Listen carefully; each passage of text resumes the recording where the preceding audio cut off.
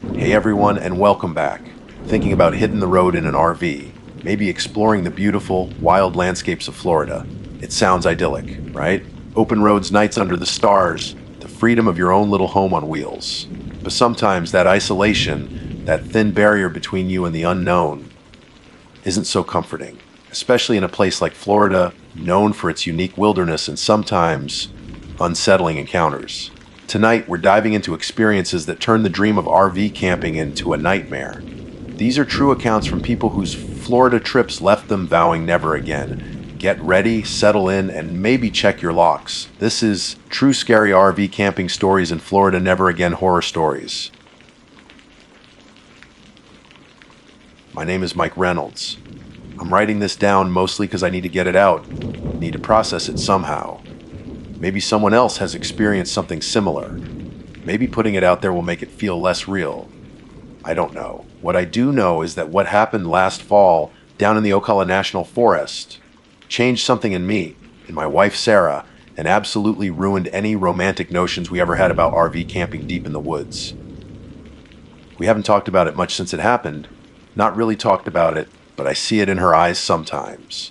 That flicker of fear, the same one I feel deep in my gut when the wind rustles the leaves just right at night. For years, Sarah and I had dreamed about getting an RV. We both work demanding jobs. I'm in software development. She's a nurse practitioner, and the idea of just escaping, hitting the road, finding some peace away from the city bustle, it was like a siren song. We weren't looking for crowded campgrounds with scheduled activities and neighbors 10 feet away. We wanted real nature, real quiet. The kind where the loudest sound is the wind in the pines or a distant owl. We saved up, researched obsessively, and finally pulled the trigger last August. A brand new, gleaming 28-foot travel trailer. Not the biggest on the market, but perfect for us. It had all the comforts: a decent bed, a small kitchen, a bathroom, air conditioning, our little self. Contained bubble of civilization we could tow anywhere. We called her the Wanderer. Cheesy, I know, but we were excited. We spent a few weekends getting used to it. Short trips to state parks closer to home, learning the ropes of hooking up, leveling, dumping the tanks. Less glamorous, that part. But the real goal, the maiden voyage we'd been planning, was a week-long trip down to Florida in late October. We live up north, so the idea of escaping the encroaching chill for the warm, humid embrace of the Florida wilderness was intoxicating. Specifically, we'd set our sights on the Ocala National Forest. It's huge, over 600 square miles of pine scrub, cypress swamps, springs, and lakes. And crucially, it offered dispersed camping, the ability to find a secluded spot off a forest road, far from anyone else. Exactly what we craved. The drive down was long but filled with anticipation. We took turns driving the truck, the brand new RV trailing smoothly behind us. We sang along to bad radio songs, planned imaginary future trips, and just generally soaked in the feeling of freedom. Pulling into the Ocala National Forest felt like entering another world.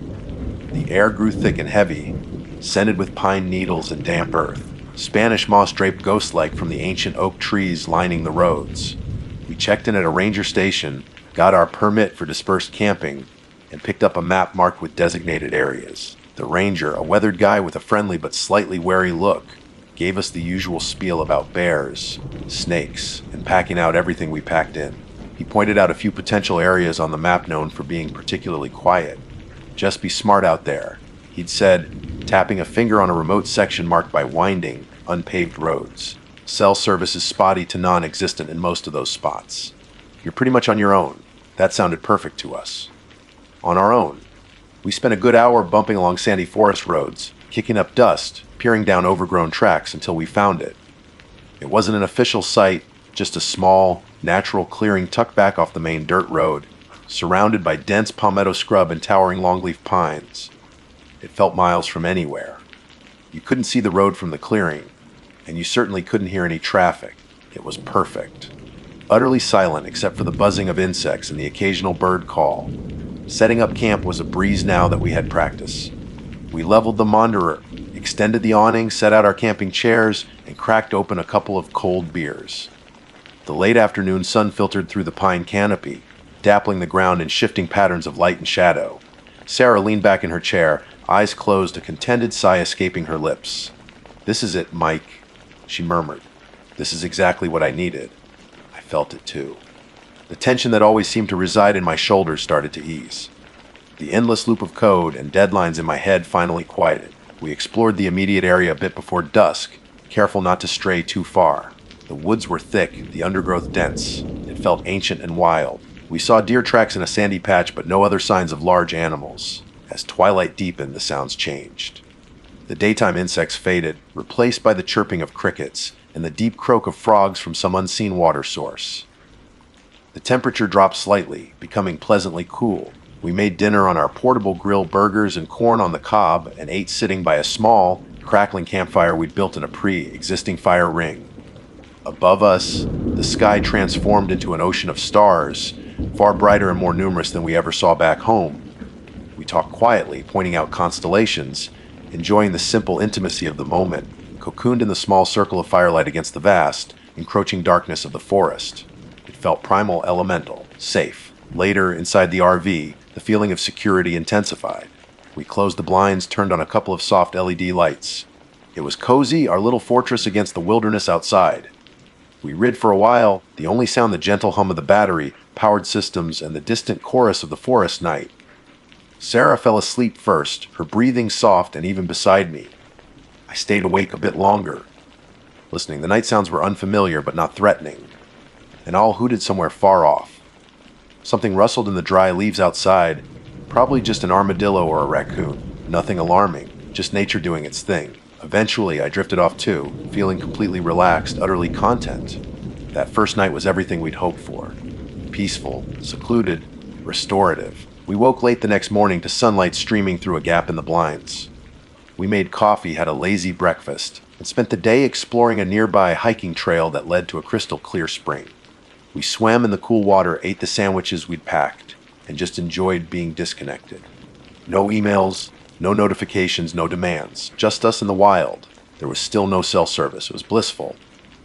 As we walked back to the RV late that afternoon, I remember Sarah grabbing my hand. Could we stay an extra day? She asked, her eyes shining. Thought you'd never ask. I grinned. The peace was addictive. That evening mirrored the first. Another campfire, more stargazing. The comfortable silence broken only by our quiet conversation and the sounds of the woods. We felt even more settled, more at home in our little clearing. The initial thrill of arrival had mellowed into a deep sense of peace. There was absolutely nothing to suggest that this night would be any different. Nothing to hint at the creeping, inexplicable terror that was waiting just beyond the thin walls of our comfortable little cabin. As we climbed into bed around 11 p.m., extinguishing the lights, the darkness outside felt absolute, the silence profound. I remember thinking just before sleep claimed me that this was the quietest place on earth. I couldn't have been more wrong. The silence was just waiting to be broken. Sleep came deep and fast that second night, aided by the fresh air, the hiking, and the profound sense of peace we'd finally found. I was somewhere in that heavy, dreamless state when the sound first registered, pulling me reluctantly towards the surface of consciousness. Tap, tap. Tap. It was soft, hesitant almost. So soft that for a moment, I thought it might be part of a dream, or maybe just the RV settling, a pine cone dropping onto the roof. I lay perfectly still, barely breathing, straining my ears in the thick darkness. Sarah was asleep beside me, her breathing deep and even. The interior of the Wanderer was pitch black, the blinds shut tight against the outside world. Tap, tap, tap. There it was again. Same rhythm, same quiet insistence. It wasn't the roof. It sounded lower, more localized. It sounded like it was coming from the back window, the one right above the small dinette area at the very rear of the trailer. My heart gave a little thump. An animal? Maybe a raccoon? Curious about the strange metal box that had appeared in its territory. Raccoons could be bold, sometimes even clever with their little paws. That seemed plausible. Annoying, but plausible. I didn't want it scratching the paint on our brand new baby, though. Slowly, carefully, I slid out of bed. The floor was cool beneath my bare feet. I crept the few steps towards the back, moving like a shadow, trying not to make a sound that might wake Sarah or scare off whatever critter was out there. The tapping had stopped the moment my feet hit the floor. Silence returned, thick and absolute, broken only by the faint hum of the inverter and Sarah's quiet breaths. I stood there for a full minute listening. Nothing. Had I imagined it? Was I half dreaming? The silence pressed in. Outside, the forest seemed to be holding its breath. I reached the dinette and cautiously, quietly, lifted the edge of the blind covering the back window just a fraction of an inch. My eyes took a moment to adjust. Moonlight filtered weakly through the dense canopy, casting the woods in shades of gray and deep black. I could make out the shapes of the pine trees, the indistinct mass of palmetto bushes closer to the RV. Nothing moved. No glowing eyes reflected back at me. No raccoon, no deer, no bear. Just the still, silent forest. I lowered the blind, a frown creasing my brow. Maybe it was just a branch, brushing against the window in a sudden breeze. But there was no breeze. The air was perfectly still, and the sound hadn't been a scraping or brushing, it had been distinct taps. Feeling slightly foolish, but also undeniably uneasy, I crept back to bed. Sarah hadn't stirred. I slid back under the covers, but sleep was further away now. My senses felt heightened. Every tiny creak of the RV, every distant night sound seemed amplified. I lay there, staring up at the dark ceiling, trying to rationalize the sound away. It was nothing, just the woods settling. Go back to sleep. Maybe 45 minutes passed. An hour. It's hard to judge time when you're lying awake in the dark, waiting for something you hope won't happen again. I was just starting to relax, just beginning to drift off when it returned. Tap, tap, tap. Faster this time. More insistent. Less hesitant, more deliberate. Tap, tap, tap. My heart leaped into my throat. Adrenaline surged through me, cold and sharp. This wasn't a branch. This wasn't an animal randomly bumping against the glass. The rhythm felt intentional. Focused. Mike. Sarah's voice, thick with sleep, startled me. What is it? What's that noise? So she heard it too. I wasn't imagining it. I don't know. I whispered back, my voice tight. Something's tapping on the back window. Tap, tap, tap, tap. Faster still. Urgent. Demanding attention. An animal? She whispered, fear creeping into her tone. I don't think so. I said... The words barely audible. I looked before. There was nothing there. It stopped when I got up. We lay there, frozen, listening to the relentless tapping. It felt like it was right there, just inches away, separated from us only by the thin wall and the window pane. The coziness of the RV evaporated, replaced by a stark feeling of vulnerability. We were miles from help, in a metal box with something outside wanting what? To get in, to scare us. Make it stop, Mike. Sarah whispered, her hand finding mine in the dark, her fingers ice cold.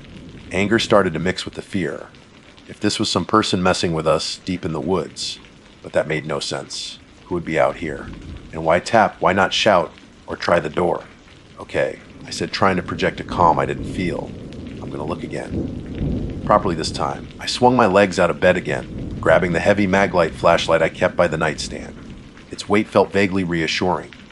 Sarah sat up in bed, pulling the covers up to her chin, her eyes wide in the darkness. I moved to the back of the RV more quickly this time, flashlight held ready. The tapping continued rapid and sharp as I approached the window. Tap, tap, tap, tap. With my free hand, I didn't just lift the blind.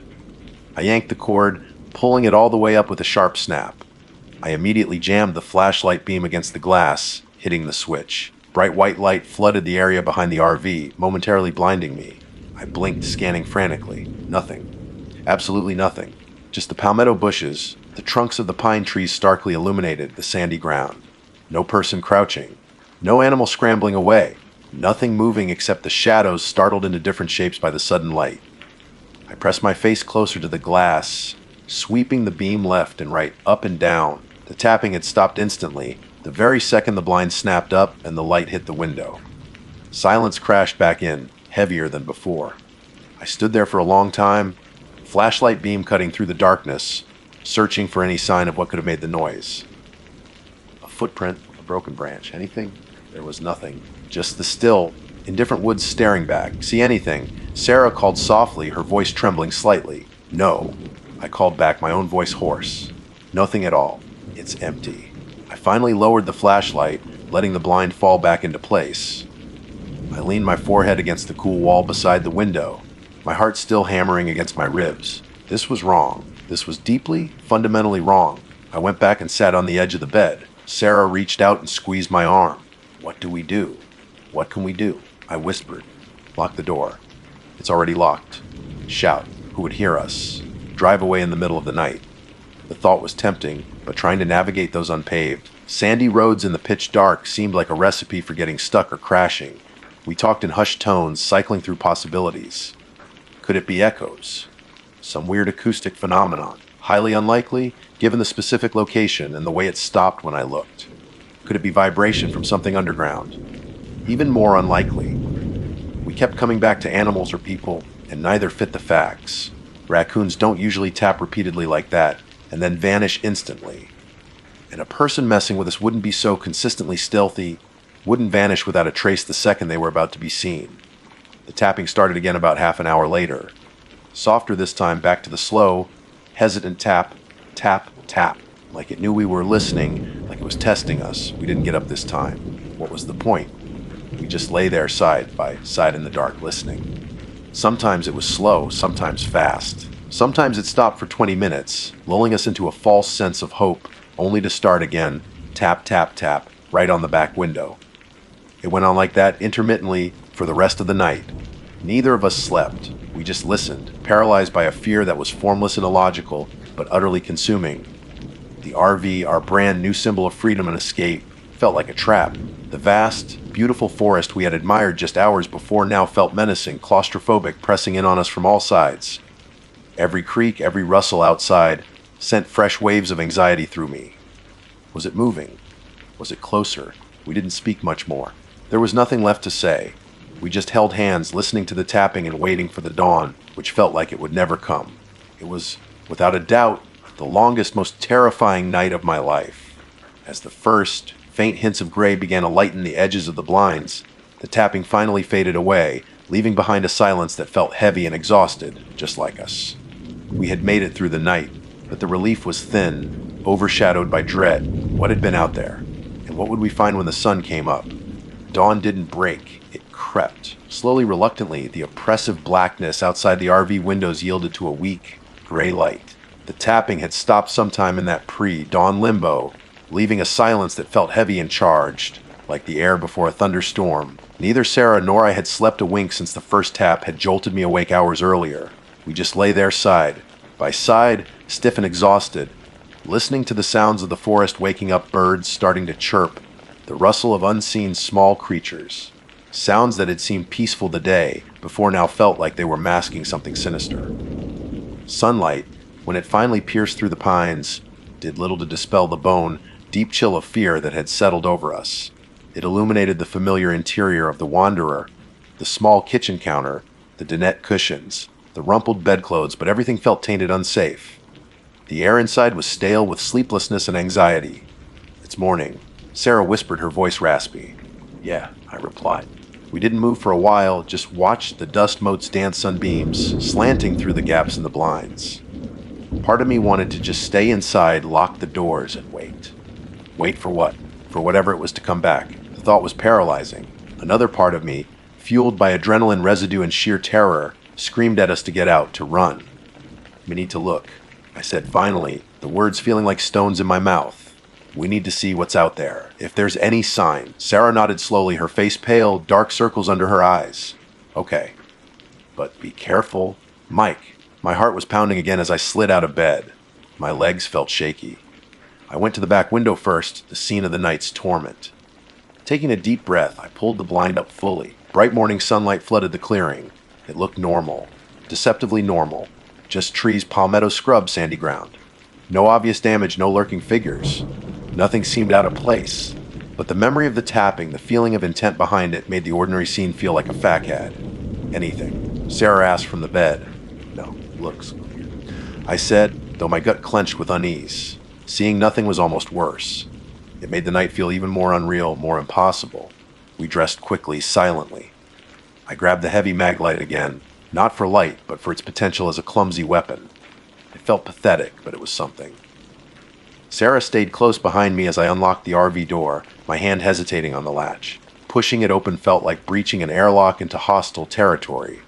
The morning air was cool and damp, smelling of pine and wet earth, though it hadn't rained. Birdsong seemed unnervingly loud after the hours of tense silence. We stepped out cautiously, scanning the immediate area. Nothing. We walked around the side of the RV, towards the back, our footsteps crunching softly on the sandy soil and dry pine needles. We reached the rear of the trailer. I shone the flashlight beam uselessly against the bright metal in the morning light, scanning the area near the window. At first glance, everything looked fine. Then Sarah gasped, pointing. Mike, look. I followed her trembling finger. There, smeared across the clean white surface of the RV, Concentrated around the lower half of the back window were handprints. Dozens of them.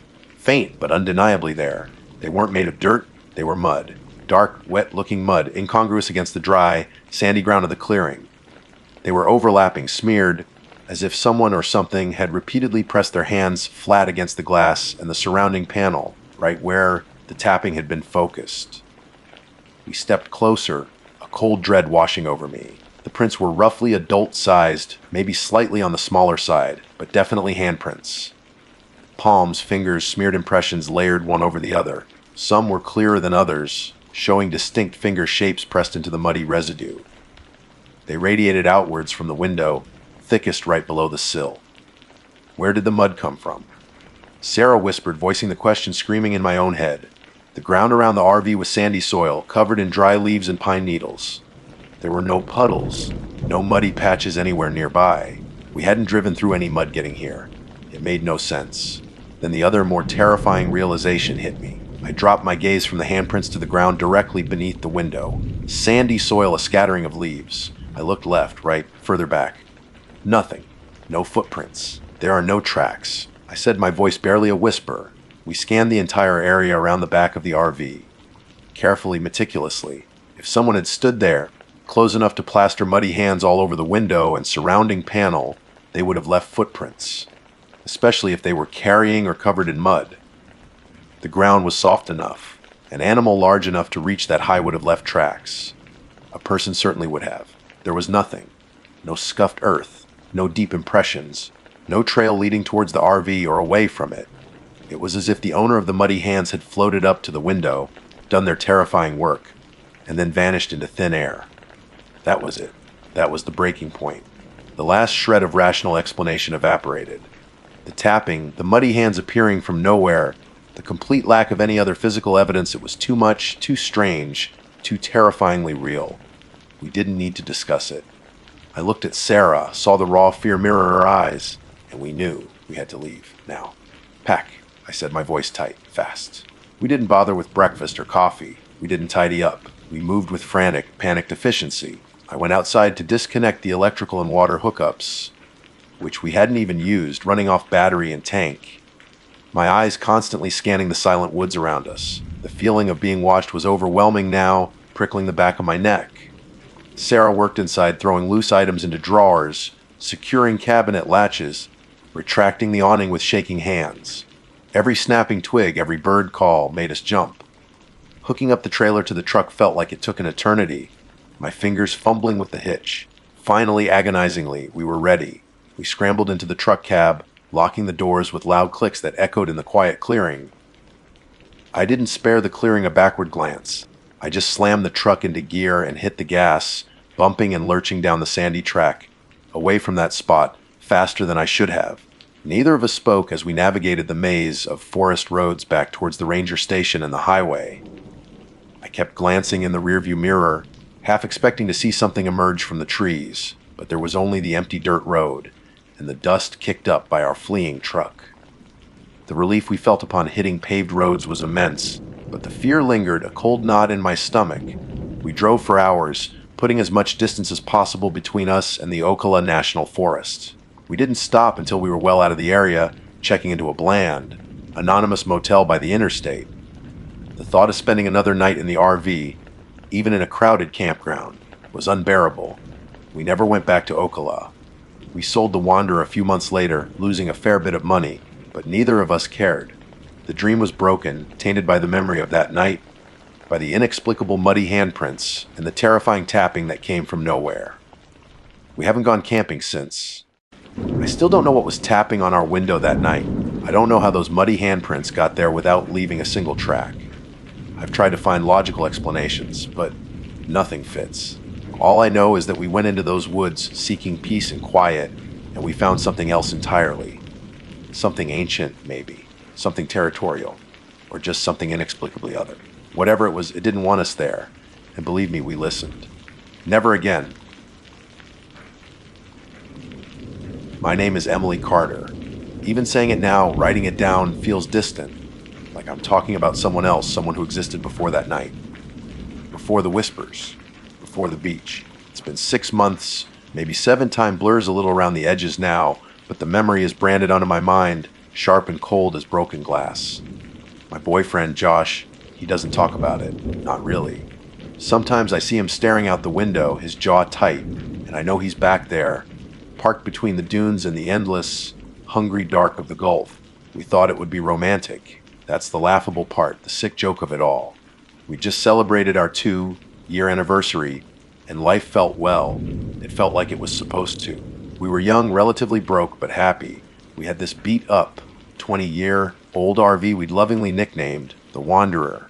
It wasn't much temperamental plumbing, an engine that grumbled like an old man waking from a nap, but it was ours, bought cheap from a retiring couple, and it represented freedom. The freedom to just go. Florida's Gulf Coast has always held a certain magic for me. Not the crowded tourist traps, the condo-lined stretches of Panama City or Clearwater, but the hidden bits. The slivers of coastline tucked away between state parks and forgotten fishing towns. Places where the sawgrass meets the sand, and the only footprints you see might be your own, or those of a heron stalking the shallows. Josh felt the same pull. We'd spent hours poring over satellite maps online, searching for that perfect, secluded spot. "This is it, Em," Josh had said one evening, tapping his finger on the laptop screen. He'd zoomed in on a thin ribbon of white sand, bordered by dense coastal scrub and dunes on one side, and the vast turquoise expanse of the Gulf on the other. Access looked tricky, barely, their sandy track branching off a state highway miles back. Primitive camping allowed, according to this old forum post. No amenities, no people. Just us, the stars, and the ocean. It sounded like heaven. A real escape. We were both tired demanding jobs, city noise, the constant low-level hum of modern anxiety. The idea of unplugging completely, of trading concrete for sand and sirens for surf, was intoxicating. So, we loaded up the Wanderer, coolers packed with food and beer, tanks filled with water, extra propane for the little stove. We brought beach chairs, towels, a portable speaker for musics, though we barely used it, and enough sunscreen to coat a small army. Looking back, the preparations feel almost comical in their innocence, like gearing up for a picnic while unknowingly standing on the edge of a battlefield. The drive down was uneventful, filled with the easy chatter and bad singing that accompanies any good road trip. The further south and west we got, the more the landscape changed. Strip malls gave way to swamps, highways narrowed, and the air grew thick with the salty, fecund smell of the coast. We stopped for gas one last time at a dusty station miles from anywhere. The attendant, a leathery man with eyes that seemed to have seen too many seasons, glanced at our RV, then squinted towards the direction we were headed. "Going beach camping out past Cypress Point?" he'd asked, his voice raspy. "Yeah, found a remote spot we wanted to check out," Josh replied cheerfully. The man just nodded slowly, wiping his hands on a greasy rag. The place has history. He muttered, almost too low to hear, "Best be gone for the tide turns on ya."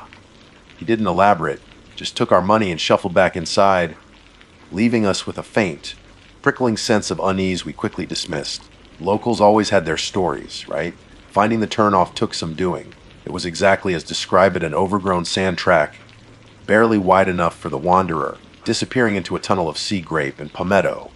Branches scraped along the RV's sides as Josh carefully navigated the path. After about 15 minutes of slow, bumpy progress, the vegetation opened up, and there it was, our own private paradise. The track ended near a cluster of tall, sea, oat-covered dunes. Beyond them lay a wide expanse of powdery white sand, sloping gently down to the water. The Gulf was calm, sparkling under the late afternoon sun, shades of blue and green melting into each other towards the horizon. There wasn't another soul in sight. No cars, no tents, no distant structures. Just as the sand, the sea, and the sky. It was breathtakingly beautiful, etchingly isolated. Perfect. We parked the Wanderer parallel to the dunes, giving us a prime view of the ocean, but also keeping the vehicle slightly shielded from the direct onshore wind. The silence, broken only by the gentle rhythm of the waves and the cry of a distant gull, was profound. We practically skipped down to the water's edge, kicking off our shoes, letting the cool Gulf wash over our ankles. We walked for maybe an hour, collecting shells, laughing, feeling the stress of the past few weeks dissolve with each retreating wave. As evening approached, we set up our beach chairs, cracked open a couple of beers, and watched the sun begin its descent. It was one of those perfect Florida sunsets, the sky ignited in fiery oranges, vibrant pinks, and soft purples, the colors reflecting off the mirrored, smooth surface of the ocean. We cooked dinner on our little camp stove, simple burgers that tasted like gourmet cuisine in that setting. The air grew cooler, the stars began to prick the darkening sky, and the sense of peace was absolute. This is exactly what we needed, I murmured, leaning my head on Josh's shoulder. Told you it was the perfect spot, he said, his voice content. We sat there for a long time, just watching the last sliver of sun dip below the horizon, painting the clouds in dramatic final strokes before darkness claimed the sky. The transition was swift, as it often is near the equator. One moment, twilight lingered. The next, true night had fallen, deep and encompassing. The stars, free from light pollution, blazed with an intensity I'd rarely seen. And that's when it started. At first, I thought it was the wind sighing through the sea outs on the dunes behind us. A faint, sibilant sound, like rustling leaves or shifting sand, almost musical, but not quite. Did you hear that? Josh asked, his voice quiet. Just the wind, I think, I replied, though a tiny shiver, unrelated to the cooling air, traced its way down my spine. But it wasn't just the wind. The sound persisted, and it began to coalesce. It wasn't a single noise, but many, faint, overlapping murmurs carried on the breeze, like snatches of conversation heard from a great distance, muffled by static. I strained my ears, trying to catch a word, a recognizable tone, but there was nothing, just the sound of voices, indistinct and unsettlingly close. We looked at each other, the comfortable silence of moments before evaporating. Josh stood up, peering into the darkness that pressed in around our little bubble of lantern light. The beach, so beautiful by day, now felt immense and unnervingly empty under the starlight. The dunes behind us were black monoliths, hiding unknown depths. Maybe it's boaters further out, I suggested, my voice lacking conviction. The sound didn't seem to be coming from the water. It felt like it was coming from the land, from the dunes, from the air itself. The murmuring continued, a constant, soft susurrus just at the edge of hearing. It wasn't loud, but it was pervasive. It seemed to ebb and flow with the breeze, sometimes fading slightly, then returning, perhaps a fraction closer, a fraction clearer, yet still utterly unintelligible. Goosebumps rose on my arms. The profound peace we'd felt earlier had curdled into a primal sort of apprehension. Okay, this is weird. Josh said, his easygoing demeanor replaced by a frown. He scanned the darkness again, his hand resting instinctively on the heavy flashlight we kept by the chairs. Let's head inside. Maybe it's just the acoustics out here.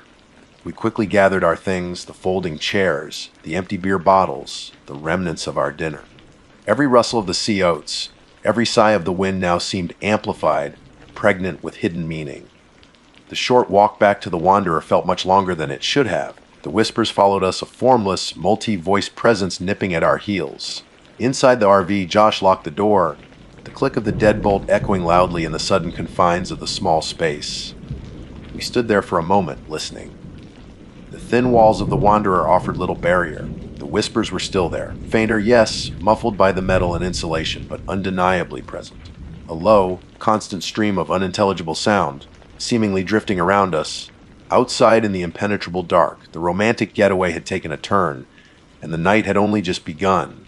We looked at each other, the unspoken question hanging heavy in the air. What was that sound? And why did it feel like it was listening back? We stood frozen just inside the locked door of the Wanderer, the familiar, slightly musty scent of the old RV doing nothing to comfort us. Outside, the whispers persisted, muffled now, yes, but somehow more sinister for being half heard, like secrets being muttered just beyond a closed door. My heart was hammering against my ribs like a trapped bird. Josh reached out and flipped off the main overhead light, plunging the RV into near darkness, save for the faint green glow of the microwave clock and the slivers of intense starlight filtering around the edges of the window blinds. Okay. Josh whispered, his voice tight. Let's just sit down. On the dinette, away from the walls. It sounded logical, rational. Create distance. As if a few feet of worn linoleum could protect us from whatever that sound was. We huddled together on the bench seat, knees practically touching, straining our ears in the heavy silence within the RV. Outside, the gentle shushing of the waves on the shore continued its rhythm, but it was now a counterpoint to the other sound, the low, continuous, multi-voiced murmuring. It has to be the wind, I said, trying to convince myself as much as Josh.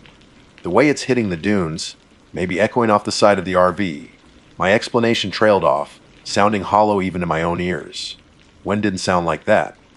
Wind didn't have that unsettling cadence, that suggestion of hushed, urgent communication. For a while, maybe 10 or 15 minutes, the sound remained constant, a low, sibilant drone from the direction of the dunes. We started to breathe a little easier, the initial adrenaline spike fading into a gnawing anxiety. Maybe it was just a weird acoustic phenomenon. Maybe it would stop. Then it shifted, subtly at first. A slight increase in volume seemingly from the rear bumper area.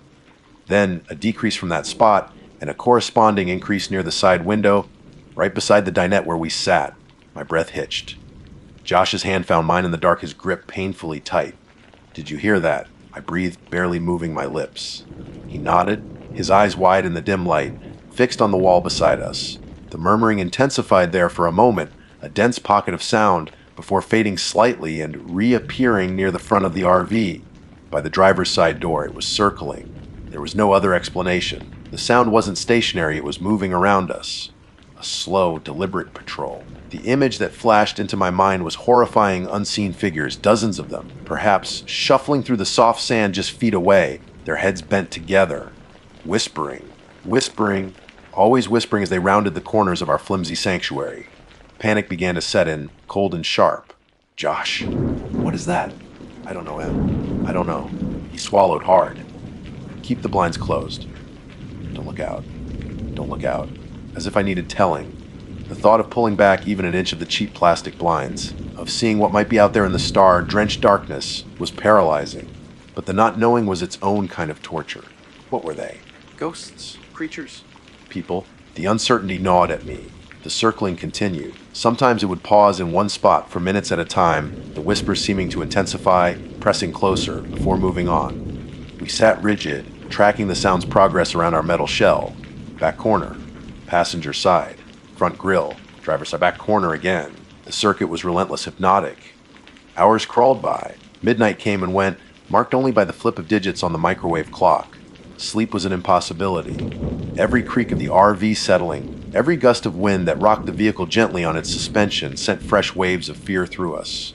We barely spoke, and when we did, it was in hushed, frantic whispers, as if afraid they might overhear us, afraid they might understand.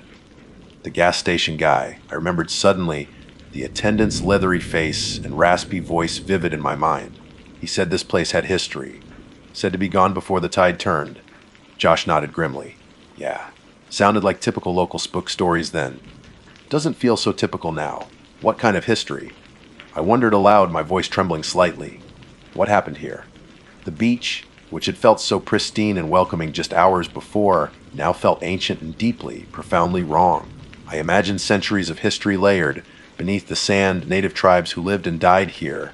Shipwrecked sailors washed ashore, perhaps darker things, forgotten tragedies soaked into the very land. An oppressive weight seemed to settle over the RV, a feeling of immense age and latent anger. It wasn't personal, I thought with a surge of chilling clarity. It wasn't us they were angry at. It was our presence, our intrusion into a place that didn't want us, a place that held its secrets jealously. We were a disturbance, an anomaly, and the beach wanted us gone. Suddenly a new sound, a faint scrape, like fingernails dragged lightly across metal, coming from the roof directly above us. I flinched violently, clamping a hand over my mouth to stifle a scream. Josh's head snapped up, his eyes wide with terror. "What was that?" he mouthed. We listened, holding our breath. Silence apart from the incessant whispers and the distant surf. Then another sound, this time from the back window near the bed. A soft, rhythmic tapping. Tap, tap, tap. Sand, Josh whispered, trying to reassure us both. Just sand blown by the wind against the glass. But it didn't sound like sand. Sand was random, gusting.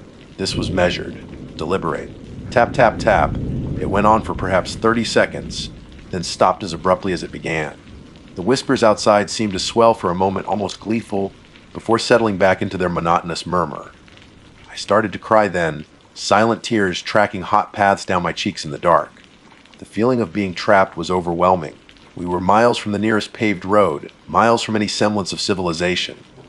Our phones had shown no service since we'd arrived.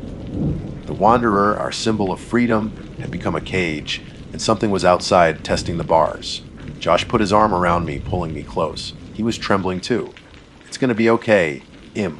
he murmured, his voice lacking its usual confidence. "Just a few more hours until sunrise, then we get the hell out of here. We just have to make it till sunrise." Sunrise felt like a lifetime away. The darkness seemed absolute, eternal. The whispering continued its relentless patrol. At one point, the circling stopped again, and the sound concentrated right outside the main door, the one we'd entered through, the one Josh had locked. It grew louder than it had been all night, a dense chorus of sibilant, urgent voices pressing in, demanding. It felt like a physical weight against the thin metal. I could almost feel the pressure, could almost picture dozens of unseen mouths murmuring against the exterior. A wave of unnatural coldness radiated from the door, seeping into the small space, chilling us to the bone despite the mild Florida night outside. We both stared at the door, expecting it to buckle inwards, expecting shadowy forms to pour into our sanctuary. Josh instinctively reached for a heavy maglite flashlight resting on the counter, not much of a weapon, but better than nothing. The intensity held for what felt like an eternity, the air thick with menace, the whispers a deafening roar just beyond the barrier. Then, as suddenly as it had focused, the sound dispersed, the pressure lessened, the intense cold faded slightly. The whispers retreated, resuming their slow, circling pattern around the RV, perhaps a little faster now, a little more agitated. But the immediate threat, the feeling of imminent breach, had passed. We were left shaking, exhausted nerves shredded raw. Josh slumped back against the seat cushion, running a hand over his face. I buried my face in his shoulder, unable to stop the tremors running through my body. How long could this go on? How long until whatever was out there decided to stop whispering and start acting? The first hint of gray wasn't even close to touching the eastern horizon. We still had hours of darkness to endure, hours of listening to the murmuring voices circling our fragile shelter, hours of wondering if the ancient anger of this place was about to manifest in a way we couldn't possibly survive. Just as a fragile calm began to settle, a single, distinct sound cut through the night, silencing the whispers for a fraction of a second. It was sharp, clear, and terrifyingly close. Rap, rap, rap. 3 distinct knocks on the RV door. The sound was so sharp, so mundane, so utterly out of place amidst the ethereal whispering that it shocked us into absolute stillness. Even the whispers outside seemed to pause, silenced by the intrusion of those 3 solid knocks on our door. My heart, which had been hammering a frantic rhythm against my ribs, felt like it stopped entirely. Josh's grip on my hand became a vise. We didn't breathe. We didn't move. We just stared at the thin metal door, expecting it to fly open, expecting what? We didn't know, and that was the purest terror. Who knocks on an RV door in the middle of the night, on a deserted beach miles from anywhere, surrounded by unseen, whispering entities? The question itself was madness. Silence stretched, thick and suffocating. The only sound was the frantic thumping of my own blood in my ears, and the distant, indifferent sigh of the waves. No handle rattled, no voice called out. It was just those 3 knocks. An announcement, a demand, a prelude. Then slowly, tentatively, the whispers faded back in. But they were different now. The low, murmuring quality was gone, replaced by something sharper, more sibilant, like dozens of angry snakes hissing in the darkness. The circling resumed, but faster now, more agitated, fueled by a frustrated energy. The brief moment of tangible contact had passed, leaving behind an even deeper layer of dread. It felt like whatever was out there had tried the lock, found it holding, and was now pacing, furious. The rest of the night was the purest form of torture I have ever experienced. Sleep was a forgotten country. We remained huddled on the dinette bench, Josh clutching the heavy maglite like a club, me bearing my face against his arm, trying vainly to block out the incessant, agitated hissing that surrounded us. Time seemed to warp, stretching seconds into agonizing minutes, minutes into endless hours. The darkness outside the covered windows felt absolute, a living entity pressing against the glass. My mind, frayed by fear and exhaustion, started playing tricks. I saw fleeting movements in the deep shadows inside the RV's corners. I imagined faces forming in the patterns of the cheap wood grain paneling. The air remained unnaturally cold, especially near the door where the knocks had come. Every creak of the RV settling, every sigh of the wind felt like a prelude to another assault. The hissing whispers outside continued their frantic circuit, a constant reminder of our precarious situation. I found myself fixated on the eastern windows, desperate for the first sign of dawn. It became an obsession, the only anchor in a sea of terror. Would the light even make a difference? Or would these things linger, uncaring of the sun? The gas station attendant's words echoed. Best be gone before the tide turns on ya. Was it literal or metaphorical? Had the tide of darkness turned against us? Finally, after an eternity etched in fear, I saw it. A barely perceptible lightening of the blackness behind the blinds. A shift from absolute pitch black to the faintest charcoal gray. Hope fragile and terrifying flickered within me. I nudged Josh, pointing mutely. We watched, scarcely daring to breathe, as the darkness slowly, reluctantly began to recede. The eastern sky turned gray, then flushed with the palest pink. And as the light grew, something miraculous happened. The frantic hissing outside began to thin out, becoming less substantial, like smoke dissipating on the wind. The sounds grew fainter, more distant, seeming to retreat back towards the dunes, back towards the sea. And then, the moment the first brilliant edge of the sun broke the horizon, painting the waves gold silence. Absolute, profound, deafening silence. The whispers vanished completely. It wasn't a gradual fading, it was as if a switch had been thrown. 1 second they were there, faint but present, the next, gone. The only sounds were the gentle lapping of the waves and the cry of a waking seabird. We didn't speak. We didn't need to. A single, shared look conveyed everything. Now, the transition was instantaneous. We exploded into motion, fueled by primal terror and the desperate need to escape. Josh scrambled over the seats into the driver's chair, fumbling for the keys in the ignition. I frantically checked that the door was still locked, throwing loose water bottles and snack bags onto the bed in the back, not caring where they landed. Our carefully packed camp chairs, the cooler, the grill, they were still outside, abandoned without a second thought. Nothing mattered but leaving. Josh turned the key. The old engine coughed, sputtered. For one heart-stopping second, nothing happened. No, please, no, I prayed silently, squeezing my eyes shut. Then, with a protesting groan, the wanderer roared to life. Relief washed over me, so intense it felt like physical pain. Hold on, Josh yelled, slamming the RV into gear. The tires spun uselessly in the soft sand for a terrifying moment before catching hold. The RV lurched forward, bouncing violently as Josh navigated the sandy track back towards the road, faster than was safe, faster than the old vehicle was ever meant to go. Branches screeched along the sides, leaving long scratches in the paint. I risked a glance out the rear window as we bumped and swayed through the sea grape tunnel. The beach lay behind us, bathed in the innocent golden light of early morning. The turquoise water sparkled. The dune stood silent sentinel. There was nothing there. No figures, no movement, just pristine, empty sand. But the emptiness felt wrong, watchful. The beauty was a lie, a mask hiding something ancient and deeply hostile. Or perhaps I saw a flicker of movement near the crest of the highest dune, something unnaturally tall and thin, silhouetted against the rising sun for just an instant before dissolving into the waving sea oats. I blinked and it was gone. Maybe it was just my exhausted mind. Maybe. We hit the state highway, tires squealing on the asphalt, and didn't slow down. Josh pushed the wanderer relentlessly, his knuckles white on the steering wheel, his eyes fixed straight ahead.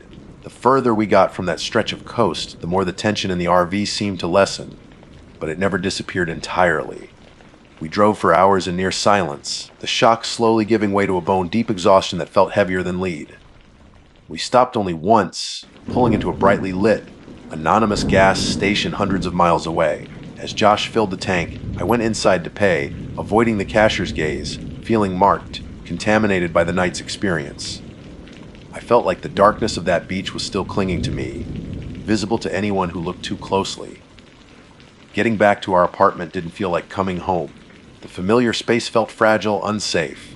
We locked the door, checked the windows, showered for a long time, but the feeling of being watched, the echo of those whispers, lingered. We didn't sleep that night or the next. Every creak of the building, every gust of wind outside the window, sent jolts of adrenaline through us. Josh became withdrawn, quiet.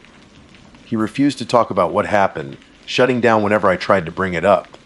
I knew he was dealing with it in his own way, but the shared trauma felt like an invisible wall growing between us.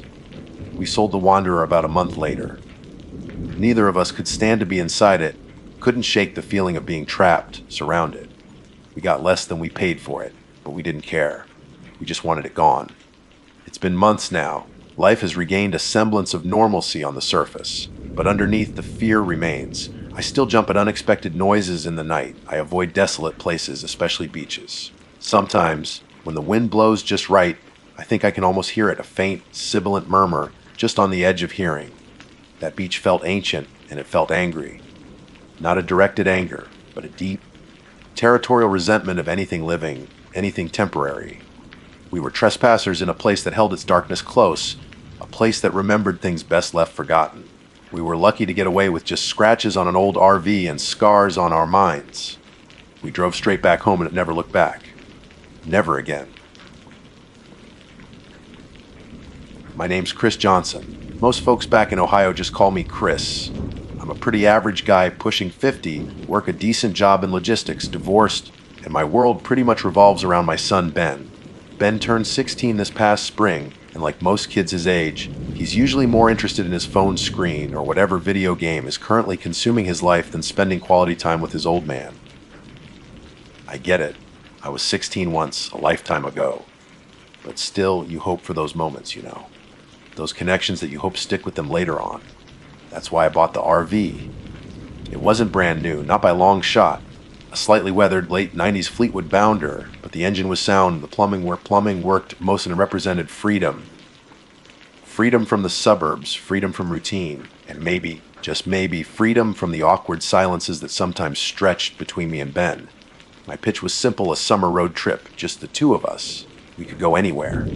Grand Canyon, Yellowstone. He surprised me by suggesting Florida, specifically the Everglades. He'd been watching some fishing shows, the kind where guys wrestle prehistoric-looking monsters out of murky water, and the idea had lodged itself in his brain. Fishing. The Everglades. Sounded like a recipe for heat stroke and mosquito bites the size of quarters to me, but who was I to argue? He was choosing to spend time with me. Sold. So we packed up the Bounder rods, reels, tackle boxes overflowing with lures Ben had meticulously researched online, coolers full of sandwiches and soda, bug spray by the gallon, and my trusty Rusty, a .38 special tucked away in a lockbox, just in case. Florida law and all that, but mostly for peace of mind. The drive down was long. Lots of highway hypnosis, truck stop coffee, and Ben alternating between DJ duties and staring out the window, occasionally pointing out something mildly interesting. We talked, though. More than usual about school, about his friends, about the kind of fish he hoped to catch. It felt good. Normal. Pulling into South Florida felt like driving into a sauna. The air got thick, heavy, smelling of damp earth, blooming flowers, and something vaguely swampy. The sky seemed bigger, bluer, punctuated by dramatic, puffy white clouds. We navigated the smaller highways leading towards the Everglades National Park entrance, the landscape gradually transforming. Strip malls and housing developments gave way to wide, open sawgrass prairies, dotted with cypress domes and mangrove forests. The road itself felt like a thin ribbon of asphalt laid across an alien planet. We weren't staying inside the main park campgrounds. Ben had found a spot online, a slightly more remote access point along one of the countless canals that crisscrossed the southern part of the state, bordering the preserve. It was legal, designated for recreational use, and supposedly offered great fishing away from the main tourist crowds. Finding it involved navigating a series of increasingly rough dirt roads, the RV groaning in protest as we bounced over potholes and gravel. Finally, we reached it, a small clearing beside a wide, slow, moving canal. Thick vegetation lined the opposite bank, a dense wall of green. There was one other pickup truck parked 50 yards away, but no sign of its owner. Otherwise, we were alone. This is it. Ben asked, peering out the window, a hint of skepticism in his voice. This is it, I confirmed, trying to sound more confident than I felt. The isolation was immediate, palpable. The air hummed with the drone of insects, the chirps and whistles of unseen birds, and the occasional deep croak of a bullfrog. Looks like good fishing territory to me. We leveled the RV, hooked up the generator for AC, a non-negotiable necessity, and got settled. The heat was oppressive even in the late afternoon. Stepping outside was like walking into a wall of warm, wet air. Almost immediately, tiny biting insects, started probing any exposed skin. We doused ourselves in repellent. The canal itself was dark, almost black, the surface reflecting the sky like smoke glass. We could see fish jumping occasionally, silver flashes disturbing the stillness. And yes, we saw gators, almost immediately. A smaller one, maybe 5 feet long, cruised slowly along the far bank, barely disturbing the water. Another lay half submerged near a cluster of lily pads, looking like a rotten log until it blinked a lazy, reptilian eye. Whoa. Ben breathed, grabbing his phone to take a picture. Keep your distance, Ben. I warned, the standard parental caution kicking in. They look slow, but they're faster than you think. Don't get anywhere near the water's edge unless I'm right with you." He rolled his eyes. "Dad?" "I know. I've watched the shows." Despite the heat and the bugs, the first evening was pretty good. We set up our folding chairs under the RV's awning, rigged our rods, and cast lines into the dark water. We didn't catch much, a few small bream, a catfish that Ben proudly released, but it didn't really matter. We were doing it. Father and son fishing in the Everglades. As dusk bled purple and orange across the sky, the sounds of the swamp intensified. The frogs started their nightly chorus, joined by the rhythmic buzzing of cicadas. An owl hooted somewhere deep in the trees.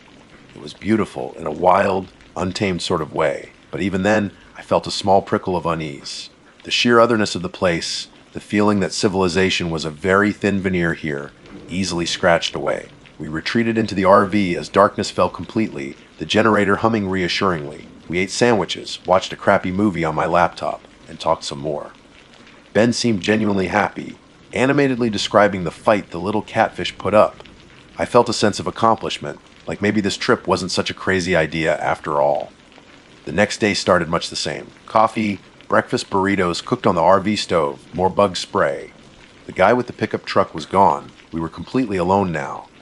The sun climbed higher, bleaching the color from the sky, intensifying the heat. We fished for a couple of hours in the morning, catching a few more small fish. We saw more gators, mostly keeping to the far bank or submerged, only their eyes and snouts visible. They were just part of the landscape, like the wading birds or the turtles sunning themselves on logs. We respected them, gave them a wide berth, and they ignored us. It felt like a truce. It was mid-afternoon when things started to feel off. The heat had driven us back towards the shade of the RV awning. I was idly watching my line, sweat trickling down my back, feeling drowsy. Ben was scrolling through his phone, probably texting his friends back home about the monster catfish. "Dad," he said suddenly, his voice quiet but urgent. "Look." I followed his gaze. He was pointing towards the middle of the canal, maybe 30 yards out from our spot. And there it was, or rather, there he was. It was big, seriously big, easily 12 feet, maybe more. Thick, armored back, ridges like obsidian shards, a head like a battering ram. But it wasn't the size that got me, not initially. It was its stillness. It wasn't swimming, wasn't drifting with the almost imperceptible current. It was just floating, motionless, and it was facing directly towards us. Towards the RV, its eyes, ancient and reptilian, were fixed squarely on the main side window of our temporary home. I squinted, shielding my eyes against the afternoon glare reflecting off the water. Ben was right. This gator wasn't just big, it was immense. A genuine monster, the kind you see in documentaries, the apex predator of this whole watery kingdom. Its hide was dark, almost black, scarred and ancient looking. The ridges running down its back were pronounced, like the teeth of some primordial saw blade. But it was the head, and specifically the eyes, that held my attention, that sent the first real jolt of adrenaline through my system. Cutting through the heat-induced lethargy, it wasn't moving. Not a twitch. Not a ripple disturbed the water around its colossal frame. It just floated, perfectly still, its snout pointed directly at our Fleetwood bounder. And the eyes, they were fixed on us, not in the casual, unseeing way a reptile might survey its surroundings. This felt different, focused, intelligent, almost. There was a disturbing intensity in that unblinking, prehistoric gaze, locked onto the largest window on the side of our RV, the one right by the small dinette where Ben and I had been sitting just minutes before. "Whoa, he's huge," Ben whispered, his earlier excitement replaced with something closer to all, maybe tinged with fear. He raised his phone again but hesitated to take a picture. "Yeah," I replied, my voice tight. "Keep back from the edge, Ben." We were already under the awning, a good 15 feet from the water, but suddenly it didn't feel like nearly enough. We watched it for several minutes, expecting it to move on, to submerge, to do something. Gators patrol. They hunt, they bask, they swim. They don't typically park themselves mid-canal and engage in staring contests with recreational vehicles, but this one did. 5 minutes stretched into 10, then 20. The sun beat down relentlessly. Cicadas buzzed monotonously. A great blue heron landed gracefully on the far bank, stalked for a moment, then flew off. A turtle poked its head up near the lily pads.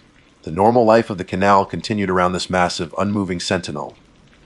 "What's it doing, Dad?" Ben asked, his voice barely above a whisper now. "I don't know," I admitted honestly. "Maybe it's just resting." But the word sounded hollow even as I said it. Resting gators usually find a bank or float lazily with the current, conserving energy. They don't hold themselves perfectly still against the slow drift, expending effort just to maintain their position and their unwavering stare. I tried to rationalize it. Maybe there was something about the reflection in the window, a trick of the light.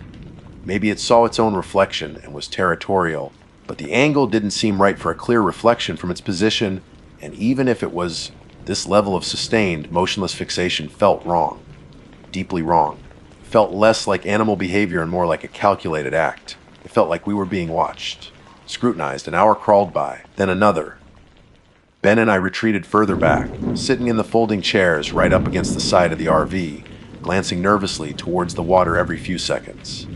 We spoke in hushed tones, the gator's silent presence dominating the atmosphere. The air grew heavier, charged with unspoken anxiety. Other gators, smaller ones, swam past occasionally, giving the large, stationary one a wide berth. They seemed to sense something too.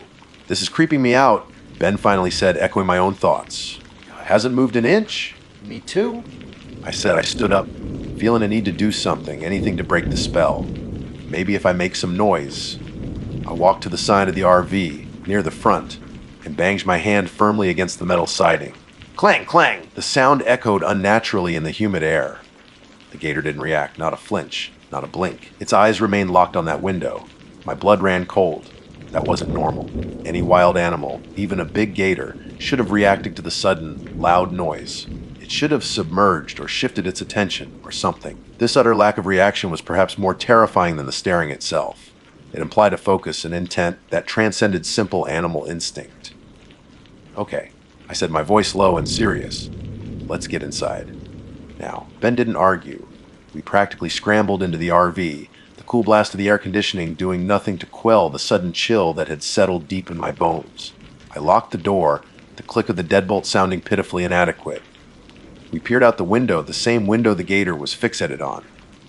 From inside, the view was even more unnerving. Its massive head filled a significant portion of the watery landscape visible through the glass. Those unblinking eyes seemed to bore right through the window, right into the dimly lit interior of the RV, right into us. "Can it see us in here?" Ben asked, shrinking back from the window. "I don't know," I said. "Probably just shapes, movement maybe, but I wasn't sure. I wasn't sure of anything anymore." The feeling of being watched intensified tenfold now that we were inside, trapped in our metal box under that relentless gaze. The hours until dusk were agonizingly slow. We stayed away from the window, huddled towards the back of the RV. We tried to talk, but the conversation was strained, constantly interrupted by one or both of us sneaking a glance towards the canal. It was still there, unmoving. Watching. Waiting? Waiting for what? The question hung heavy and unanswered in the air, conditioned silence, punctuated only by the hum of the generator. I thought about the 38 locked away. What good would it do against something that size? It would probably just piss it off, assuming it even felt it. A horrifying image flashed through my mind, the gator, enraged, lunging from the water, crashing against the side of the RV. Could it breach the thin walls? I pushed the thought away, but the fear lingered, a cold knot in my stomach. As the sun began to dip towards the horizon, painting the sky in fiery shades of orange, pink, and deep purple, the scene took on a surreal, nightmarish quality. The beautiful, serene sunset was juxtaposed with the monstrous, unmoving form in the water, its obsidian silhouette stark against the reflecting colors. It felt like something out of a horror movie, the beautiful facade barely concealing the lurking dread. And then, just as the last sliver of the sun disappeared below the tree line, bathing the world in twilight, it moved, but not in the way we expected. There was no sudden lunge, no aggressive display. Instead, with agonizing slowness, the massive gator began to sink, straight down. There was no splash, no swirl of water, barely a ripple to mark its passage. One moment its eyes were there, reflecting the dying light, fixed on us. The next, they were gone, submerged beneath the black, glassy surface of the canal. It vanished as silently and unnervingly as it had appeared. The absence of the gator should have brought relief, but it didn't. If anything, the tension ratcheted up, before we knew where it was. Now it was somewhere down there, in the impenetrable darkness of the canal, unseen. Was it still watching? Had it moved closer? Neither of us spoke for a long time. The sounds of the Everglades night seemed louder now, more menacing. Every splash, every rustle in the dense vegetation on the opposite bank, Every strange bird call made us jump. "Dad," Ben finally whispered, his voice trembling slightly. "I want to go home." "Me too, buddy," I said, putting a hand on his shoulder. "First thing tomorrow, as soon as it's light enough to see. We're packing up and getting the hell out of here." Sleep was impossible.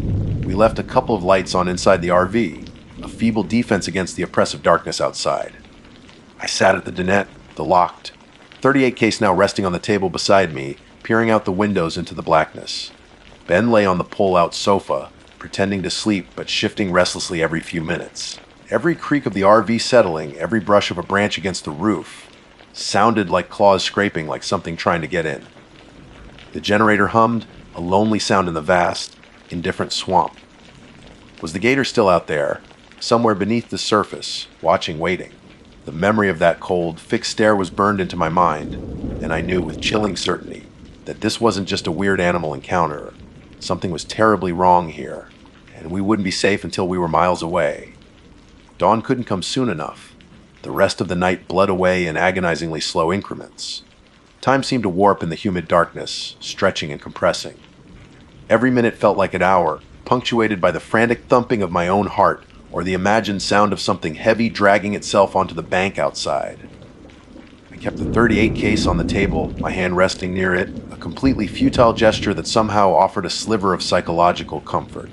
Ben eventually drifted into an uneasy, shallow sleep, occasionally whimpering or jerking awake before settling again. I envied him even that small escape. My eyes felt gritty, my nerves frayed raw. I just sat there, watching the black rectangle of the window, imagining those cold eyes staring back from the depths of the canal.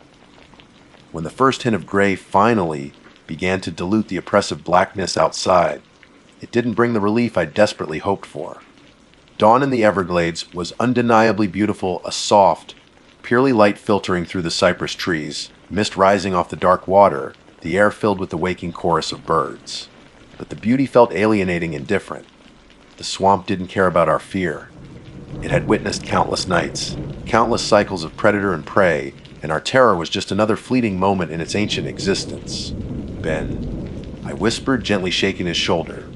"It's morning. Time to go." He sat up immediately, eyes wide and alert, the fear instantly flooding back into his expression. There was no grogginess, no confusion. He remembered. Is it still out there?" he asked, his voice hoarse. I peered cautiously out the window towards the canal.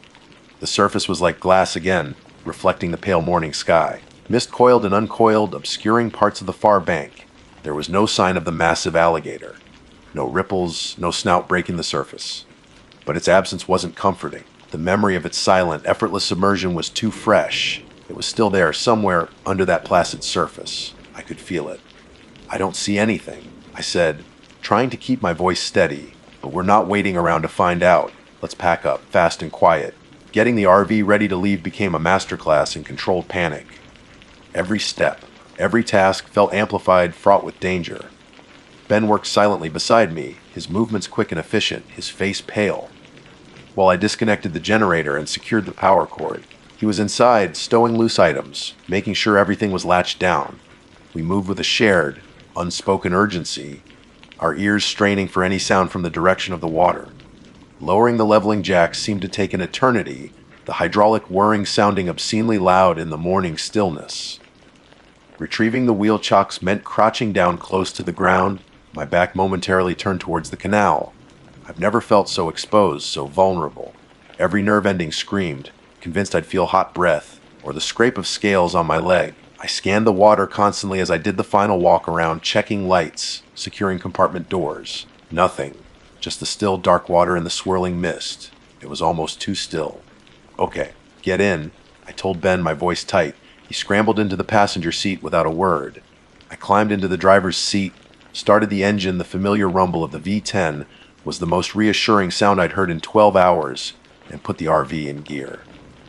As I slowly pulled away from the clearing, maneuvering the big vehicle back towards the rough dirt track, I couldn't resist one last look in the side mirror towards the canal access point. The mist was thicker now, shrouding the water's edge, but just as we turned onto the track, I saw it, or thought I did, a disturbance on the surface. Not a splash, but a large, slow upwelling, as if something immense had shifted its position just below. Then, a single, large air bubble broke the surface, popping silently, That was it. No monstrous head emerged, no eyes fixed on us. Just that subtle, almost imperceptible sign of movement from the depths. It was enough. It felt like a confirmation. It knew we were leaving. Maybe it had been waiting for us to leave. My foot pressed harder on the accelerator. The RV bounced and swayed on the uneven track, jostling us around, but I didn't slow down. Not until we hit the slightly smoother gravel road, and then finally blessed asphalt. Neither of us spoke for miles. Ben just stared straight ahead, his knuckles white where he gripped the armrest. I focused on driving, putting as much distance as possible between us and that canal. Only when we reached the main highway, merging into the sparse early morning traffic, did some of the tension begin to ease. The sun was properly up now, burning off the last of the mist, revealing a typical sunny Florida day. It felt surreal, like we'd emerged from a different dimension. "Are you okay?" I asked Ben, glancing over at him. He finally looked at me, his eyes still holding a shadow of the fear from the night before. "Yeah," he breathed out. "Yeah, Dad, I think so." What was that?" "I don't know, Ben," I said truthfully. I've never seen or heard of a gator acting like that. It wasn't normal. It felt like it hated us, he said quietly, like it was watching us, waiting to. He trailed off, unable or unwilling to finish the thought. "I know," I said. "Me too." We drove north, abandoning any further plans for exploring Florida. The fishing gear remained untouched. We stopped for gas and coffee, moving like zombies, the adrenaline finally draining away, leaving us exhausted and shaky. Back home in Ohio a couple of days later, the humid, oppressive atmosphere of the Everglades felt a world away. But the memory remained sharp, vivid, and deeply unsettling. I tried researching it online: alligator staring incidents, unusual alligator behavior Florida, Everglades large alligator stalking RV. I found plenty of gator attack stories, territorial disputes, warnings about feeding them. But nothing, absolutely nothing, matched what we experienced. Nothing about that intense, hours-long, motionless stare. Nothing about the complete lack of reaction to noise. Nothing about that silent, deliberate submersion. It was as if our encounter existed outside the realm of known animal behavior. Ben didn't talk about it much afterwards, but I could tell it affected him. There was a new wariness in his eyes sometimes, especially when we were near water, even the placid lake at the local park. The easy confidence of his 16 years had been shaken. As for me, that trip cured me of any lingering romantic notions about the untamed wild. Nature isn't just beautiful, it's alien, and sometimes it feels actively hostile. I still see those eyes sometimes when I close mine. Ancient, intelligent, and utterly unreadable, fixed on our window on us. What did it want?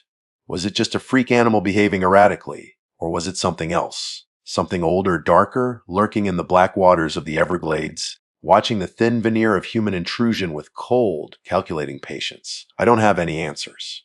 All I know is that feeling of being scrutinized, marked by something inhumanly patient and potentially malevolent. We left the next morning, yes, but a part of that stare came with us, and you couldn't pay me enough money in the world to take an RV anywhere near the Florida Everglades ever again. Never again. My name is Jessica Bell. If you're reading this, maybe you're looking for RV tips. Or maybe you stumbled here from some corner of the internet where people share things they can't explain. This falls into the latter category. It's about a trip my husband, Tim, our daughter, Lily, and I took. A trip that was supposed to be a sun-drenched, memory-making escape into the Florida wilderness. Instead, it became the reason we sold the RV and why the words, "State Park Camping," now leave a knot of ice in my stomach. We learned that sometimes the great outdoors holds more than just nature. Sometimes it holds watchers. We'd bought the used Wanderer RV the previous spring. It wasn't fancy, but it was ours, a rolling little home we dreamed would carry us away from the suburban sprawl, the endless emails, the numbing routine. Tim, ever the meticulous planner, had spent weeks charting a course, finally settling on a state park nestled in the humid embrace of Central Florida, not too far from Gainesville. It promised hiking trails weaving through ancient oaks, draped in Spanish moss, canoeing on a lazy river, and crucially for our then 6-year-old Lily, a playground. The online pictures showed a slightly dated but charming setup metal swings, a slide, a climbing structure, all set against a backdrop of towering pines. The drive down was filled with the usual giddy anticipation. Lily bounced in her booster seat, chattering about fireflies and alligators from a safe distance, I'd assured her. Tim hummed along to the radio, one hand steady on the wheel, the other occasionally reaching over to squeeze my knee. Even the slightly musty smell of the RV felt like the scent of freedom. Florida welcomed us with its signature wall of heat and humidity, the air thick enough to taste, buzzing with the unseen life of the swamps and forests. Pulling into the state park felt like driving into a prehistoric postcard. The trees were enormous, their branches forming a dense canopy that filtered the fierce sunlight into dappled patterns on the sandy road. Spanish moss hung in heavy, gray curtains, swaying slightly even when the air felt completely still. Our designated campsite was relatively isolated, tucked into a loop that seemed sparsely populated, even for midweek. Other RVs and tents were visible through the trees, but distant enough that we felt a sense of privacy of being truly away. Isn't this great, Jess? Tim grinned, hopping out to survey our spot. Real nature. It's beautiful. I agreed, though a tiny, uninvited prickle ran down my spine. It was quiet. Not the peaceful quiet of the suburbs at night, but a deep, watchful silence, punctuated only by the shrill, sawing buzz of cicadas and the occasional bird call that sounded more like a warning than a song. We spent the first day setting up, hooking up the water and electricity, extending the awning, arranging our camping chairs. Lily immediately wanted to explore. We took a short walk down the paved loop road, swatting away mosquitoes the size of small birds. We found the bathhouse, clean but smelling faintly of damp concrete and mildew, and located the trailhead Tim had marked on his map. And then we saw the playground. It sat in a clearing, maybe 100 yards from our loop, bathed in the late afternoon sun. Just like the pictures, but sadder. The paint on the metal A-frame of the swing set was peeling, revealing patches of rust underneath. The slide looked bleached by the sun. A thick layer of pine needles carpeted the ground beneath it, and it was completely, utterly deserted. Not just then, but every time we passed it over the next couple of days. We never saw another child there, never heard the distant shouts or laughter you'd expect. It just sat there, silent and still under the heavy Florida sky. Lily ran towards it anyway, her earlier chatter replaced by a strange, sort of quiet determination. She sat on one of the swings, her small legs barely pushing off.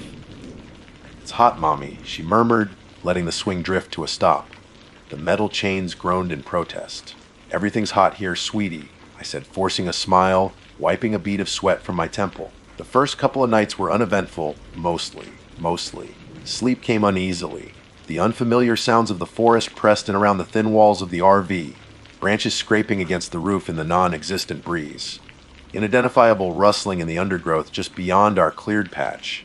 Once I woke bolt upright, convinced I'd heard footsteps crunching on the sandy soil right outside our window, but Tim sleepily assured me it was probably just an armadillo or a raccoon. I tried to believe him.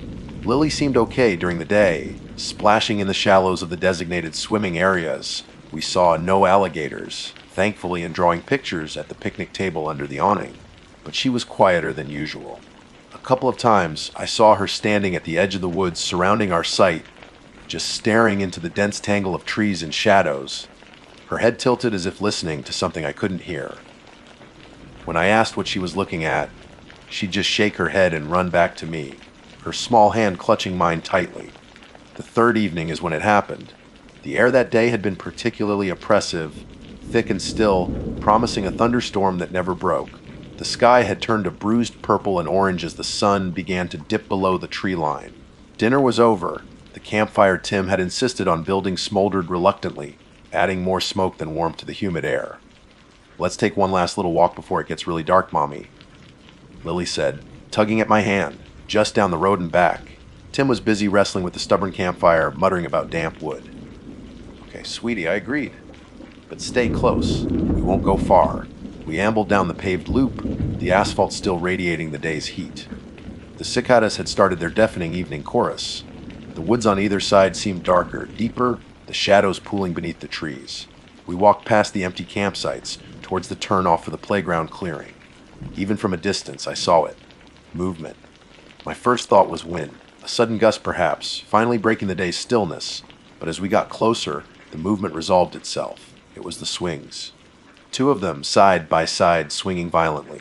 Not just drifting, but pumping high and fast, reaching the apex of their arc, pausing for a fraction of a second, then plunging back down, chains groaning under the strain, as if someone had been on them, pushing with all their might, and had just jumped off moments before we arrived. But there was no one there. The clearing was empty. The slide stood silent. The climbing frame was deserted. There wasn't a soul in sight. I stopped dead, pulling Lily close to my side. My heart hammered against my ribs. I scanned the tree line surrounding the clearing, searching for a person, a prankster, anything, nothing. Just the dense, dark woods. In the air, it was dead still, utterly unnaturally calm. The Spanish moss hanging from a nearby oak didn't stir. The leaves on the bushes were motionless. The smoke from our distant campfire rose in a lazy, vertical line. No wind, absolutely none, yet the swings kept going, high, fast, violent. Back and forth, the rhythmic creak, groan of the metal echoing eerily in the twilight stillness. It felt wrong. Deeply, fundamentally wrong. Physics didn't work this way. Swings don't pump themselves with that kind of force in a vacuum of air. I felt Lily tremble beside me. I wanted to run, to scoop her up and sprint back to the RV, back to Tim and the flimsy illusion of safety. But I was frozen, mesmerized by the impossible motion. It went on for what felt like an eternity, but was probably only a minute or so. The frantic energy seemed to bleed out of them slowly. The arcs became lower, the pace slowed, until finally, reluctantly, they settled back into stillness, hanging motionless like twin pendulums waiting for the next push. The silence that followed was heavier, more profound than before. The cicadas seemed to have paused their drone. My own breathing sounded unnervingly loud. Then Lily, her voice small but chillingly clear, whispered, pointing a tiny finger towards the now still swings. The Shadow Man was pushing them, Mommy. Ice water flooded my veins. What Shadow Man, sweetie? My voice was a shaky whisper. She didn't look at me, her eyes still fixed on the playground, on the space where the impossible motion had just occurred. The tall one.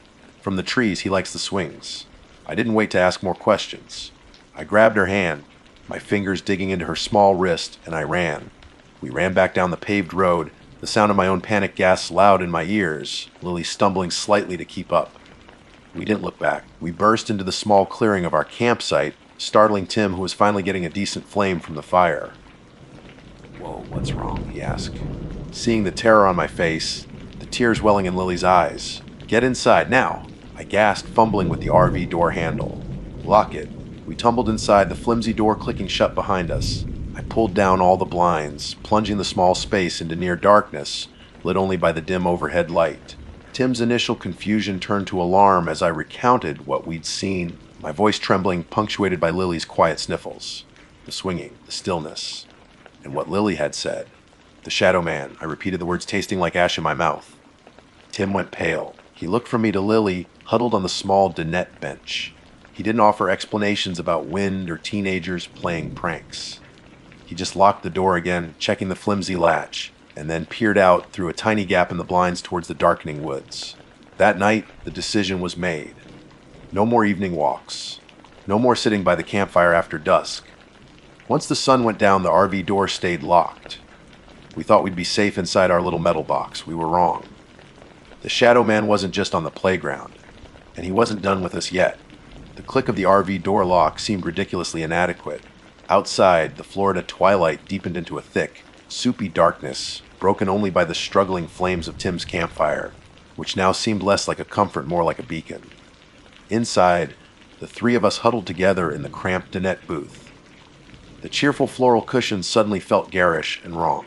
Silence stretched, thick and heavy with unspoken fear, punctuated only by Lily's soft hitching breaths. Lily bug. Tim began, his voice unnaturally gentle. Trying to mask the tremor I could feel through the hand he rested on my shoulder. What did you mean?" "About a Shadow Man."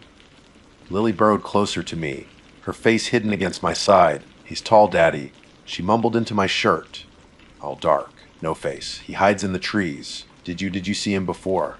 Besides at the swings?" I asked, trying to keep my voice steady. She nodded, a small, jerky movement. "Sometimes. Standing by the woods, watching." Watching.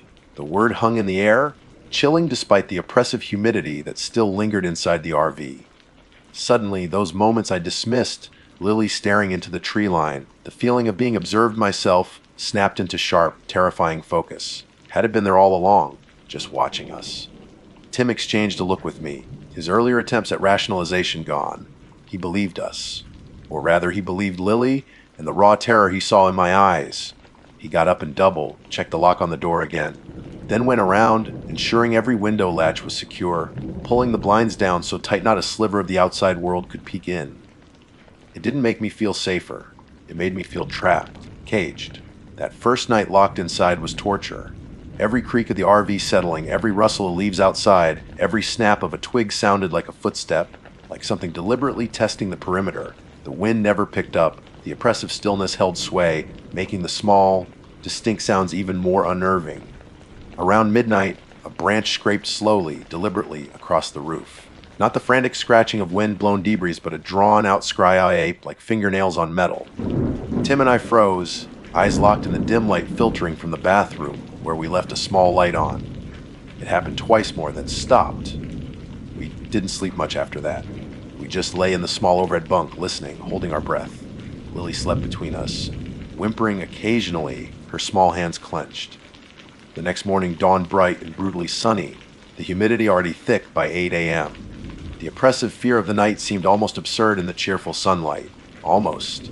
But the memory was too fresh, the feeling of wrongness too pervasive. Tim made coffee, his movements stiff, his eyes scanning the campsite through the front windshield. "We should try to act normal," he said, his voice low. "For Lily. We can't just cower in here all day." I agreed, though my stomach churned at the thought of stepping outside. We decided to attempt the short nature trail that started near the bathhouse. We packed water, bug spray, snacks, the rituals of a normal camping trip, feeling utterly hollow. Lily clung to my hand, her eyes constantly darting towards the dense woods bordering the path. The trail itself was beautiful in a suffocating sort of way. The air was heavy, scented with pine needles and damp earth. Sunlight struggled to penetrate the thick canopy. The silence here felt different than at the campsite, older, deeper. We didn't talk much. Every few yards, I'd glance behind us, half expecting to see a tall, dark shape melting back into the shadows between the trees. We passed the turn off that led, presumably, towards the playground area. None of us even looked that way. We'd only been walking for maybe 15 minutes when Lily stopped dead. "He's watching," she whispered, her voice trembling. "Where, sweetie? Who's watching?" Tim asked, crouching down beside her, scanning the impenetrable undergrowth. "The trees," she pointed vaguely. "He doesn't like us here." A cold dread washed over me.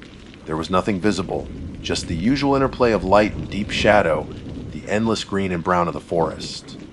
But I felt it too. A prickling on the back of my neck, the distinct, stomach-dropping sensation of unseen eyes fixed upon us. The air felt colder here, despite the humidity. "Okay," Tim said, his voice tight. "Okay, Lily Bug. Let's head back to the RV." We turned around, walking quickly, almost running back the way we came. The feeling of being watched followed us, a palpable pressure on our backs. Bursting out of the shaded trail back into the relative openness of the campsite loop felt like surfacing for air, but the relief was short-lived. Our RV, our supposed sanctuary, now looked small and vulnerable against the backdrop of the woods. Back inside, the forced attempt at normalcy crumbled. Tim tried to call the park ranger's office just to report. What? Swinging swings. A child's bad dream? But the cell service was non-existent, as we already knew. We were effectively cut off. Later that afternoon, while Lily was drawing at the dinette table and settling pictures of tall, spindly black figures with no features standing next to a swing set, I tried talking to her again. "Oni, this shadow man, did he look like a real person's shadow?" She shook her head, concentrating on her black crayon. "No, he's like he's made of shadow, all bumpy at the edges, and he moves fast." She looked up at me, her eyes wide. "He doesn't have feet, mommy. He just glides." I felt sick. This wasn't just a feeling or a trick of the light. This was something specific, something unnatural, described with the chillingly straightforward honesty only a child possesses.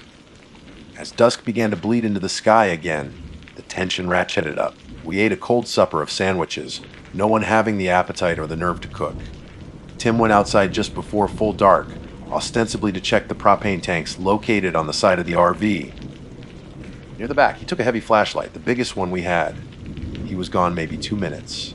When he came back inside, his face was chalk, white, his hand shaking as he fumbled with the lock. "What did you see?" I breathed, rushing towards him. "I don't know," he stammered, running a hand through his hair. I was checking the tank gauge. I felt cold. Like unnaturally cold, right behind me. I spun around, shined the light, and nothing. Just the trees. But Jess, for a split second, I swear I saw something detach itself from the shadow of that big oak back there. Something tall and thin. It just slid back into the deeper darkness. In the cold, it was gone instantly. He looked utterly terrified. It wasn't an animal. That was it.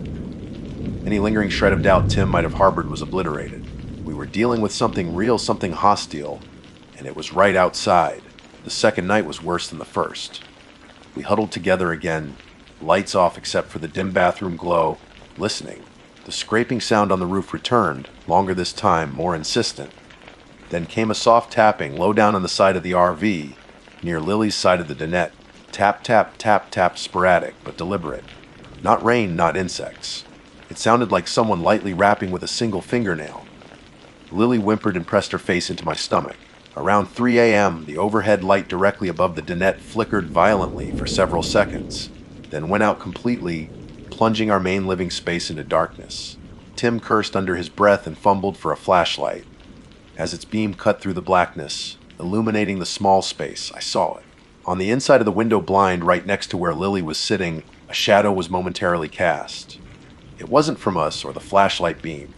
It was impossibly tall and thin, stretching nearly the height of the window, the head indistinct and featureless. It lingered for a bare second, a silhouette against the pale fabric of the blind, and then it was gone. I think I screamed. Tim swung the flashlight beam towards the window, but there was nothing, just the blank blind. "Did you see it?" I chucked out. "See what?" Tim's voice was strained, but then his eyes widened as he looked down at the blind. Slowly, almost hesitantly, he reached out a finger.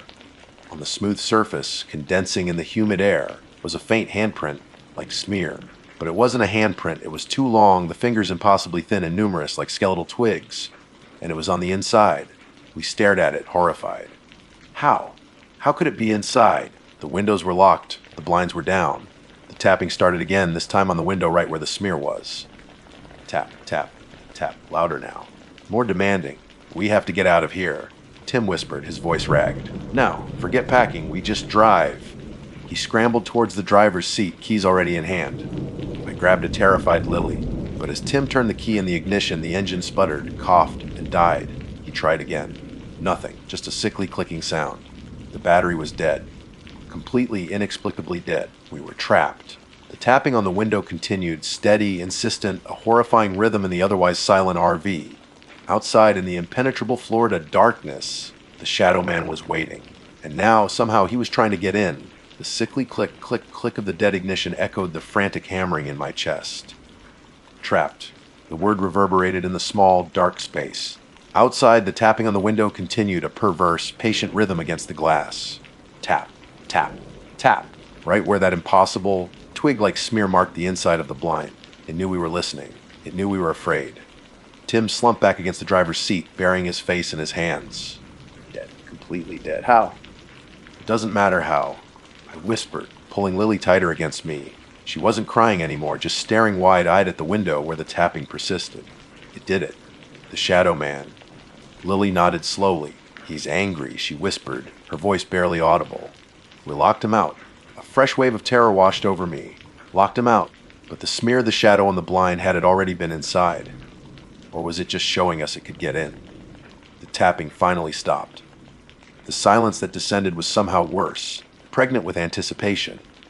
What now? We strained our ears, listening to the oppressive quiet of the Florida night. After a few minutes, a low whisper seemed to slither around the outside of the RV, too faint to make out words, like dry leaves skittering on pavement, except there was no wind. Then the RV shifted, a tiny, almost imperceptible rocking motion, as if something massive and impossibly light were leaning against it. Tim and I locked eyes in the dimness, pure animal panic reflected back. We stayed frozen like that for what felt like hours, listening to the whispers fade and return, the occasional soft bump or scrape against the metal shell of our supposed sanctuary. Cold spots would suddenly bloom inside the RV, icy patches of air that raised goosebumps on our arms, before dissipating as quickly as they appeared. Through a tiny crack I dared to make in the blind, I saw nothing but darkness, but I felt it. A concentrated malevolence, a patient predator waiting just beyond the thin walls. Sleep was impossible. We just waited, praying for dawn, counting the minutes that crawled by with agonizing slowness. Lily finally drifted into an uneasy sleep around 4 a.m., curled between us on the dinette bench, occasionally whimpering. As the first hint of gray began to dilute the oppressive blackness outside, a grim determination settled over Tim and me. We couldn't stay here. Another night in this place was unthinkable. The RV was useless, a metal coffin on wheels. First light. Tim mouthed silently. We run for it. Ranger Station. It was miles away, back near the park entrance. A terrifying prospect, running through the very woods where it seemed to reside. But staying felt like suicide. We gathered the bare essentials with trembling hands, water bottles, a small first aid kit, the flashlight useless now, the batteries also mysteriously drained, our wallets and phones still no serviced. Tim grabbed a tire iron from the small toolkit under the seat. Not much of a weapon against something made of shadow, but holding it seemed to steady his nerves slightly. Waiting for enough light to see felt like an eternity. Every shadow seemed to wreath, every tree looked like a tall, dark figure. Finally, the gray turned to a pale, sickly yellow. It was time. Stay quiet, stay close behind me. Tim whispered, his hand hovering over the door lock. He looked at me, his face drawn and pale. Don't look back. Just run. He took a deep breath and unlocked the door. The click sounded like a gunshot in the stillness. He pushed it open slowly, peering out. The campsite looked deceptively normal in the dawn light, damp with dew. The abandoned campfire a pile of gray ash. The air was still heavy and silent. Too silent. No birds sang their morning chorus. Now, Tim urged. He practically threw himself out, tire iron held high, scanning the tree line. I scooped up a groggy Lily, whispering, "We have to run, sweetie. Run fast," and scrambled out after him. The moment my feet hit the sandy soil, the feeling hit me eyes.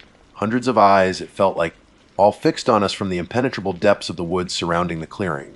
The air was freezing cold, despite the rising humidity. We ran. Across the small clearing, onto the paved loop road. Our footsteps pounded on the asphalt, echoing unnervingly in the silence.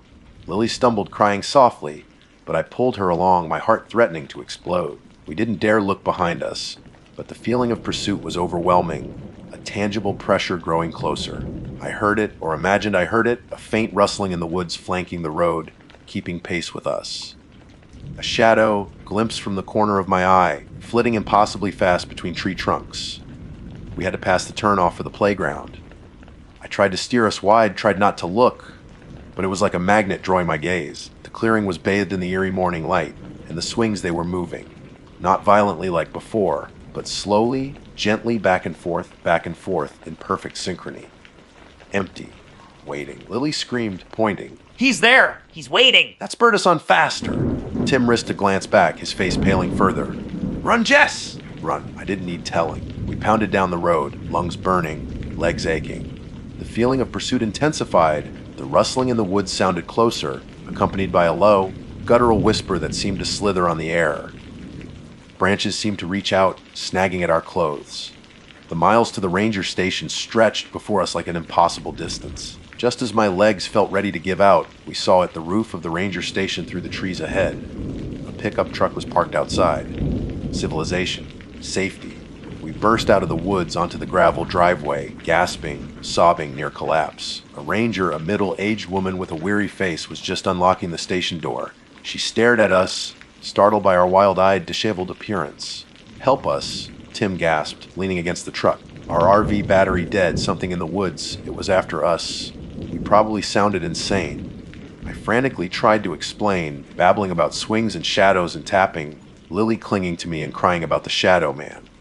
The ranger listened patiently, her expression carefully neutral, but I saw a flicker of something in her eyes, not quite belief, but maybe recognition. Okay, slow down," she said calmly. "Let's get you inside. Probably a bear got spooked, or maybe some teenagers messing around."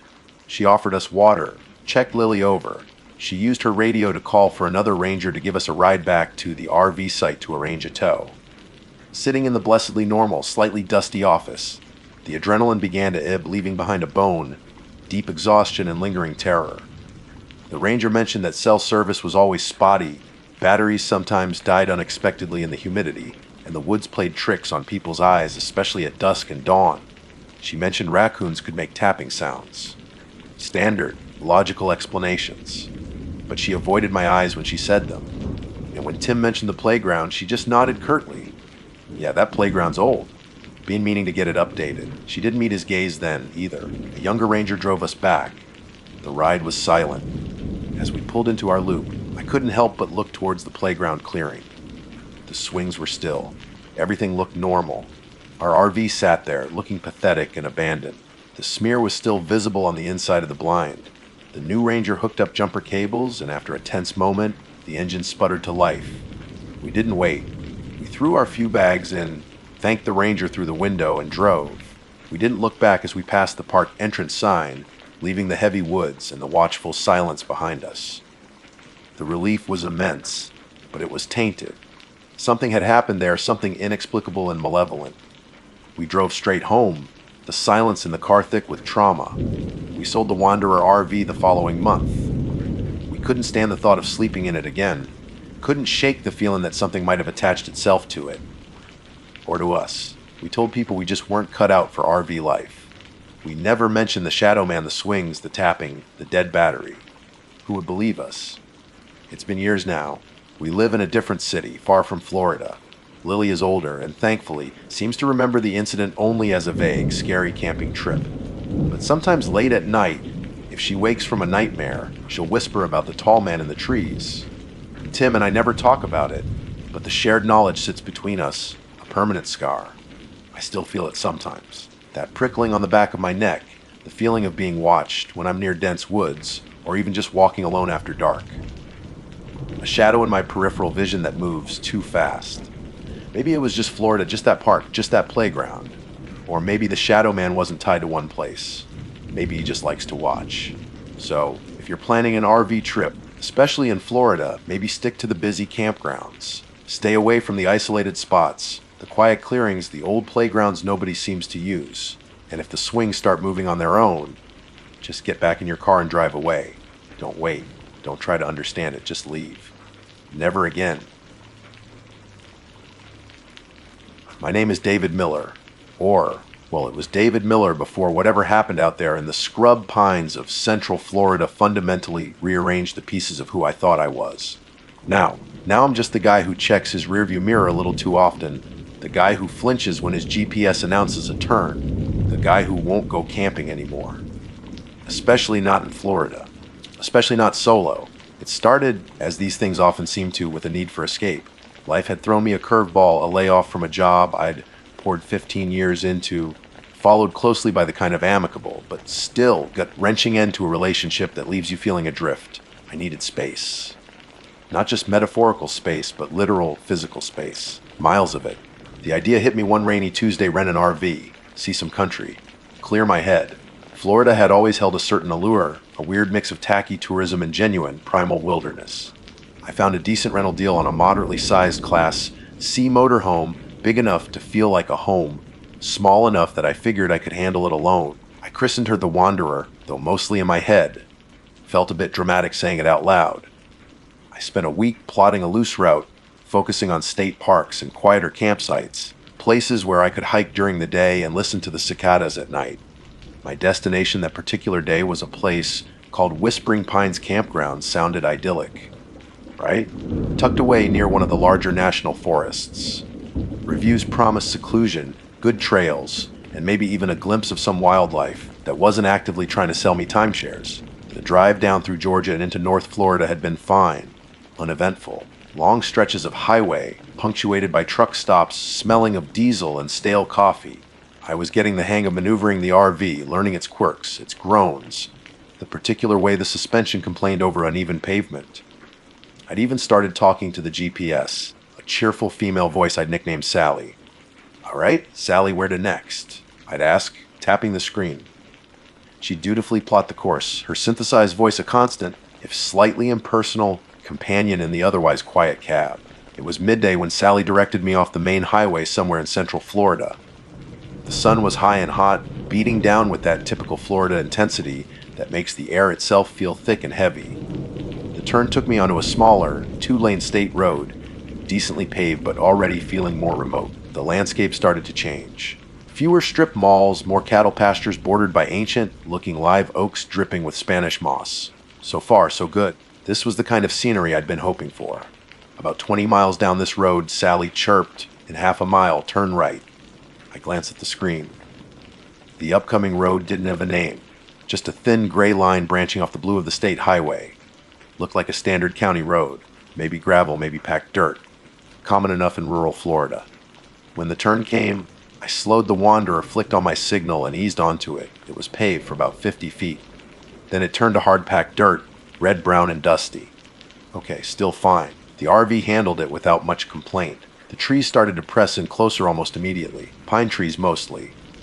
Tall, straight Florida longleaf pines, their needles forming a dense canopy overhead that dappled the sunlight, turning the bright day slightly dimmer, greener.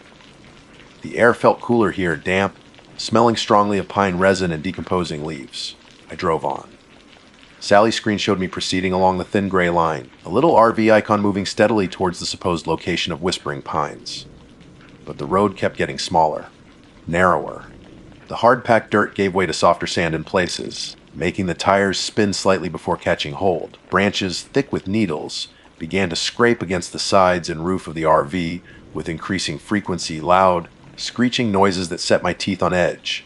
It sounded like the forest itself was trying to grab hold to stop me. Doubt started to creep in.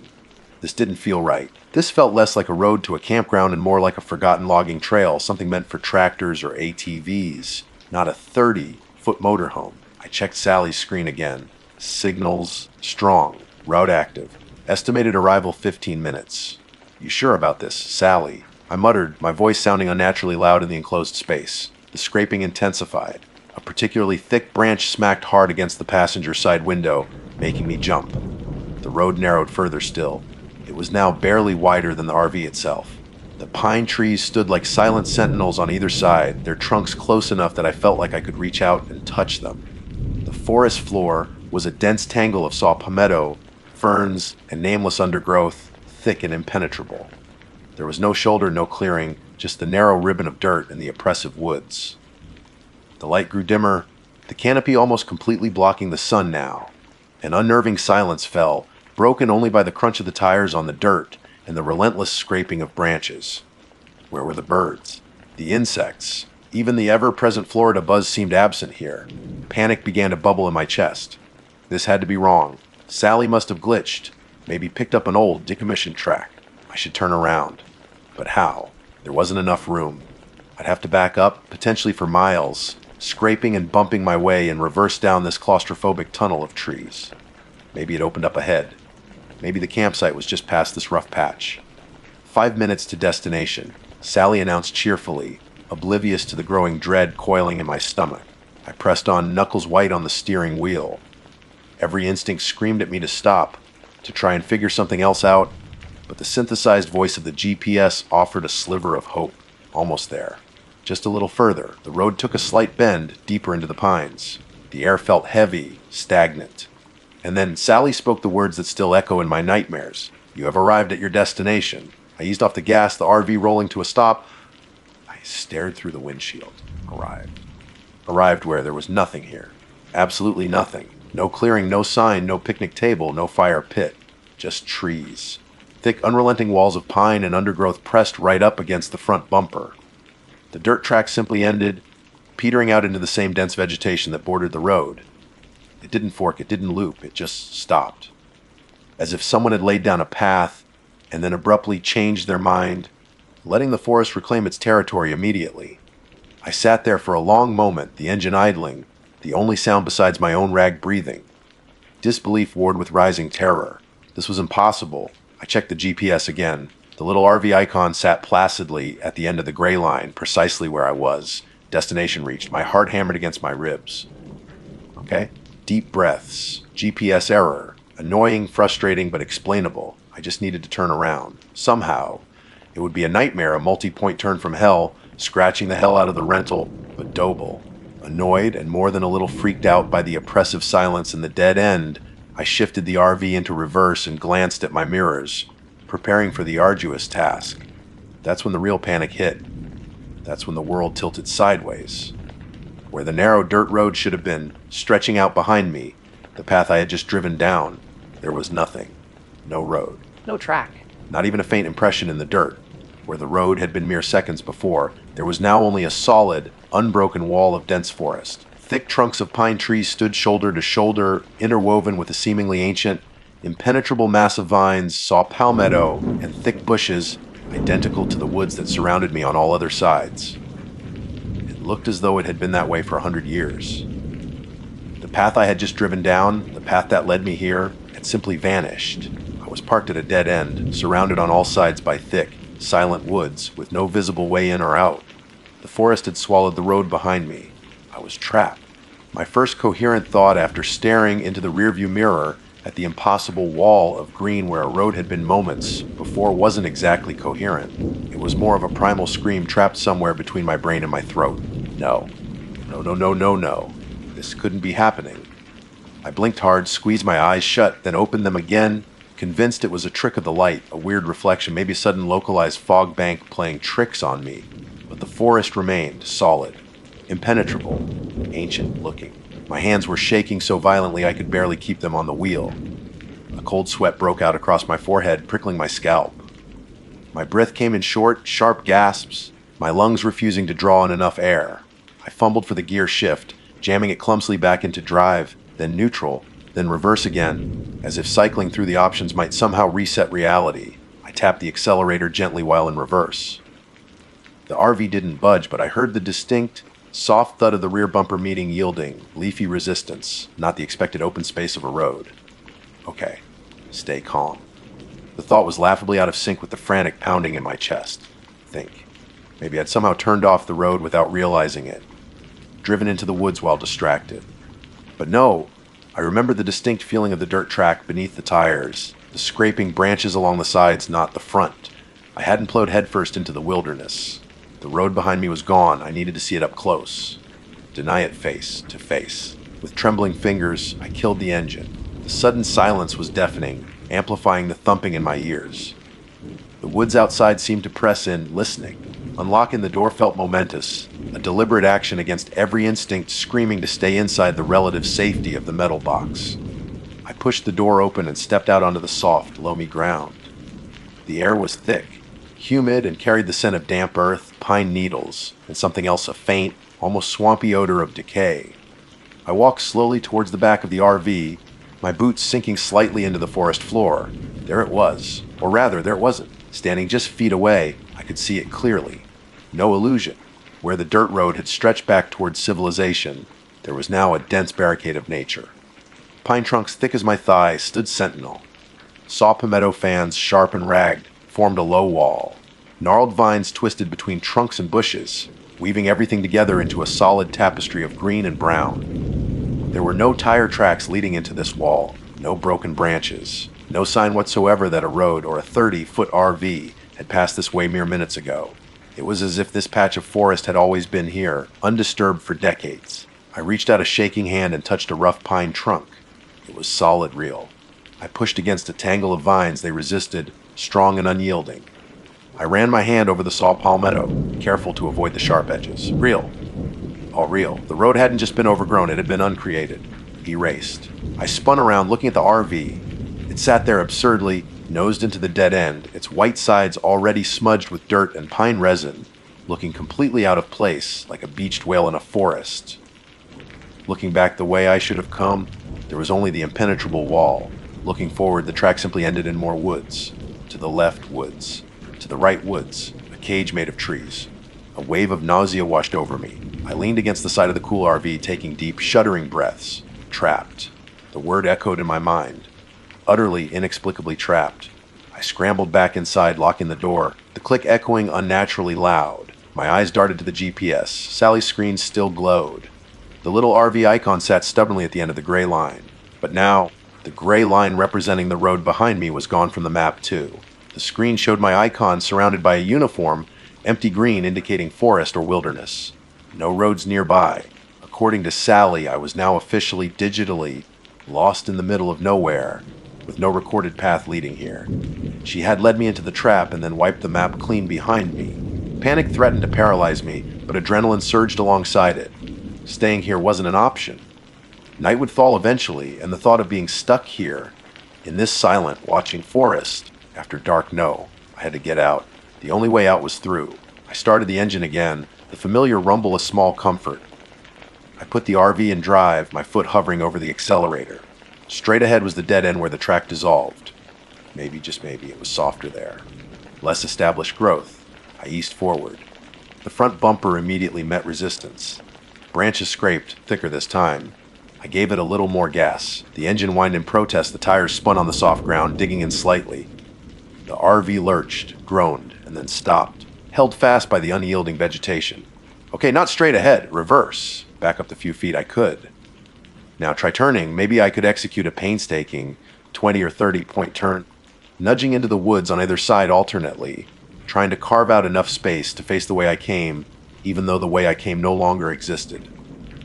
What followed was the longest, most terrifying hour of my life. Inch by agonizing inch, I wrestled with the RV. Turned the wheel hard left, edged forward until the sickening screech of branches against metal became unbearable. Stop. Shift to reverse. Turn the wheel hard right, back up mere inches, listening for the crunch of the rear bumper, watching the side mirrors for trees that seemed to jump out of nowhere.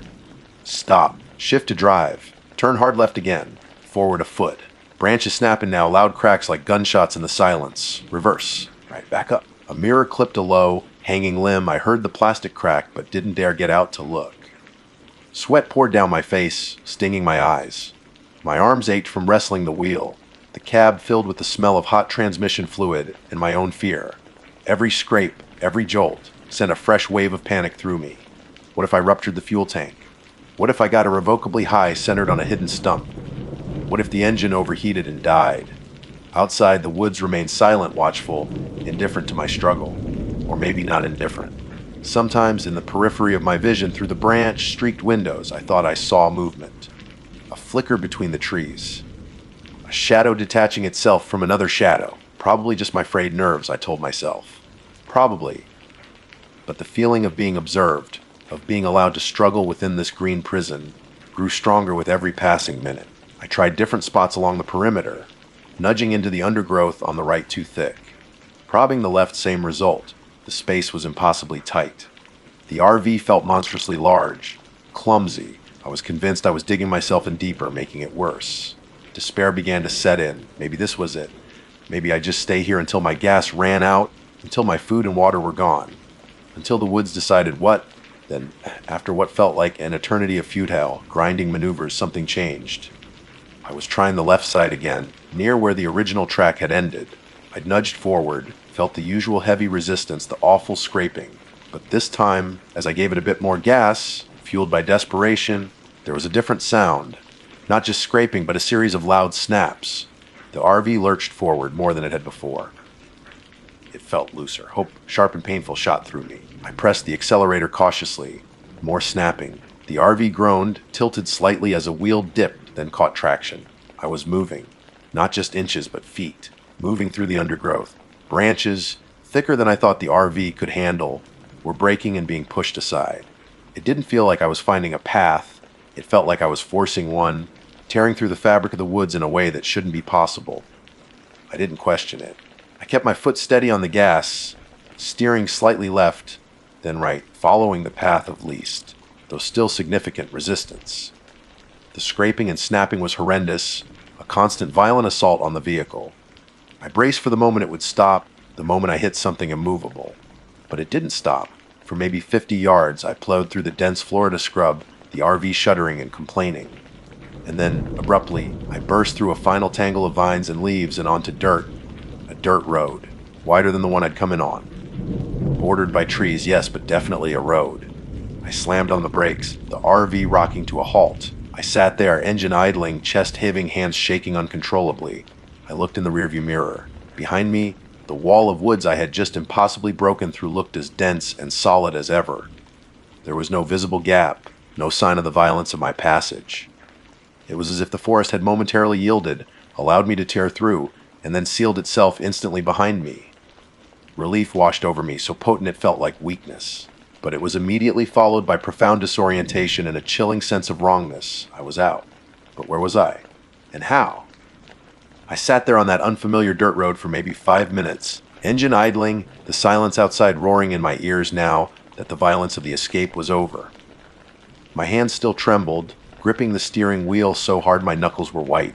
Looking in the mirrors, the solid wall of green behind me seemed to pulse slightly in the dappled light, an illusion created by my own ragged breathing and the adrenaline still coursing through my veins. Or maybe it wasn't an illusion.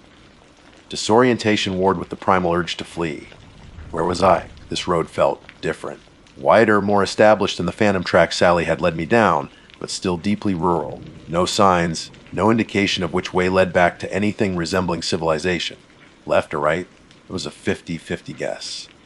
I chose right based on nothing more than a gut feeling, a desperate hope that it led away from whatever pocket of wrongness I'd stumbled into.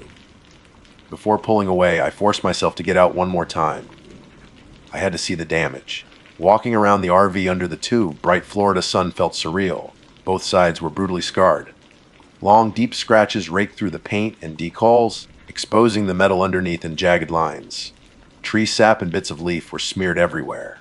The passenger side mirror housing was cracked, the mirror itself spiderweb but thankfully still functional.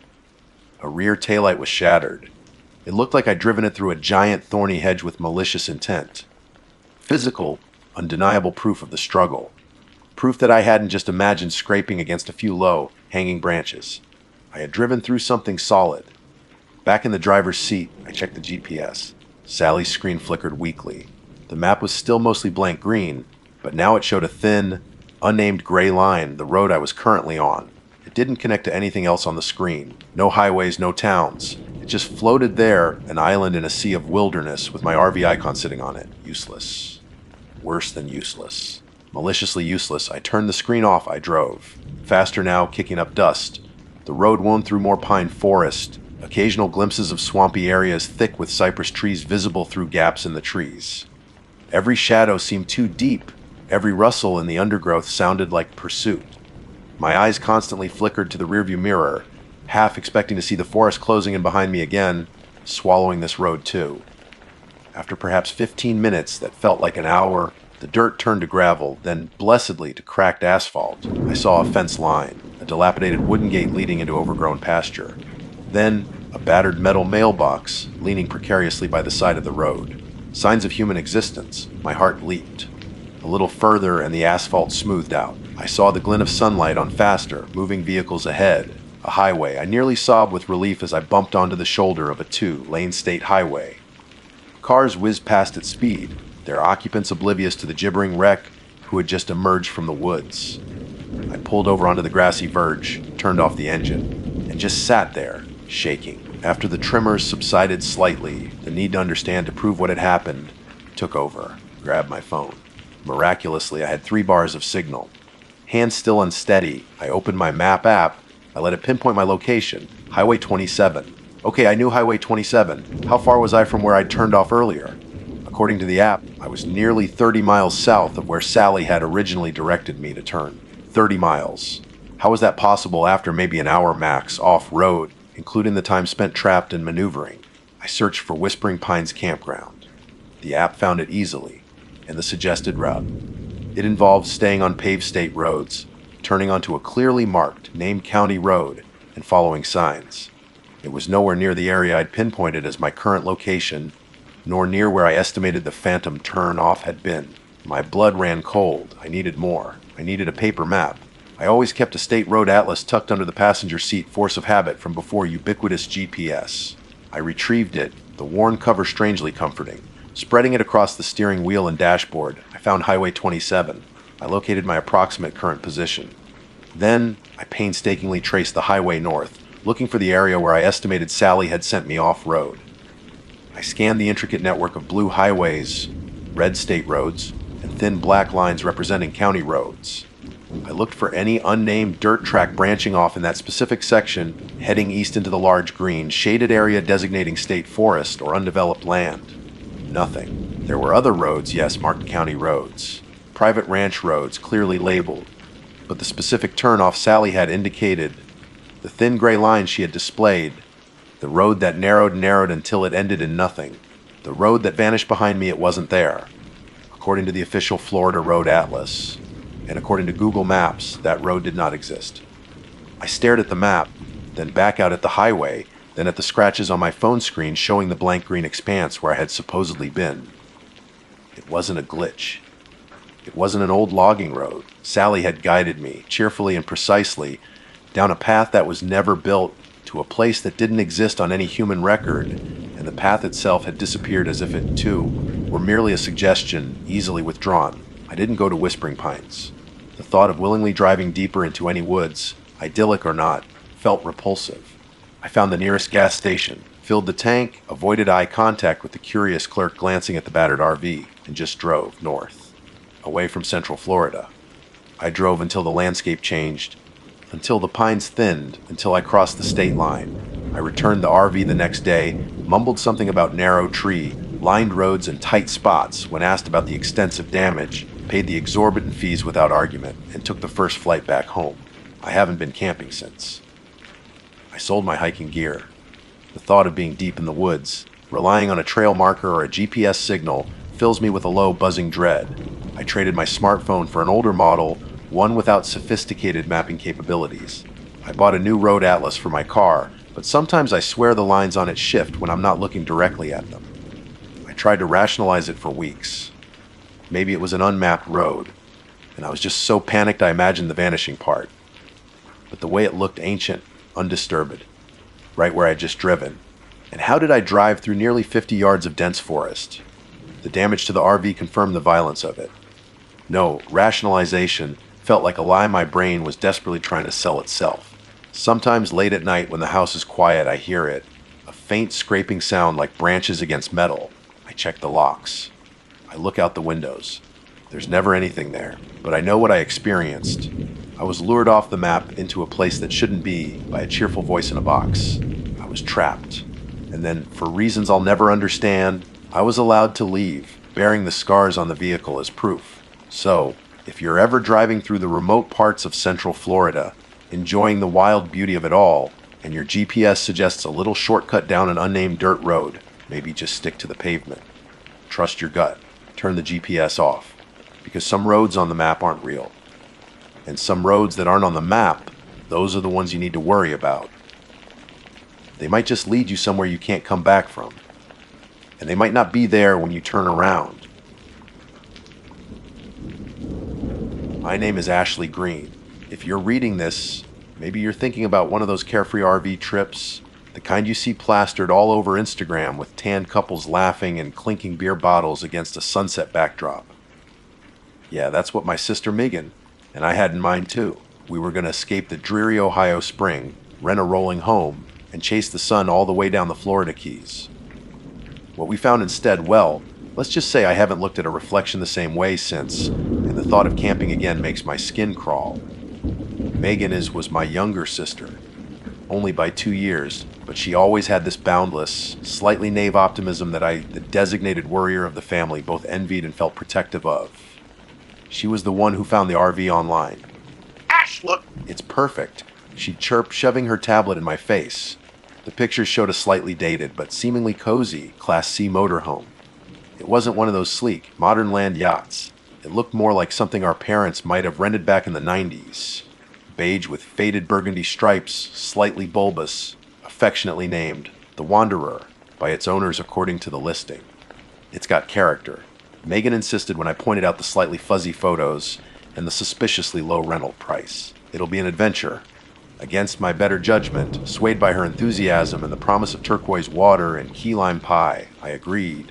We booked the Wanderer for 2 weeks, planning to meander down the overseas highway, stopping wherever struck our fancy. Picking up the RV should have been our first clue. The owner was an older guy named Sal who seemed jittery, talking a mile a minute as he gave us the walkthrough. He glossed over the vehicle's quirks, the sticky side door, the temperamental generator, the water pump that sometimes made a sound like a dying whale. She's an old girl, got her moods, but she'll get you there, he'd said with a strange smile, practically shoving the keys into my hand before retreating back into his cluttered house.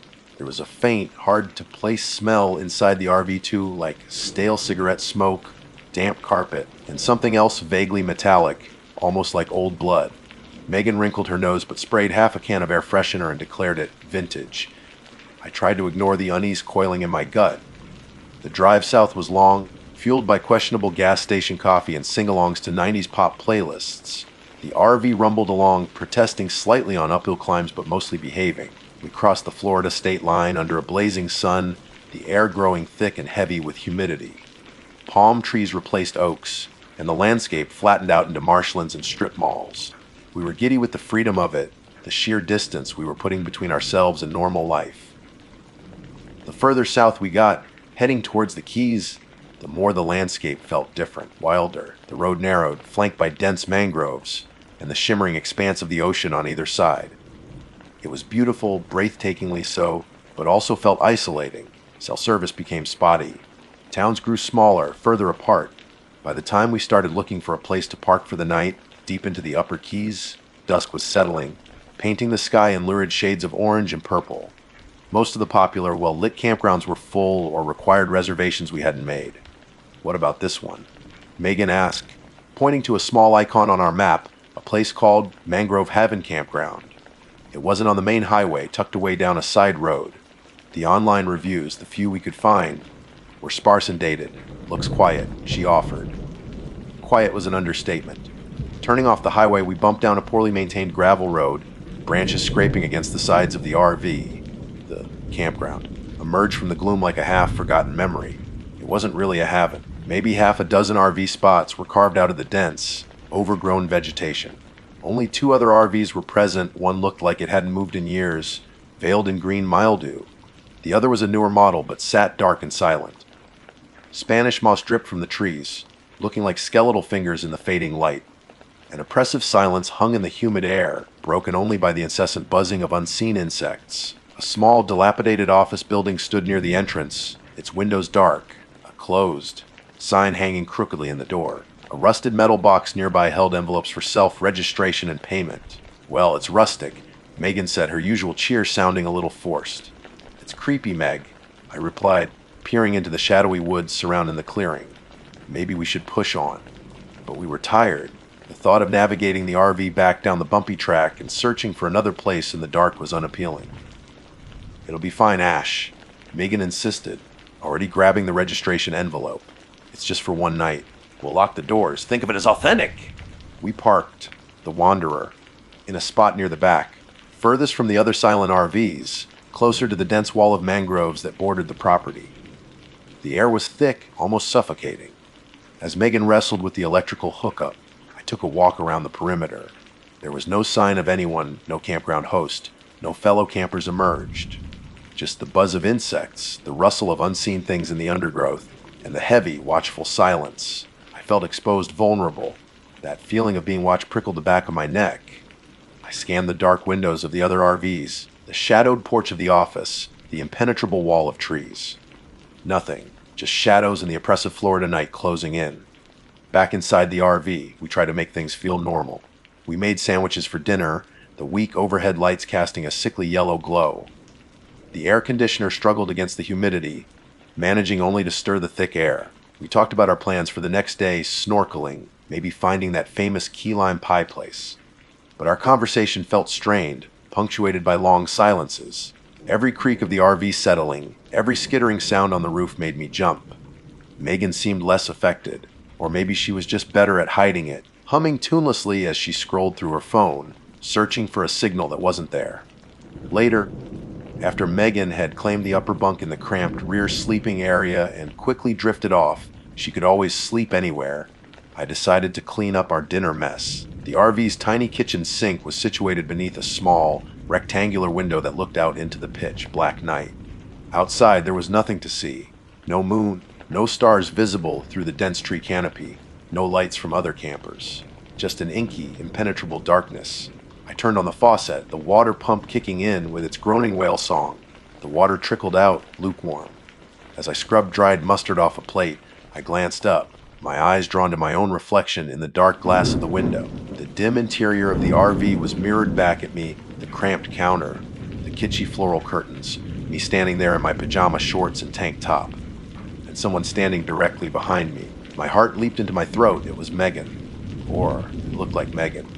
Same shoulder-length brown hair, same slight build. She was standing maybe a foot behind my right shoulder, perfectly still. But the reflection wasn't just standing there, it was smiling. And it wasn't Megan's usual bright, infectious grin. This was a wide, unnatural curve of the lips, fixed and predatory, showing too many teeth. The eyes in the reflection were locked onto mine, wide and unblinking, filled with a cold, calculating amusement. I froze, soap suds dripping from my numb fingers. My breath hitched. Megan's asleep was my first coherent thought. She's literally in the bunk bed behind the partition. Slowly, terrified of what I might find or not find, I turned my head. Nothing. The small space behind me was empty. Just the narrow aisle leading back towards the sleeping area. I could hear Megan's soft, rhythmic breathing from the bunk, confirming she hadn't moved. My heart was hammering against my ribs like a trapped bird. My skin felt cold despite the humid air. Okay.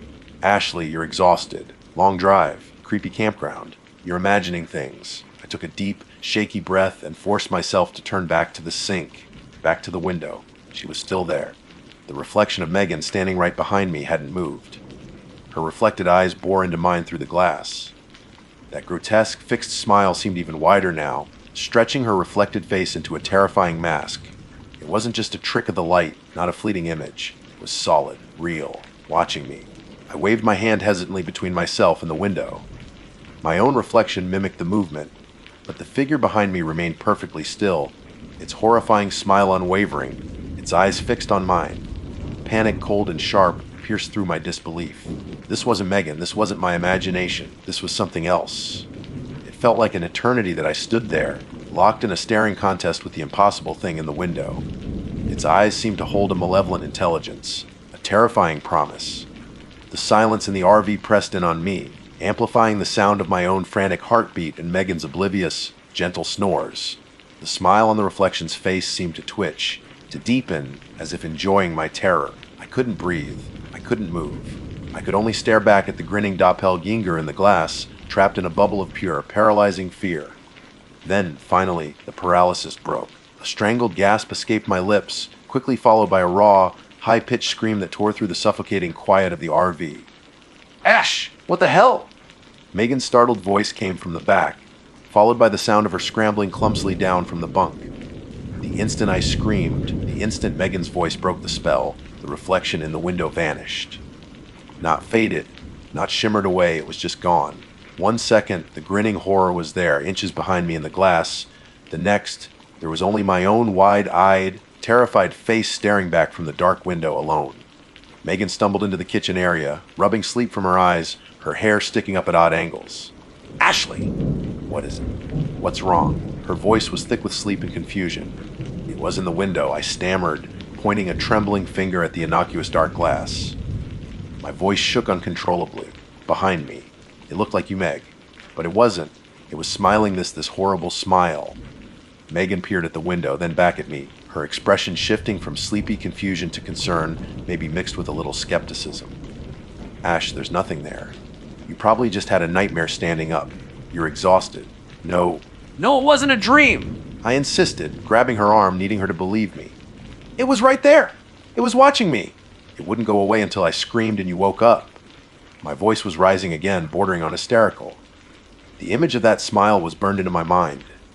Seeing the genuine terror in my eyes, the way I was shaking finally seemed to convince her. Her skepticism faded, replaced by a dawning fear that mirrored my own.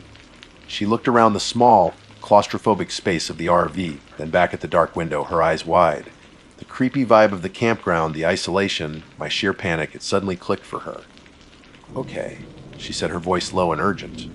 Okay, Ash, I believe you. She didn't need any more convincing. The look on my face was enough. We're leaving. Right now. There was no discussion, no hesitation.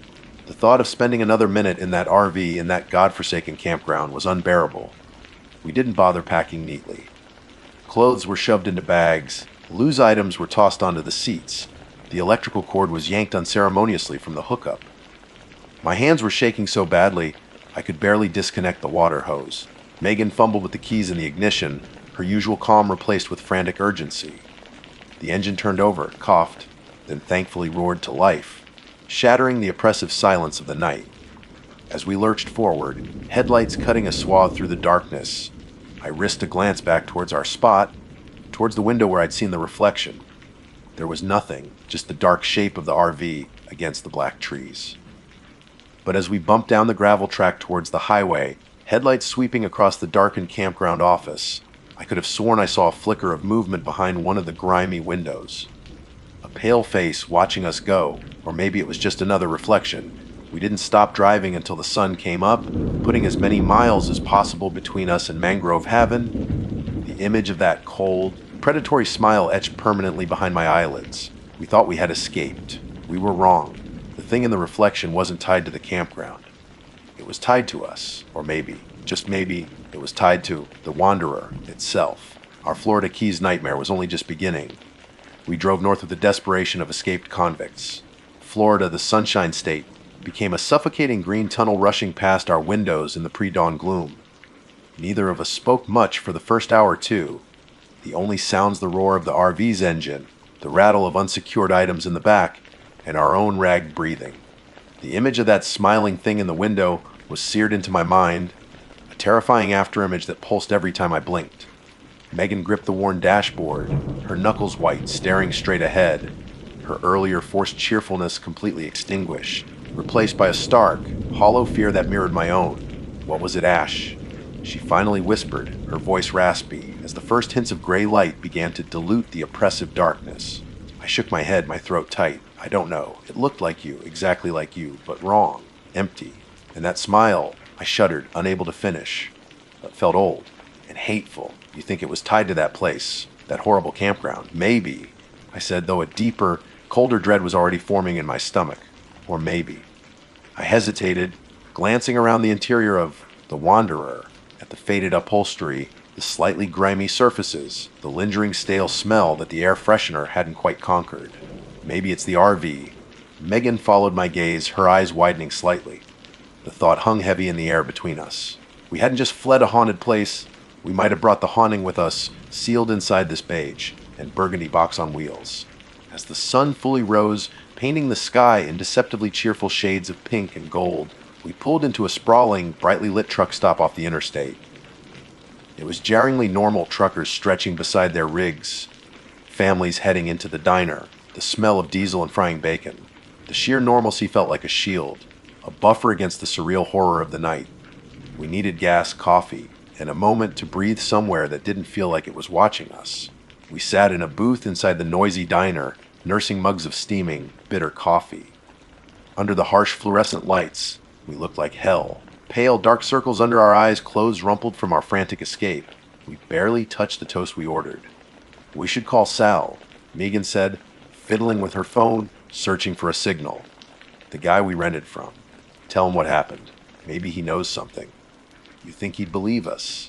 I asked skeptically, remembering his jittery demeanor. He barely seemed to want to talk about the RV's moods.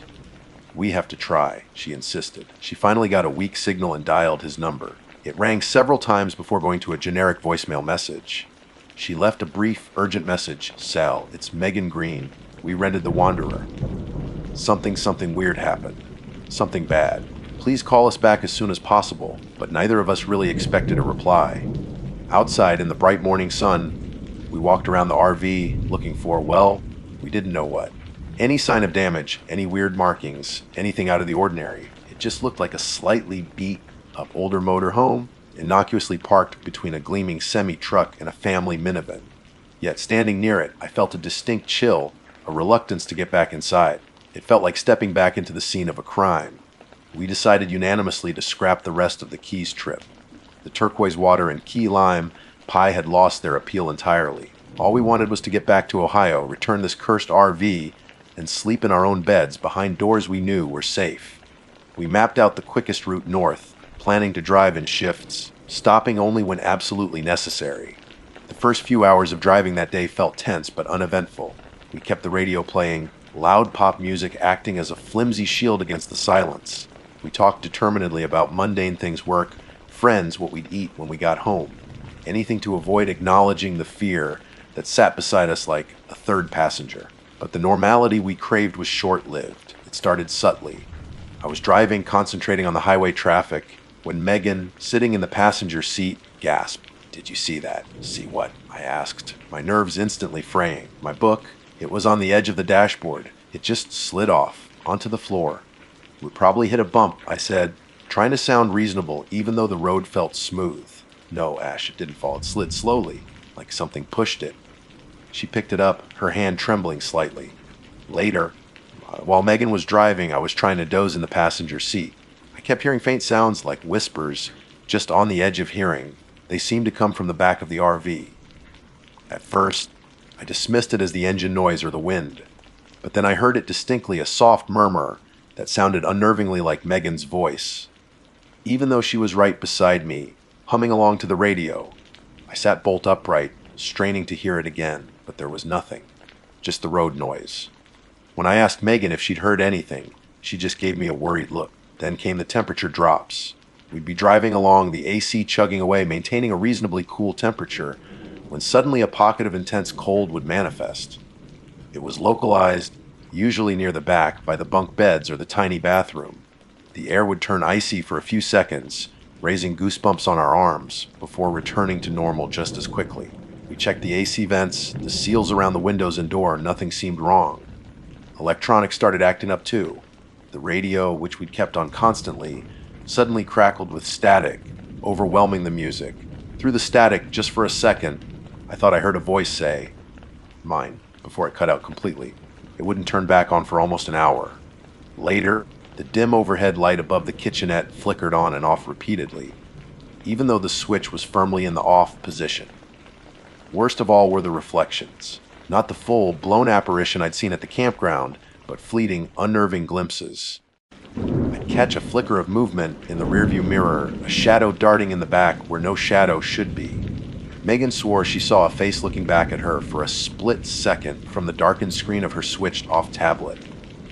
We started avoiding reflective surfaces, the mirrors, the windows after dark, even the polished surface of the microwave door. We covered the rearview mirror when we parked for gas, unable to shake the feeling of being watched from within our own temporary home. Exhaustion gnawed at us. We tried driving in shifts, but sleep was elusive. Every creak and groan of the RV sounded sinister. Every shadow seemed to move. We grew jumpy and irritable, snapping at each other over trivial things. The paranoia was relentless. Was that noise just the wind, or was it something scratching at the door? Did I just see the curtain twitch, or was it my tired eyes playing tricks? The RV, once a symbol of freedom and adventure, now felt like a rolling prison cell. We were trapped inside with it. Whatever it was, we drove through Georgia, then Tennessee, pushing north as fast as the lumbering RV would allow. We avoided campgrounds, opting instead for brightly lit 24-hour rest areas or busy truck stops, hoping the presence of other people would offer some protection. It didn't. It happened on our second night after fleeing the Keys. We were parked at a large, maintained rest stop somewhere in Kentucky. It was packed with trucks and cars, families walking dogs, people stretching their legs. We backed into a spot under a bright security light, convincing ourselves we'd be safe surrounded by so much activity. We locked the doors, checked them twice, and wedged a chair under the handle for good measure, though we knew it was probably futile against whatever we were dealing with. We were both wide awake, sitting on the small dinette benches, the table between us littered with empty coffee cups and snack wrappers. We were too scared to try sleeping in the back bunks. The air inside felt heavy charged. Maybe it's gone, Megan whispered, though her voice lacked conviction. Maybe leaving Florida, maybe it stayed behind. I wanted to believe her, but the cold knot of dread in my stomach told me otherwise. I don't know Meg. Then I saw it, not in a window this time. I glanced towards the small bathroom door at the rear of the RV. It was closed. Reflected in the slightly glossy surface of the wood veneer door, distorted but unmistakable, was the passenger side of the RV, and sitting on the bench seat opposite me, reflected in the door, was her.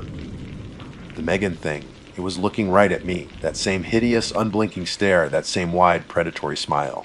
My blood ran cold. I didn't scream this time, I couldn't. I just froze, my eyes locked on the horrifying reflection. Slowly, deliberately, the reflection raised its hand. It pointed, not at me. Not at Megan sitting beside me.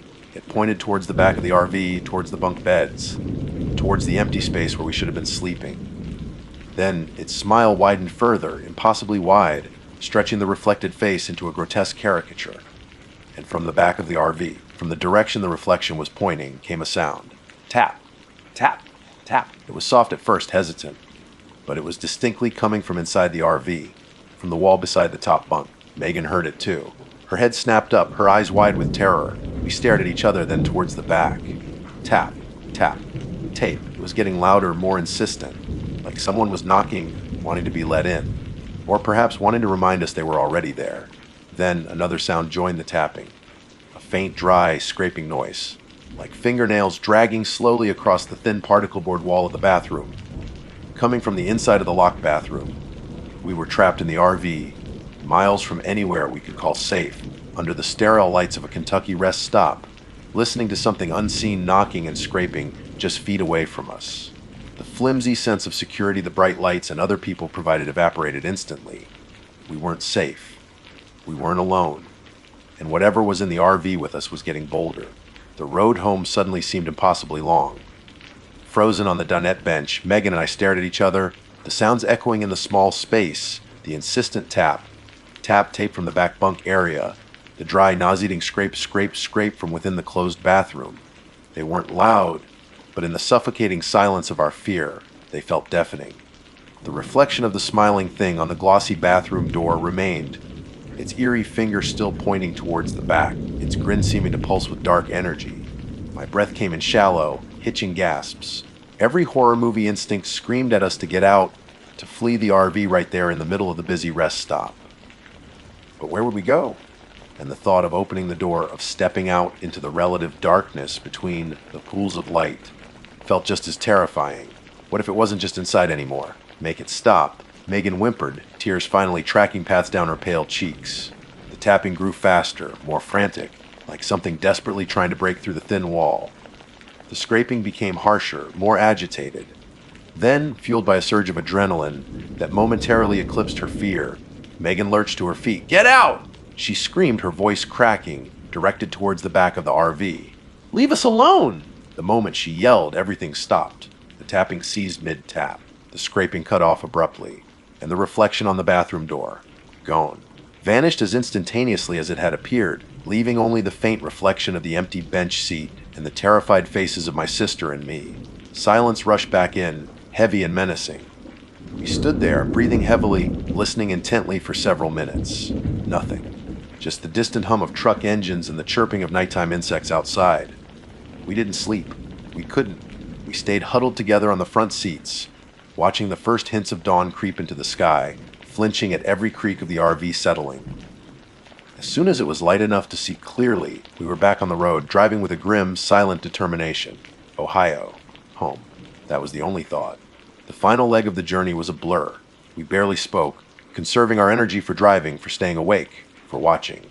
The subtle phenomena seemed to lessen, but the atmosphere inside, the wanderer, grew heavier, more oppressive. It felt like holding your breath, waiting for the other shoe to drop. The feeling of being watched was constant, emanating from the very walls of the vehicle. We stopped only for gas, one of us always staying with the RV, locking the doors, watching while the other ran inside. We ate cold sandwiches and stale chips, unwilling to leave the RV unattended for longer than absolutely necessary. Once, while driving through northern Kentucky late at night, Megan asleep in the passenger seat beside me, I glanced at the rearview mirror. For a split second, the reflection wasn't of the dark, empty sleeping area behind me.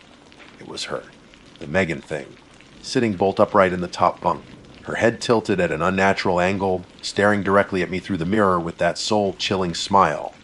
My heart seized. I gasped and jerked the wheel, the RV swerving dangerously close to the shoulder rumble strips before I wrestled it back under control.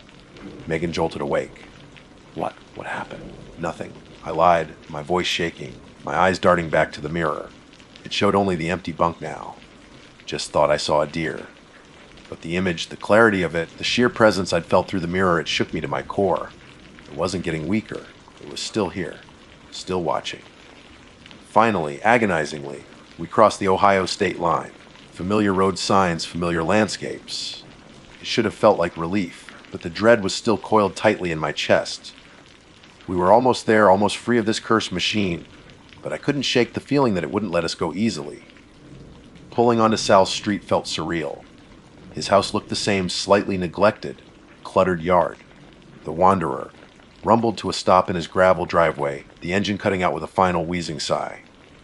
We just sat there for a moment, the silence deafening. We had made it. Sal emerged from his house almost immediately, as if he'd been waiting by the door. He didn't smile, didn't ask how the trip was. His eyes, small and shifty, darted towards the RV, then quickly away from us. "Keys," he said gruffly, holding out his hand.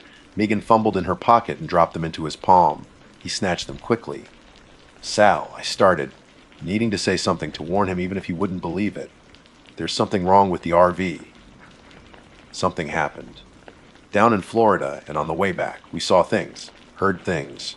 Sal didn't meet my eyes. He just shrugged, his gaze fixed somewhere over my shoulder. She's an old girl? He muttered the same line he'd used when we picked it up, but this time it sounded different, resigned, almost knowing. Gets temperamental, likes attention. He turned abruptly towards the RV. Just leave it. I'll check it over later. But Sal, Megan tried stepping forward. Leave it. He snapped, his voice suddenly sharp, before composing himself. He gave us a tight, forced smile that didn't reach his eyes. Glad you're back safe. Now if you'll excuse me. He practically scurried back towards his house, clutching the keys, leaving us standing dumbfounded in the driveway. He never looked back. Getting into my own car, which we'd left parked down the street, felt like stepping into another dimension. Solid, familiar, blessedly normal. We drove away from Sal's house, away from the Wanderer, without looking back. Relief washed over me, so intense it felt like physical release. But it was tinged with the icy residue of fear. Was it really over? Was handing back the keys enough to sever the connection? The first few days back home were strange. Megan stayed at my apartment. Neither of us wanted to be alone. We slept with the lights on. We jumped at every noise. I found myself instinctively covering the bathroom mirror with a towel before showering. Megan avoided looking out windows after dark.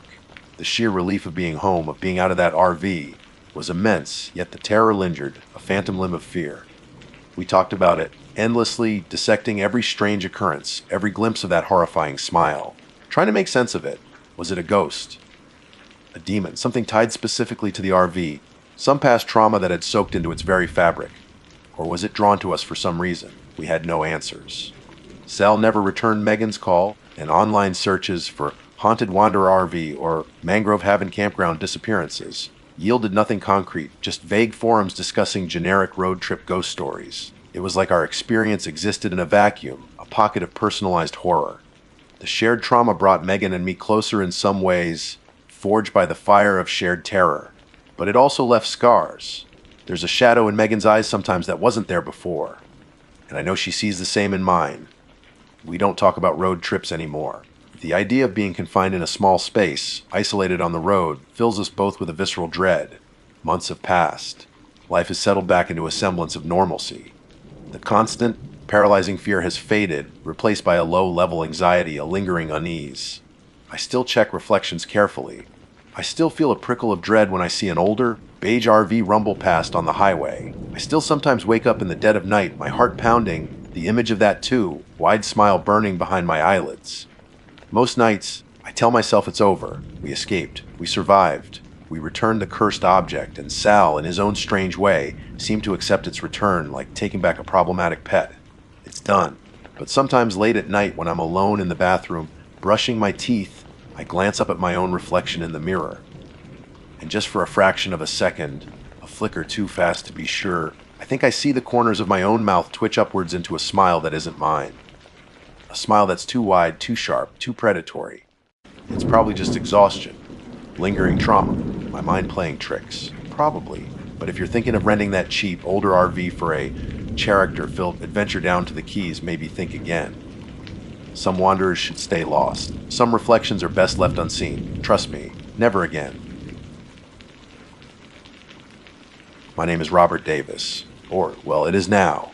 Back then, I guess I was just Rob, maybe Bobby to my folks way back when. But life has a way of aging you, sometimes faster than the calendar pages turn. This experience I'm about to share definitely added a few years, etched a few lines around my eyes that weren't there before. It's why my wife, Sarah, and I sold the RV. It's why we stick to hotels now, preferably ones with lots of lights in the parking lot and thin walls where you can hear the neighbors watching TV. It's why the deep woods, especially the ancient, dripping parts of Florida, hold a particular kind of terror for me now. We'd always loved the idea of RVing. The freedom, the open road, the chance to disconnect from the grind and reconnect with nature, or so the brochures claimed. We bought a used, but well-maintained, 30-foot Wanderer, not too big, not too small, our little home on wheels. We'd done a few trips already, mostly to coastal spots, state parks with neat rows of campsites, families grilling hot dogs, kids riding bikes, comfortable. Safe. But for this trip, back in October of, well, Let's just say a few years ago now, we wanted something different.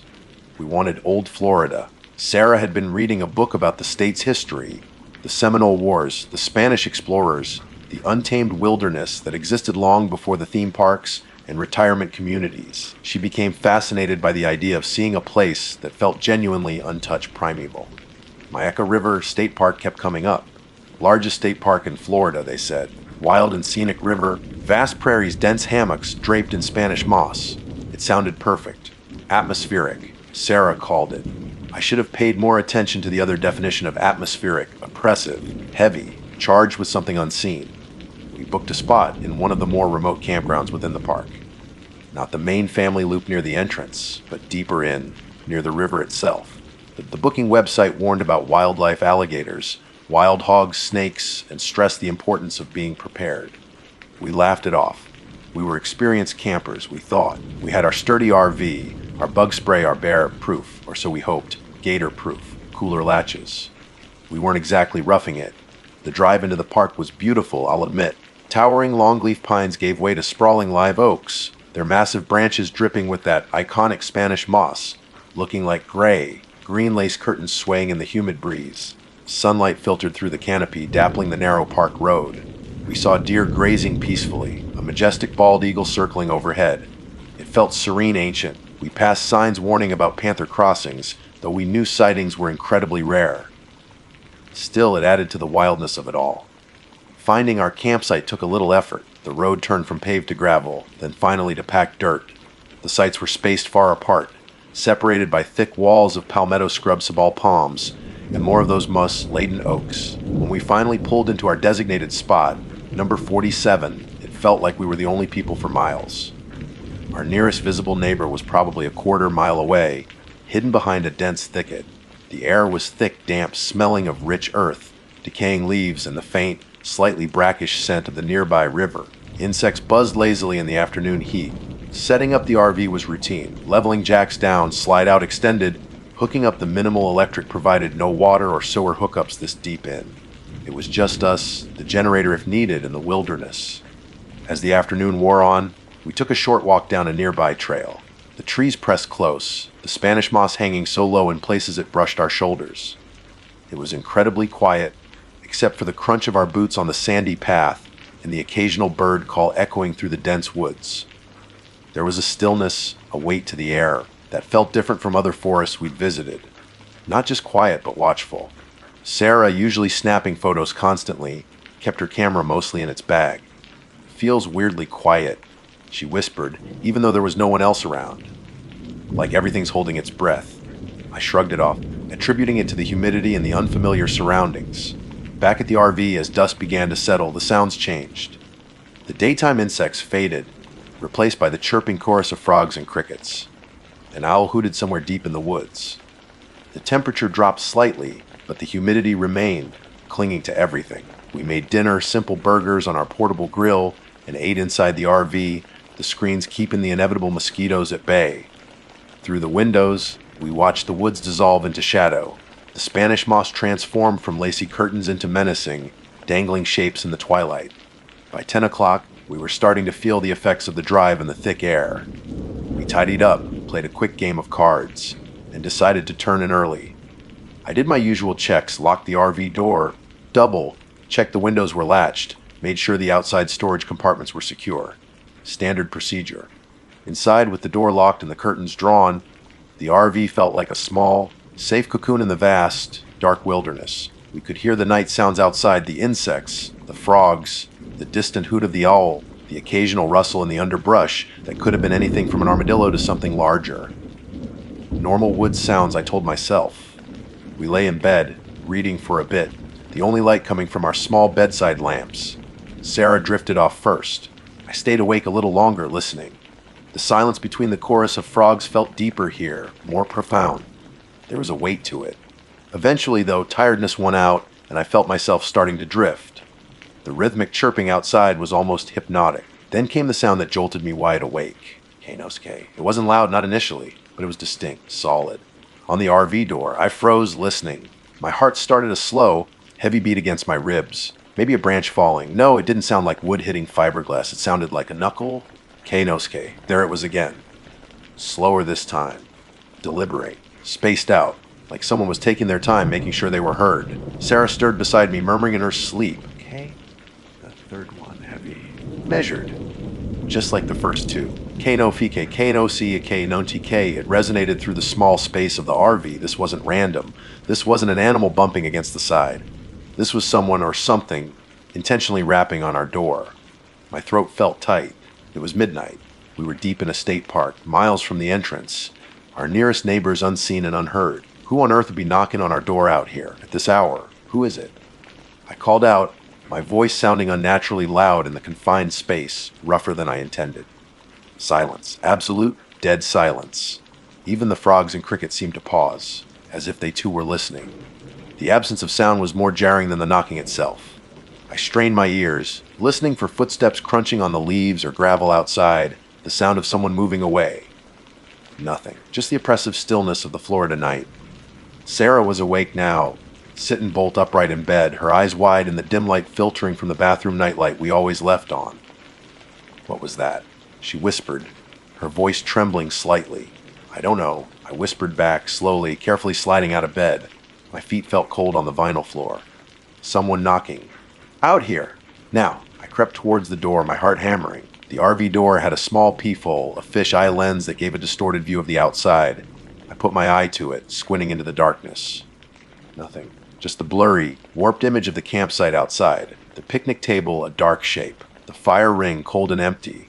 Beyond that, the impenetrable wall of trees and shadows. The Spanish moss hanging like eerie specters. No person. No animal. No sign of what could have made that heavy, deliberate sound. Just the empty, silent woods staring back. I stayed there for a long minute, scanning the distorted view. My breath held tight in my chest. Nothing moved. The insect chorus slowly, hesitantly, started up again, but it sounded distant, muted. See anything?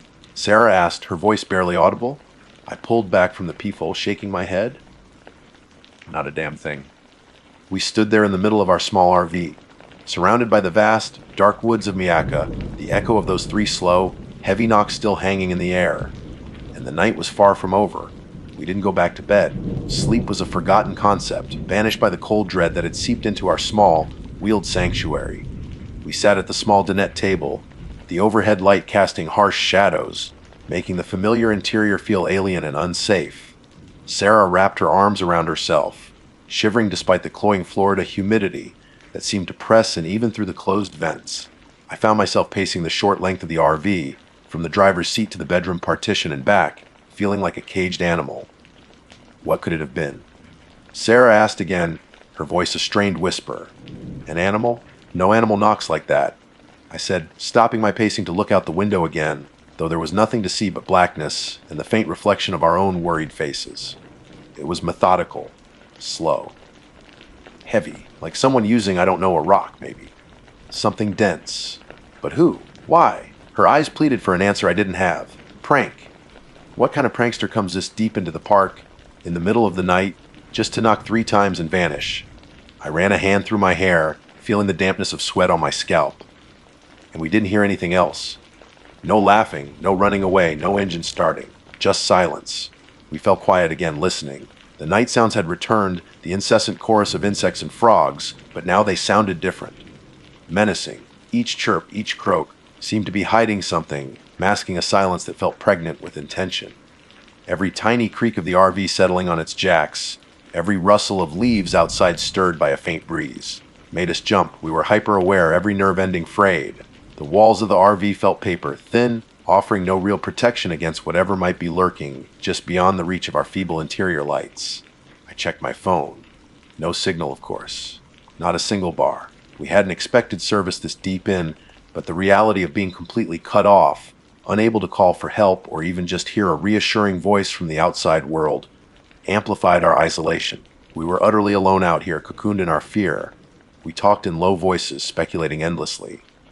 Lost hiker. Possible. But wouldn't they yell for help, call out, seem distressed? Not just deliver 3 measured knocks and disappear. Drunk campers wandering from another site. Unlikely given the distance and the deliberate nature of the sound. Park ranger checking on things. They usually announce themselves, drive vehicles, use flashlights. This felt furtive, stealthy, wrong. The minutes crawled by like hours. Every time I glanced at the clock on the microwave, it seemed barely a few moments had passed. 5 minutes, 20 minutes. The air inside grew thick with unspoken fear. We kept glancing at the door, as if expecting the handle to turn, the lock to click. I found myself imagining shapes in the darkness outside, phantom figures lurking just beyond the windows, hidden by the dense foliage and the heavy drapes of Spanish moss. Was something watching us, waiting? Sarah huddled deeper into her seat, pulling a blanket around her shoulders. Maybe it was just a fluke. She tried, her voice lacking conviction. Maybe a weird echo, or something settling. I wanted to believe her. God, I wanted to believe it was nothing. Just an auditory illusion, a trick of the tired mind in an unfamiliar environment. But deep down, gut level, I knew better. That sound had been too real, too solid, too intentional. And then, just as the clock ticked past 100 a.m., almost exactly an hour after the first time, it happened again. Okay, my blood ran cold. Sarah gasped, her hand flying to her mouth. It was the same sound, identical, slow, measured, resonating from the door. K-O-S-K. This time there was no confusion, no wondering if it was a branch we knew. The deliberation felt even more pronounced now, more sinister, like whatever was out there knew we were awake, knew we were listening, knew we were terrified. The third, final, heavy impact. It seemed to shake the whole RV. In that instant, something inside me snapped. The fear, the confusion, the feeling of being helplessly trapped, it boiled over into a surge of adrenaline, fueled anger. I wasn't going to cower inside this tin can and wonder. I wasn't going to call out politely. I needed to see. Before Sarah could say a word, before I could even fully process the decision, I lunged for the door. My hand closed over the lock, flipped it open with a sharp click, and I yanked the handle. I didn't just open the door, I flung it wide, throwing it back against the side of the RV with a bang that echoed unnaturally loud in the night. Cold, damp night air rushed in, carrying the scent of wet earth and vegetation. The interior light spilled out onto the empty campsite. And there was nothing, absolutely unequivocally nothing. The picnic table sat squat and dark. The fire ring was a circle of cold stones. The packed earth of the campsite was undisturbed. Beyond the immediate circle of light, the woods stood as a solid wall of blackness, pierced only by the ghostly white trunks of distant palms and the eerie dangling shapes of Spanish moss, swaying slightly in a breeze I couldn't feel. Silence. The same profound, immediate silence that had followed the first knocking, but amplified now by the wide open door, the exposure. Even the insects seemed stunned into quietude by my sudden action. My heart was pounding like a drum against my ribs, the blood roaring in my ears. Rob! Close the door! Sarah screamed from behind me, her voice tight with panic. I leaned out, peering frantically left and right, my eyes trying to penetrate the oppressive darkness beyond our little island of light. Nothing moved. No glowing eyes, no shadowy figure melting back into the trees, no sound of retreating footsteps, just the silent, watchful woods and the heavy, humid air. It felt vast, ancient, and utterly indifferent to my terror, or perhaps feeding on it. The feeling of being watched intensified, prickling the back of my neck, even though I could see absolutely nothing. Close it. Now! Sarah pleaded again. Shaking, I pulled back inside, slammed the door shut, and fumbled with the lock, ramming the deadbolt home with trembling hands. I leaned my forehead against the cool metal of the door, breathing heavily, trying to make sense of the absolute void I had just confronted. Did you see it? Anything? Sarah whispered, grabbing my arm. Her hand was ice cold. Nothing. I gasped, turning to face her. There was nothing there, Sarah. Absolutely nothing. But we both knew that wasn't true. Something had been there. Something capable of producing that heavy, deliberate knock. Something that could vanish into thin air the instant the door was opened. The rest of the night was pure, unadulterated terror. We didn't speak much. There was nothing left to say, no rationalizations left to cling to.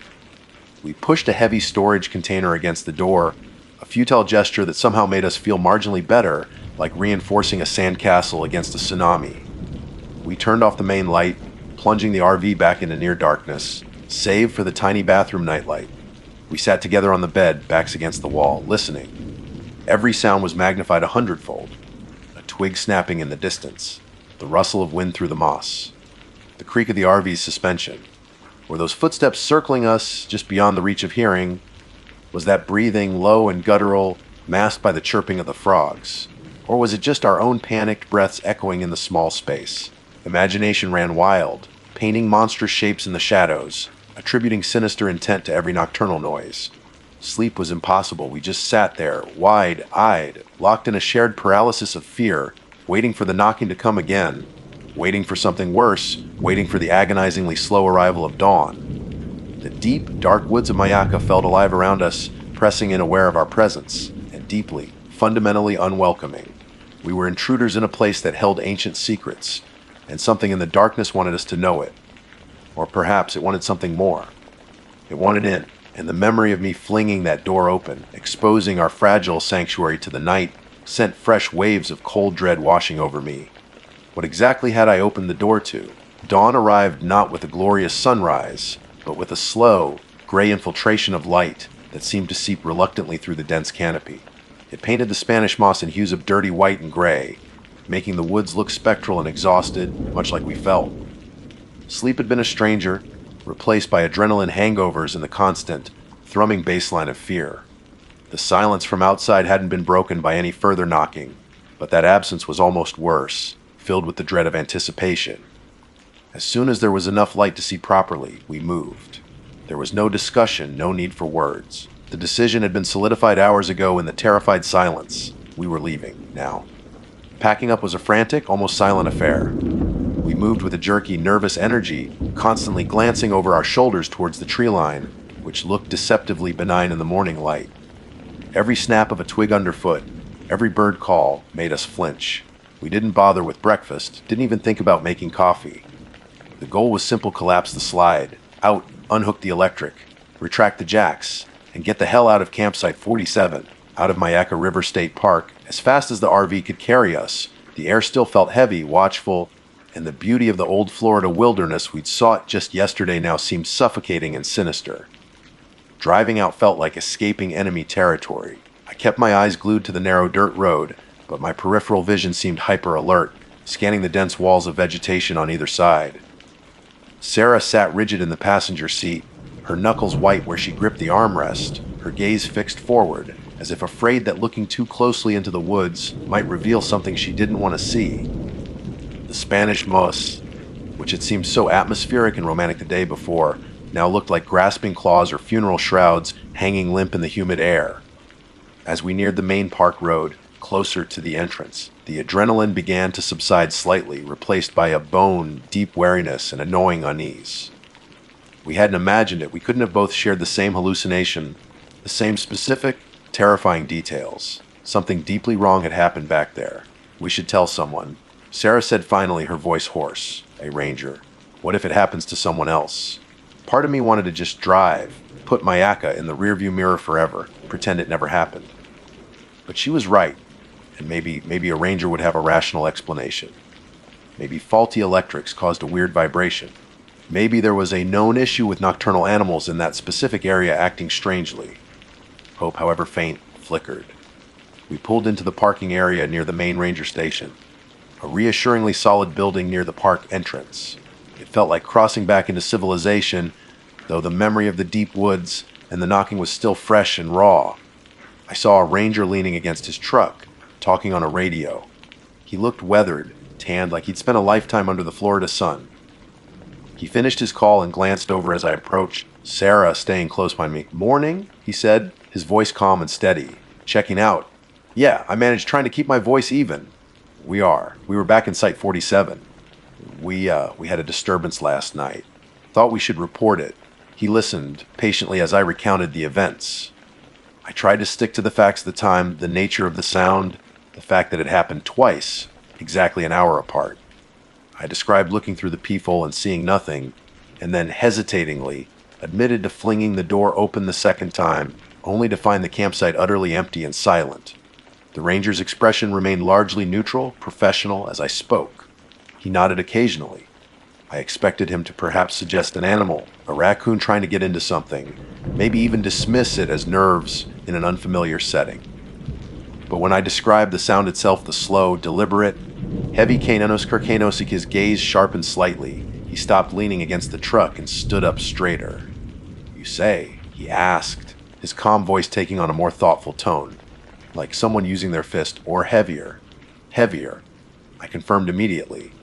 Like I said to my wife, maybe like someone using a rock, or a heavy piece of wood. Slow, like they wanted to be heard but weren't in a rush. The ranger looked past me for a moment, towards the dense woods bordering the parking lot. He ran a hand over his jaw, then met my eyes again. There was something different in his expression now, not skepticism, not amusement, but a kind of wary recognition. Site 47? Huh, he murmured, almost to himself, deep back in there. He paused, then sighed softly. Look, Mr. Davis, this park, it's old. Real old, seen a lot of history. Seminoles, settlers, loggers, you name it. There are stories, local legends, you know, especially about the deep woods back near the river. My heart rate kicked up again. Legends about what? He hesitated, clearly choosing his words carefully. Stories about spirits, or just presences, things that linger. And some of the old tales, the ones the real old-timers used to tell. He lowered his voice slightly. They talk about things trying to get your attention at night, specifically knocking. Sarah let out a small, choke sound beside me, they say. The ranger continued, his gaze steady on mine. That's some things they can't come in unless they're invited. They knock, hoping someone will answer, hoping someone will open the door, acknowledging them, see. Some folks say just opening the door is enough acknowledgement. An invitation of sorts. The blood drained from my face. I remembered flinging that door open, the rush of night air, the exposure. These are just stories, mind you, the ranger added quickly, perhaps seeing the color drain from my face. Local folklore. Could have been anything last night. A hog rubbing against the side, weird acoustics in the woods. Who knows for sure? But his tone lacked conviction. It felt like he was offering the rational explanations out of obligation, while the folklore felt closer to what he suspected, or at least what he knew others believed about experiences like ours. He didn't offer any further explanation, didn't file an official report beyond making a note in his logbook about a reported disturbance. He just wished us a safe trip, his eyes holding a hint of something I couldn't quite decipher, sympathy. Warning, we got back in the RV, the ranger's words echoing in the silence between us. The rational explanations felt hollow now, utterly eclipsed by the chilling resonance of the local legend. Spirits needing an invitation, knocking to be acknowledged, opening the door. The final drive out of Mayaka River State Park was silent. We didn't look back. Crossing the park boundary felt like surfacing from deep, dark water, gasping for air. The relief was immense, physical, but it was tainted. We sold the RV a month later. We couldn't shake the feeling, the memory of those knocks, the oppressive weight of the Mayaka woods at night. We couldn't forget the ranger's words, the implication that by opening the door to the empty darkness, I might have inadvertently acknowledged something ancient and unseen, something that wanted to be let in. We never went back to Mayaka. We never went RV camping in truly remote woods again. Sometimes, late at night, especially during quiet moments, I think I can almost hear it, that slow, deliberate K-no-C, K-no-C, K-no-C-K. And I thank God, or whatever forces might be listening, that I only opened the door and didn't utter the words, "Come in." The thought of what might have happened then, what might have crossed the threshold into our fragile little home on wheels, still chills me to the bone. Some places hold on to their secrets, their curses, their spirits. In Mayaka River State Park, well, we learned the hard way that some places are best left undisturbed. Never again. My name is Samantha White, and until last fall, I considered myself reasonably adventurous. Not exactly scaling Everest adventurous, but certainly up for ditching the city gridlock for a weekend under the stars. My fiancé, Paul, is the real outdoorsman between us. He grew up camping, fishing, navigating by constellations, the whole 9 yards. Me, I grew up navigating subway maps and finding the best late-night pizza joints. But I love Paul, and his infectious enthusiasm for the wild had rubbed off on me, at least enough to agree to buy a used, slightly past its prime RV we affectionately nicknamed the Wanderer. Our dream was to explore the forgotten corners, the places you can't just book on a travel website. Florida, with its sprawling wetlands and hidden lakes, seemed like the perfect place to start. We'd spent weeks planning our trip to Lake Okeechobee. Paul had pored over satellite maps, looking for that perfect blend of accessible and isolated. He found it, or so we thought, a small, unnamed clearing tucked away off a dirt access road, screened by thick cypress and palmetto scrub, with a tantalizing glimpse of the massive lake shimmering through the trees maybe half a mile away. Getting the Wanderer down the rutted track was an adventure in itself, branches scraping the sides like fingernails on a chalkboard, the suspension groaning in protest. But when we finally pulled into the clearing, engine sputtering, the sense of accomplishment was immense. It was beautiful, untouched. Just us, the birds, the buzzing insects, and the vast, indifferent Florida sky. The first day was idyllic. We set up our little camp chairs, a portable table, Paul's trusty Coleman stove. We took a short hike towards the lake, though the humidity was like wading through soup, and the mosquitoes seemed organized, operating in tactical squadrons. Even so, seeing the sheer expanse of Okeechobee, the big water, stretching out like an inland sea, was breathtaking. Back at the RV, we grilled burgers as the sun began to dip, painting the sky in lurid shades of orange and purple. The air cooled slightly, and the chorus of evening critters began frogs croaking, cicadas droning their incessant song, the occasional splash from unseen things in the nearby waterlogged ditches. It felt primal, remote, exactly what we'd craved. As true darkness fell, Paul got the campfire going. He's meticulous about his fires, building a neat pyramid of kindling and logs that caught quickly, spitting sparks into the inky blackness. We sat in our chairs, nursing beers, talking about everything and nothing, wedding plans, work frustrations, the sheer relief of being away from it all. The fire crackled merrily, casting dancing shadows on the metallic shell of the Wanderer behind us, and pushing back the impenetrable darkness that pressed in from the tree line. It felt like our little bubble of light and warmth in a vast wilderness. Time slipped away easily out there. One beer turned into two, conversation flowed, punctuated by comfortable silences, filled only by the sounds of the night and the fire. Paul added another log, and we watched the flames lick hungrily at the fresh wood. I remember leaning my head back, looking up past the smoke column at the scattering of stars visible between the cypress branches. Utter peace. That's what I felt. It must have been close to 11 p.m. when the conversation lulled again and the fire began to die down. The big log Paul had added earlier had mostly burned through, collapsing into a glowing bed of embers. The light thrown by the fire shrank considerably, reducing our bubble, making the surrounding darkness feel closer, deeper. The shadows between the trees seemed to coalesce, losing definition. Paul yawned, stretching his arms over his head. Getting late, Sam.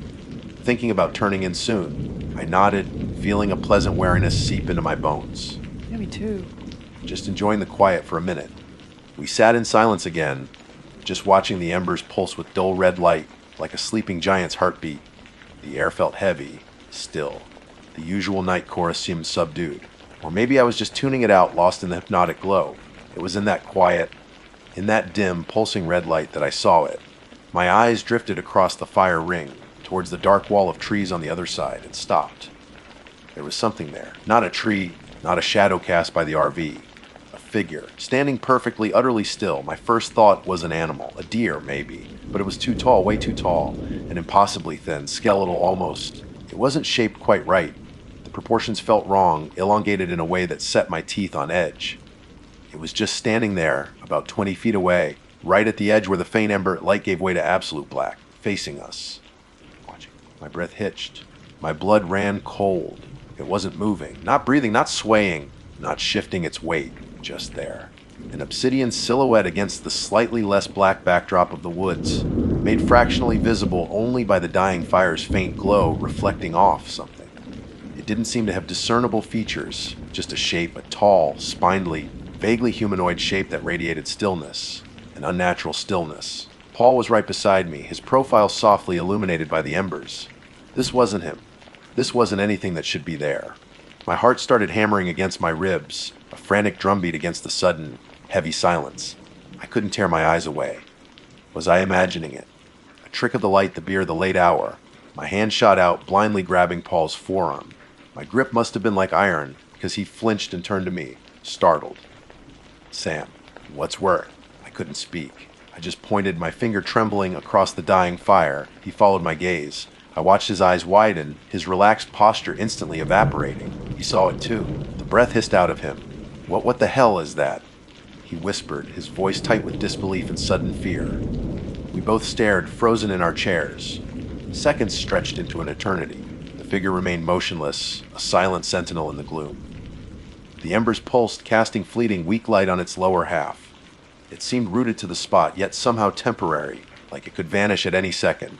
The silence from the woods felt absolute now, as if all the frogs and insects were holding their breath along with us. And then it changed. It didn't step back, it didn't run. It seemed to dissolve, like smoke or heat haze. One moment the tall, thin silhouette was there, a solid fixture of impossible geometry against the trees. The next, it just wasn't. It faded, diffused into the deeper darkness between the trunks, vanishing completely from sight in a way that felt physically wrong, like watching a film run backward. The spell broke. Paul scrambled out of his chair so fast it clattered backward onto the dirt. Now, I didn't need telling twice. We practically fell over each other getting to the side door of the Wanderer. Paul fumbled with the keys, his hands shaking, cursing under his breath. The metallic click of the lock engaging sounded impossibly loud in the night. We stumbled inside, slamming the door shut, throwing the deadbolt, then leaning against it, chests heaving, eyes wide with shared terror. We were inside, locked in. But the thin metal walls of the RV suddenly felt utterly inadequate. Outside, the clearing was empty again, bathed only in the dying, pulsing glow of the embers. But the presence lingered. The feeling of being watched hadn't gone away. It had just retreated back into the suffocating darkness that surrounded our fragile metal box, and we were miles from anywhere alone with it. The night was far from over. The click of the deadbolt echoed in the sudden, stifling silence of the RV's interior. We stood pressed against the door, hearts jackhammering in unison, listening. Outside, the only sound was the faint, almost apologetic crackle of the last few embers in the fire pit. The vibrant chorus of the Florida night seemed to have vanished entirely, replaced by a ringing silence that felt heavy, watchful.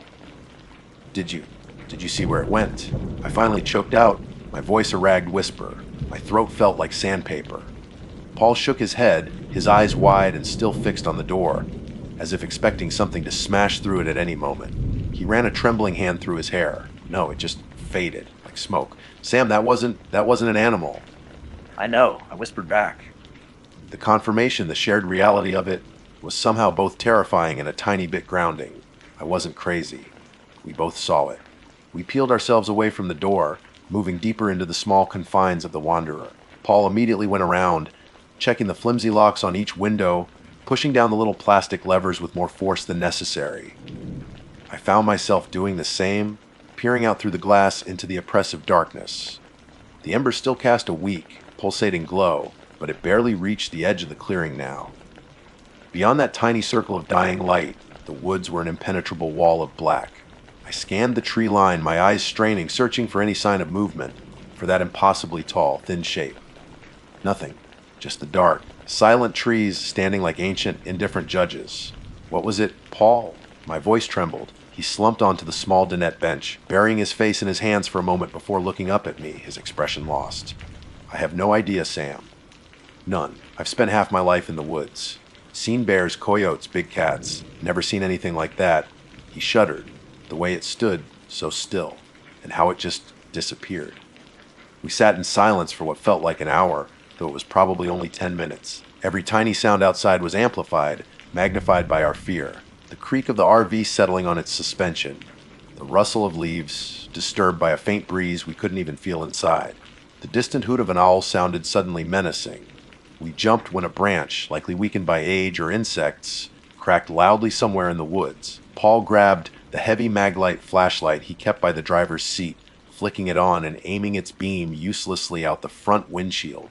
The powerful light cut a swath through the darkness, but revealed only familiar shapes, scrubby bushes, the rough track we'd driven in on, more trees.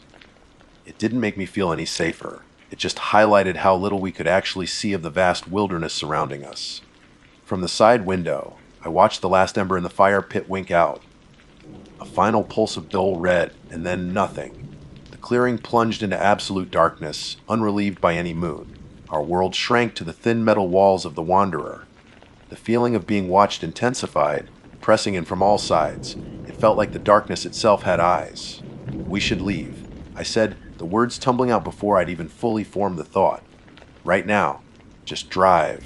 Paul looked towards the front of the RV, then back at me, doubt clouding his fear-stricken face. Sam, look, I want to leave too, believe me.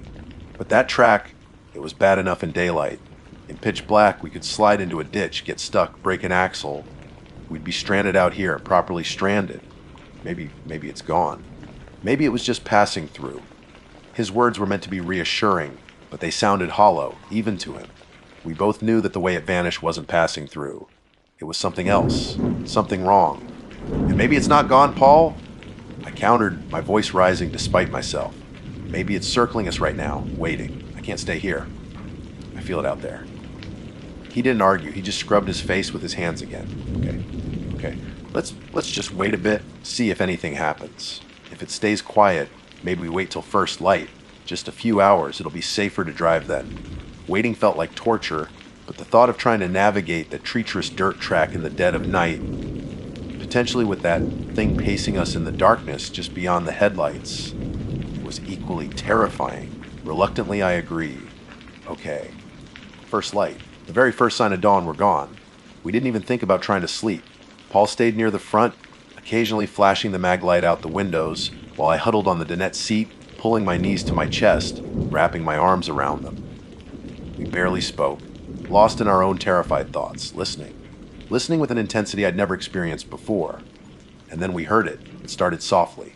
A faint scritch sound coming from the roof. We froze, looking at each other, eyes wide. Wind. Paul mouthed silently. I shook my head. There was no wind. The air was dead still. Scritch, scratch, scrape. It sounded like dry leaves, or maybe thin twigs, being dragged slowly across the fiberglass roof of the RV. But there were no overhanging branches right above us. The clearing was open to the sky. Paul slowly raised the maglite, aiming it towards the ceiling. The beam reflected back, showing nothing but the standard RV ceiling panels. The scratching continued, seeming to move slowly from the front towards the back. It was methodical, deliberate. My breath caught in my throat. Tears pricked at the corners of my eyes. This was it. It hadn't left. It was on the RV. Paul looked utterly terrified, but also grimly resolute. He quietly slid off the driver's seat and crept towards the back, towards the small sleeping area. He retrieved the heavy-duty tire iron he kept under the bed for emergencies. He held it up, gripping it tightly, his knuckles white. A useless weapon against the thing we saw, maybe, but it was something. The scratching stopped. The silence that followed was somehow worse. We waited, barely breathing, straining our ears. Minutes passed. Nothing. Then a soft tap, right on the window beside my head. I yelped, scrambling away from the window so fast I almost fell off the bench. Paul spun around, aiming the maglite beam at the window. Nothing there. Just our own pale, terrified reflections staring back at us from the dark glass. Tap. Tap. It was gentle, almost exploratory, like a fingernail tapping lightly on the pane. Then another tap on the window across from me. Then the windshield. Then the back window. It was moving around the RV, tapping intermittently on the glass. Testing. Curious, malicious. We didn't know. We didn't want to know. Make it stop. I sobbed, burying my face against Paul's arm. He held the tire iron like a baseball bat, his eyes darting wildly between the windows as the tapping continued its random, terrifying circuit. It's okay, Sam. It's okay. It can't get in. We're locked in. But his voice lacked conviction. We both knew RV locks weren't exactly Fort Knox. The tapping went on for what felt like an eternity, a sporadic, nerve-shredding torment. Sometimes there would be minutes of silence, lulling us into a false sense of hope, before another tap would make us jump all over again. We stayed huddled together near the center of the RV, away from the windows, watching the first, faint hints of gray beginning to soften the absolute blackness outside. Dawn. It was finally coming. The tapping became less frequent, then stopped altogether. Silence descended once more, but it wasn't the watchful silence from before. This felt expectant. Paul let out a long, shaky breath. He glanced at the tire iron in his hand, then lowered it slowly. Okay, he whispered, his voice hoarse. As soon as it's light enough to see the track properly, we're leaving. Don't make any noise. Just get ready. Ready. I didn't know if I could ever be ready. Ready to potentially see that thing again in the daylight. Ready to drive away, knowing it might still be watching from the trees. But we had no choice. The long night was almost over, but the terror felt like it was just beginning. We had survived the darkness, but now we had to face the dawn. Dawn arrived not with a burst of hopeful sunshine, but as a slow dilution of the oppressive blackness. A weak gray light seeped into the clearing, revealing a world washed in monochrome. Mist clung stubbornly to the ground and tangled in the lower branches of the cypress trees, making the familiar shapes of the clearing seem alien spectral. The birdsong started tentatively, a hesitant chirp here and there, a stark contrast to the dead silence and unnatural tapping that had defined our night.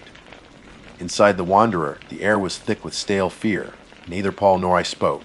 We moved with a forced, quiet urgency, like automatons performing pre-programmed tasks. Every tiny sound, the zip of a bag, the clink of a mug being shoved aside, the rustle of clothing felt deafening, intrusive. We didn't bother with breakfast. We didn't even think about the camp chairs or the portable table still sitting outside, mute witnesses to our abandoned evening. Our only goal was escape. Paul slid into the driver's seat, his movements stiff. He didn't immediately reach for the ignition. Instead, he just sat there, hands gripping the steering wheel, knuckles white, scanning the clearing through the windshield. I watched him, my own gaze flicking nervously towards the windows. The mist swirled, playing tricks on the eyes, creating fleeting shapes in the periphery. Was that movement by the tree line, or just the vapor curling in the still air? See anything? I whispered, my voice barely audible. He shook his head, his eyes narrowed. No, nothing. Looks normal. He said the word normal like it tasted bad. He took a deep breath, held it for a second, then let it out in a rush. Okay, let's go. Nice and easy. He turned the key. The engine groaned, protested, then sputtered to life with a roar that sounded obscenely loud in the morning quiet. I flinched, half expecting the noise to summon something from the trees. Paul didn't waste a second. He slammed the gear stick into drive, and the Wanderer lurched forward, tires spinning slightly on the damp earth before finding purchase. The journey back up the access track was the longest mile of my life. Paul drove with intense concentration, his eyes glued to the rutted path, but I saw his gaze constantly darting to the side mirrors, to the dense woods pressing close on either side. I was doing the same, my head swiveling back and forth, scanning the trees, the mist, the shadows. Every gnarled cypress trunk looked like a waiting figure. Every patch of dense palmetto seemed poised to disgorge something monstrous. The feeling of being watched was a physical pressure, prickling the back of my neck, raising goosebumps on my arms despite the rising humidity. The RV bumped and scraped its way along. Branches clawed at the windows, startlingly loud, making me jump each time. Once, rounding a tight bend where the mist was particularly thick, I could have sworn I saw something tall and dark standing far back between the trees, partially obscured. A flicker of movement, impossibly thin, just at the edge of my vision. I gasped, pointing. "Paul! There!" He glanced quickly, then his eyes snapped back to the track. "Just a tree, Sam! Just the mist!" he said, his voice tight, too quick. But I saw the flicker of doubt, the renewed urgency in the way he gripped the wheel, the slight increase in our speed despite the treacherous ground. Maybe it was just a tree. Maybe it was the mist. Maybe. But the image burned itself onto my retinas, tall, then watching. We didn't speak again. The only sounds were the straining engine, the complaining suspension, and the frantic beating of my own heart. Minutes stretched, warped by terror. It felt like we were crawling, stuck in some slow-motion nightmare, forever trapped on this cursed track. And then, through the windshield, I saw it. Asphalt. The blessed, beautiful sight of the paved county road. Paul didn't slow down. He hit the road probably faster than he should have, the RV swaying as the tires met the smooth surface. He floored the accelerator. The Wanderer, bless its rusty heart, responded, engine whining as we put distance between ourselves and that awful clearing. I risked a look back through the rear window. The dirt track entrance was already receding, swallowed by the trees and mist. Nothing followed us. We drove for maybe 20 minutes in dead silence, the rising sun finally beginning to burn through the mist, casting long shadows across the flat Florida landscape. Only when we saw the bright, garish sign for a 24-hour gas station and convenience store did Paul ease off the accelerator. He pulled into the parking lot, shutting off the engine. The sudden silence was overwhelming. We just sat there shaking. Then the dam broke. I started sobbing deep, racking sobs that shook my whole body. Paul reached over, pulling me into a hug, his own body trembling. "It's okay, Sam?" he murmured, his voice thick with emotion. "We're okay. We're out." We stayed like that for a long time, clinging to each other amidst the mundane surroundings of gas pumps and junk food aisles visible through the window. Eventually, the shaking subsided. We bought coffee, lots of coffee, and used the restrooms, splashing cold water on our faces. Looking in the mirror, I saw a stranger staring back pale, eyes wide and haunted, dark circles underneath. We didn't talk about what we saw. Not really. There were no words. No rational explanations. We just acknowledged the shared terror, the certainty that we had encountered something ancient, unnatural, and utterly terrifying. We agreed unspoken that Lake Okeechobee was off the itinerary. Permanently. The rest of the drive home was subdued. We called our parents, made excuses about cutting the trip short, bad weather, RV trouble, anything but the truth. Who would believe the truth? Back in the city, the familiar traffic and noise felt like a comforting blanket, though I found myself scanning rooftops and dark alleyways, looking for impossibly tall, thin shadows. We sold the Wander a week later, taking a significant loss. Neither of us could bear the thought of setting foot in it again, let alone taking it back into the wilderness. The buyer, a cheerful guy excited about his own future adventures, didn't notice the faint scratches on the roof or the lingering atmosphere of fear clinging to the upholstery. It's been 6 months. Paul and I are still together, planning our wedding, trying to move on. But the nights are hard. Sleep offers little escape, often bringing dreams of dying embers, unnatural stillness, and gentle, persistent tapping on glass. I avoid looking out windows after dark. Paul, the confident outdoorsman, now double, checks the locks on our apartment door multiple times before bed. We don't camp anymore. We don't even like picnics in secluded parks. That weekend near Lake Okeechobee stole something from us, a sense of safety, perhaps, or the comforting illusion that the world is entirely known and predictable. I still don't know what we saw. Some local Florida legend I hadn't heard of. A cryptid, something older, nameless. All I know is that it was real. It watched us. It interacted with us. And it let us go. Why? I have no idea. Maybe it was curious. Maybe it was bored. Maybe we just weren't interesting enough. Or maybe it's still there, in that isolated clearing, waiting by the dying embers for the next set of adventures seeking solitude. All I know for sure is some beautiful, isolated spots are isolated for a reason. And we're never ever going RV camping in Florida again. Never again. My name is Kevin Brown. Most folks just call me Kev. I'm what you'd call a pretty average guy, middle-aged. Bit of a gut I'm perpetually trying to lose.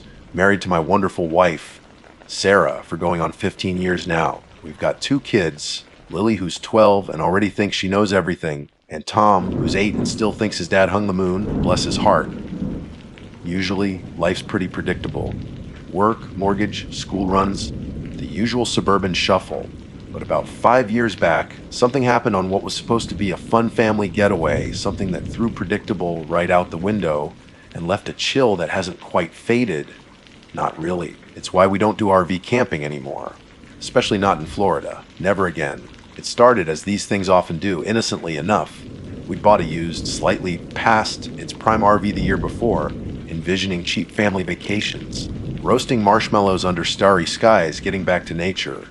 Florida seemed like the perfect destination for our spring break trip. Sunshine, beaches, maybe hit a theme park. We decided to kick things off with a few days at a campground near St. Augustine. History, coastal air sounded idyllic. The campground itself was, well, it was a campground. Decent enough, nestled among some tall pines and palmettos, the air thick with humidity and the scent of damp earth and distant barbecue smoke. It wasn't exactly remote wilderness. The sites were fairly close together, maybe a bit too close for my liking. When we pulled our lumbering beast into Site 42, I could practically see what the folks in Site 41 were having for lunch. Still, it was relatively clean, had decent hookups, and a playground that Tom made a beeline for the second the engine cut out. Sarah declared it, charming in that way she has when she's determined to make the best of things. We were sandwiched between a young couple with a brand new, gleaming Airstream on one side, they mostly kept to themselves, and another RV on the other side, Site 43. This one was older, maybe a bit more weathered than ours, a mid-size Class C with faded stripes and slightly dusty windows. Nothing particularly remarkable about it, except maybe that it seemed unusually quiet. When we were setting up extending the awning, hooking up the water and electric, the usual chorus of minor frustrations and eventual triumphs, I didn't see anyone emerge from Site 43. The blinds were drawn tight. I figured maybe they were out exploring St. Augustine or just sleeping in late after a long drive. Campgrounds are transient places people come and go. You don't really pay that much attention unless someone's generator is rattling your teeth at 6 a.m. The first day and a half were exactly what we'd hoped for. We explored the old fort in St. Augustine, walked along the beach hunting for shells, ate too much ice cream. Lily grumbled about the lack of decent Wi-Fi. Tom collected approximately 1 metric ton of sand in his shoes. And Sarah and I actually managed to hold hands for 5 whole minutes without interruption. Back at the campground in the evenings, we grilled burgers, fought off mosquitoes the size of small birds, and sat around the obligatory campfire. Tom tried valiantly to tell a ghost story he'd heard, which mostly involved zombies wanting peanut butter sandwiches, reducing Lily to I, Rolls and Sarah and me to stifled laughter. It was normal. It was nice. The RV in Site 43 remained quiet, blinds drawn. Once or twice, I thought I saw a flicker of light behind one of the curtains late at night, but I dismissed it. Probably just a reflection. Then came the morning. Our third day there, I think. I was up first, as usual, putting the kettle on for coffee. The Florida sun was just starting to burn through the morning haze, painting the dew-covered grass in shades of gold. Sarah was still half asleep, cocooned in blankets despite the already climbing temperature. The kids were dead to the world. It was peaceful. The only sounds were the chirping of unseen birds and the distant hum of someone else's air conditioning unit kicking on.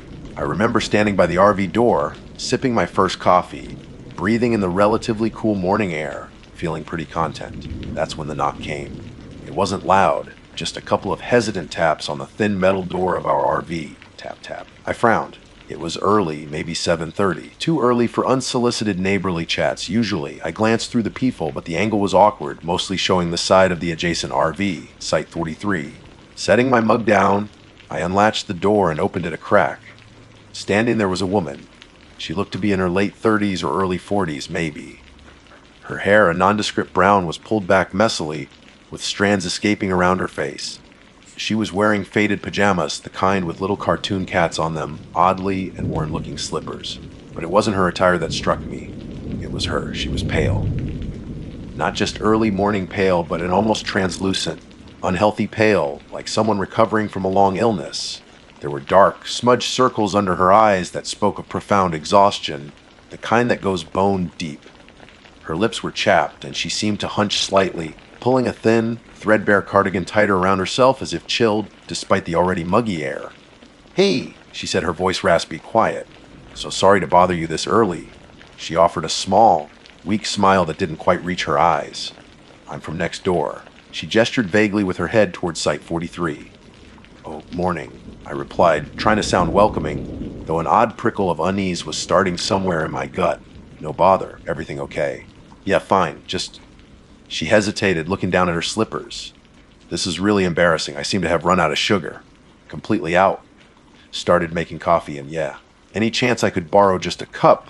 I'll bring it right back later today, promise." It was such a normal request. Mundane even. Campgrounds run on borrowed cups of sugar, jumper cables, and occasionally spare fuses. But looking at her, the request felt off, out of sync with her appearance. She looked like she hadn't slept in days, maybe weeks. Her eyes, when she finally lifted them to meet mine, were the strangest part. They were a pale blue, but they seemed unfocused, distant, like she was looking through me rather than at me. There was a vacancy there, a haunted quality that made my skin crawl, despite the normalcy of the situation. It wasn't just tiredness, it was something deeper, emptier. Yeah, sure, no problem at all," I heard myself say, pushing down the unease. Maybe she just had a rough night. Maybe she was ill. Who was I to judge? "Hang on a sec." I turned back inside, grabbing the plastic container of sugar we kept near the small stove. Sarah stirred, blinking sleepily at me. "Who is it, Kev?" she mumbled. "Just the neighbor," I whispered back, scooping a generous amount of sugar into a plastic cup I grabbed from the cupboard. "Needs sugar." Sarah just grunted and rolled over. I went back to the door. The woman was still standing there exactly as I'd left her, staring blankly at the side of her own RV. She didn't seem to notice me until I cleared my throat. "Here you go," I said, handing her the cup. Her fingers brushed mine as she took it. They were ice cold. A jolt, like static electricity but colder, deeper, went up my arm. I instinctively pulled my hand back. "Oh, thank you," she breathed, her voice still raspy. She clutched the cup like it was something precious. "You're a lifesaver, really. I'll bring it back later." Her eyes flickered towards me again, that same vacant, unsettling stare. For a split second, it felt like I wasn't looking at a person, but at a photograph of a person, slightly faded and out of focus. "Don't worry about it," I said, forcing a smile. "Happy to help." She gave another one of those weak, non-committal smiles, then turned and shuffled back towards her RV. I watched her go. She didn't walk with much energy, her slippers scuffing on the damp grass.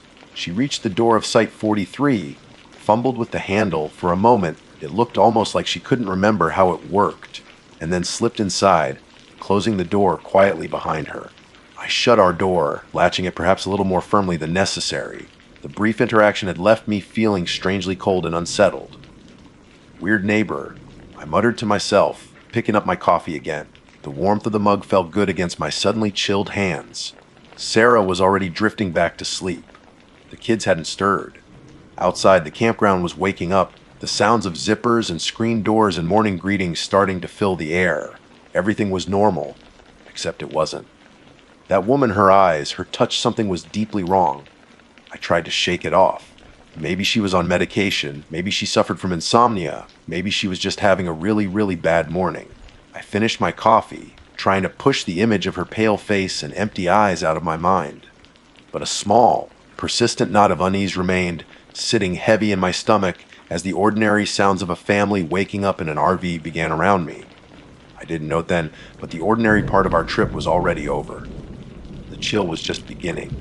The rest of the morning tried its best to be normal, but that unsettling encounter had thrown a wrench into the works, at least for me.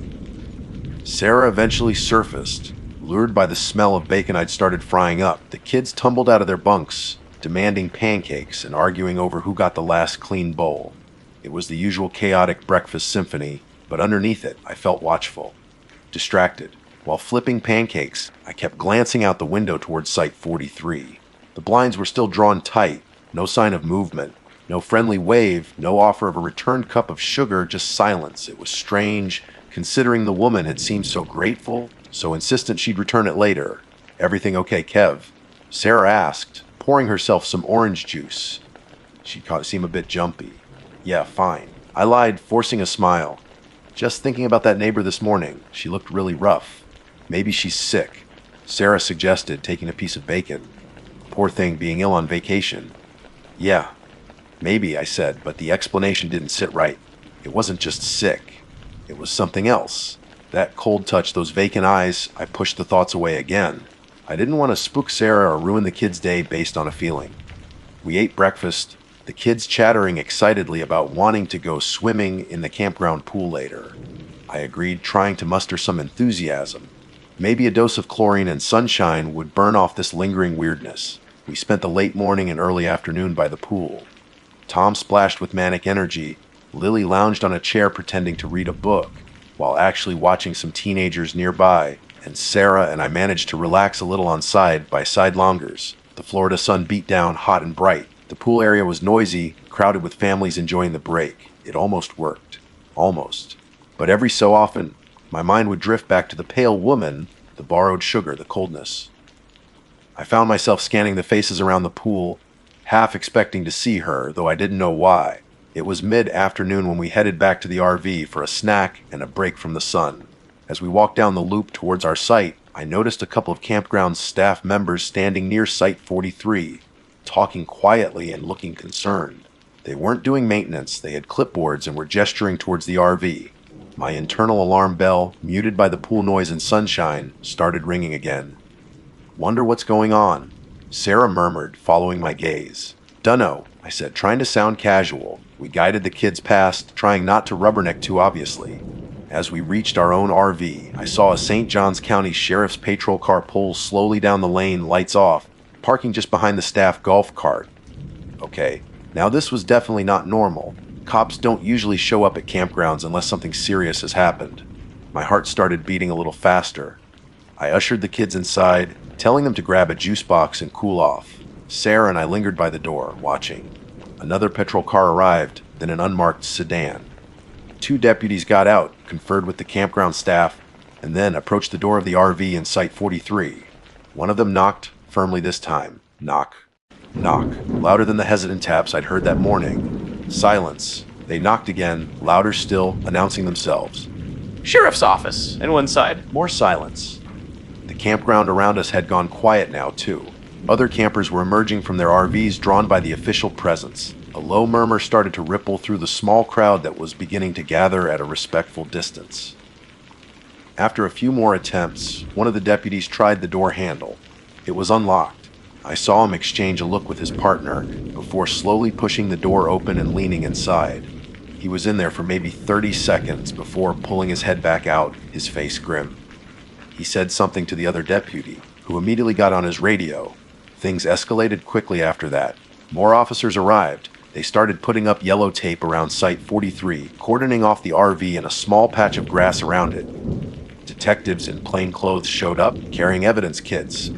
The initial curiosity of the other campers started morphing into unease, then outright fear.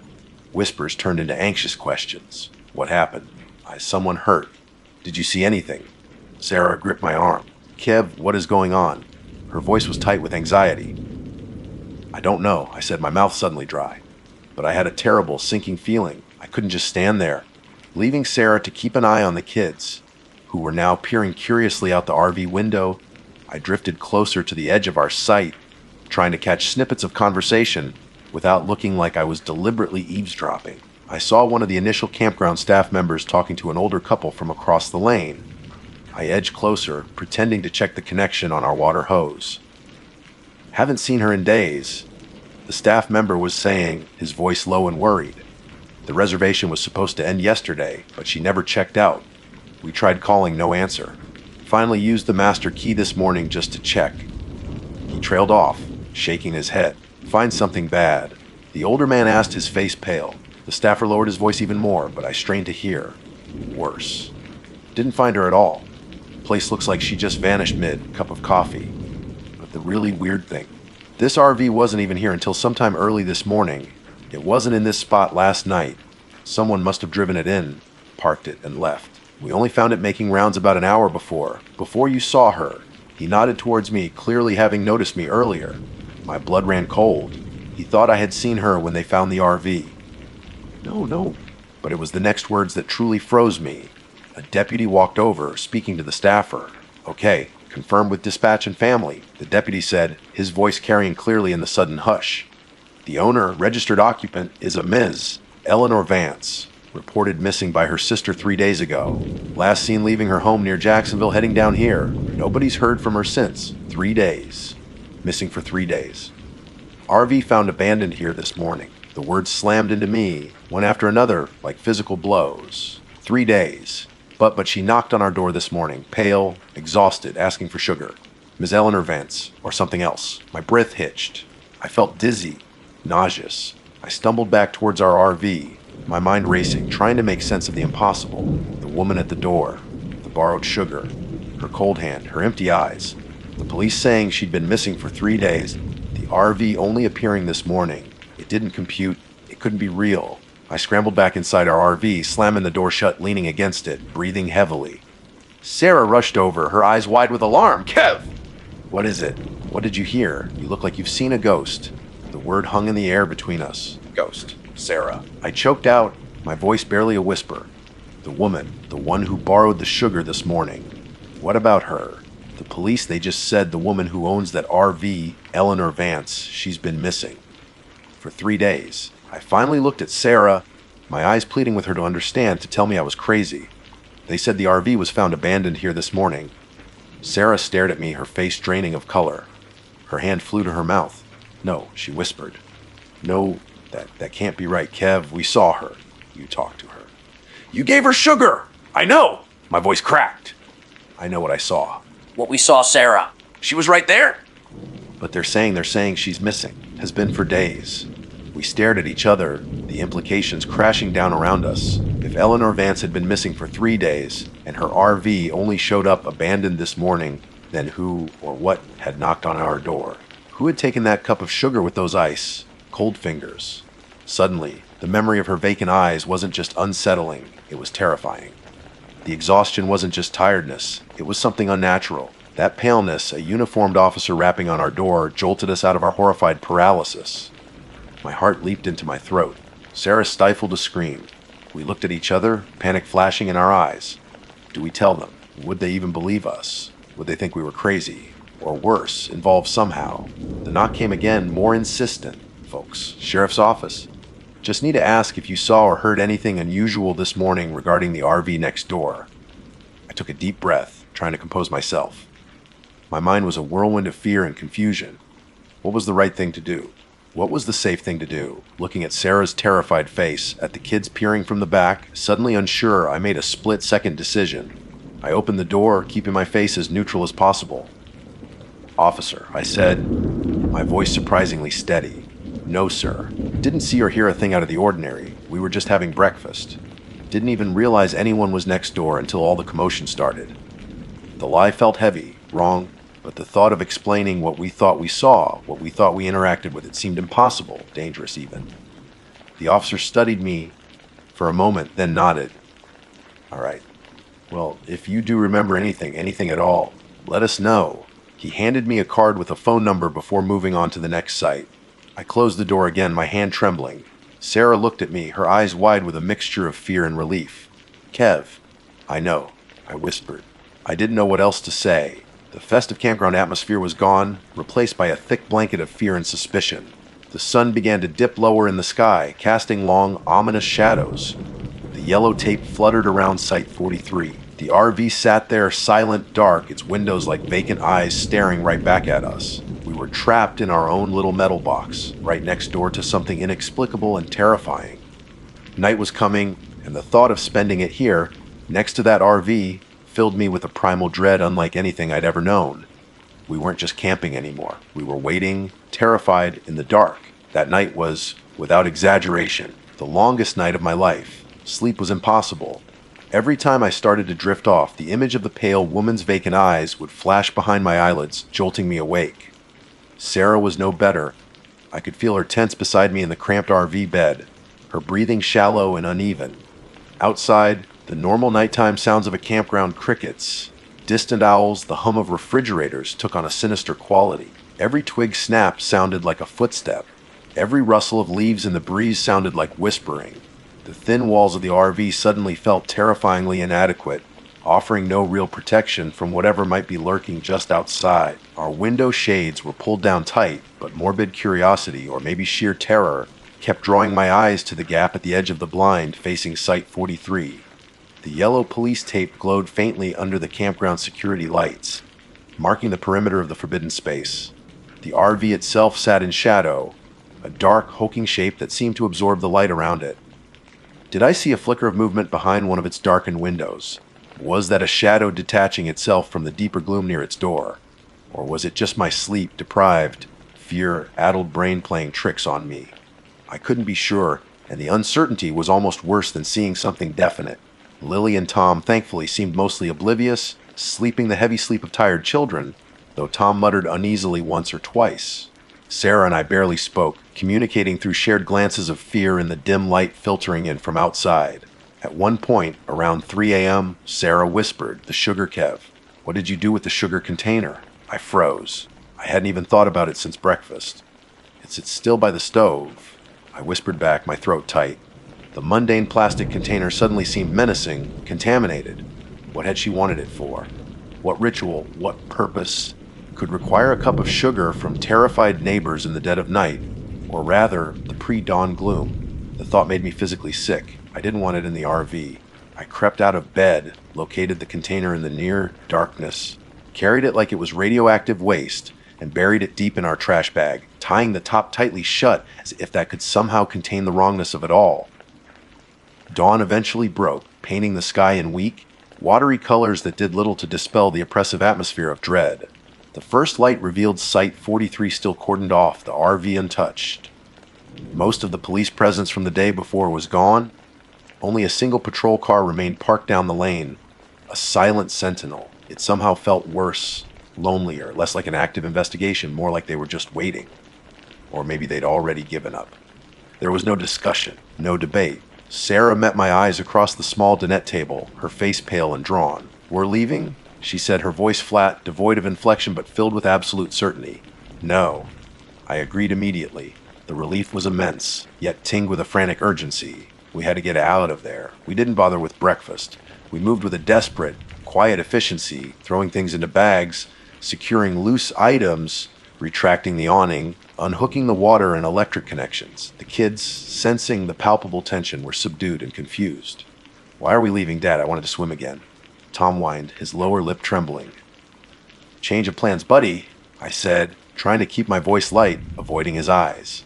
"We're going to find somewhere even better." Lily just watched us, her usual teenage aloofness replaced with wide, worried eyes. She knew something was wrong. Every moment spent outside the RV felt agonizingly exposed.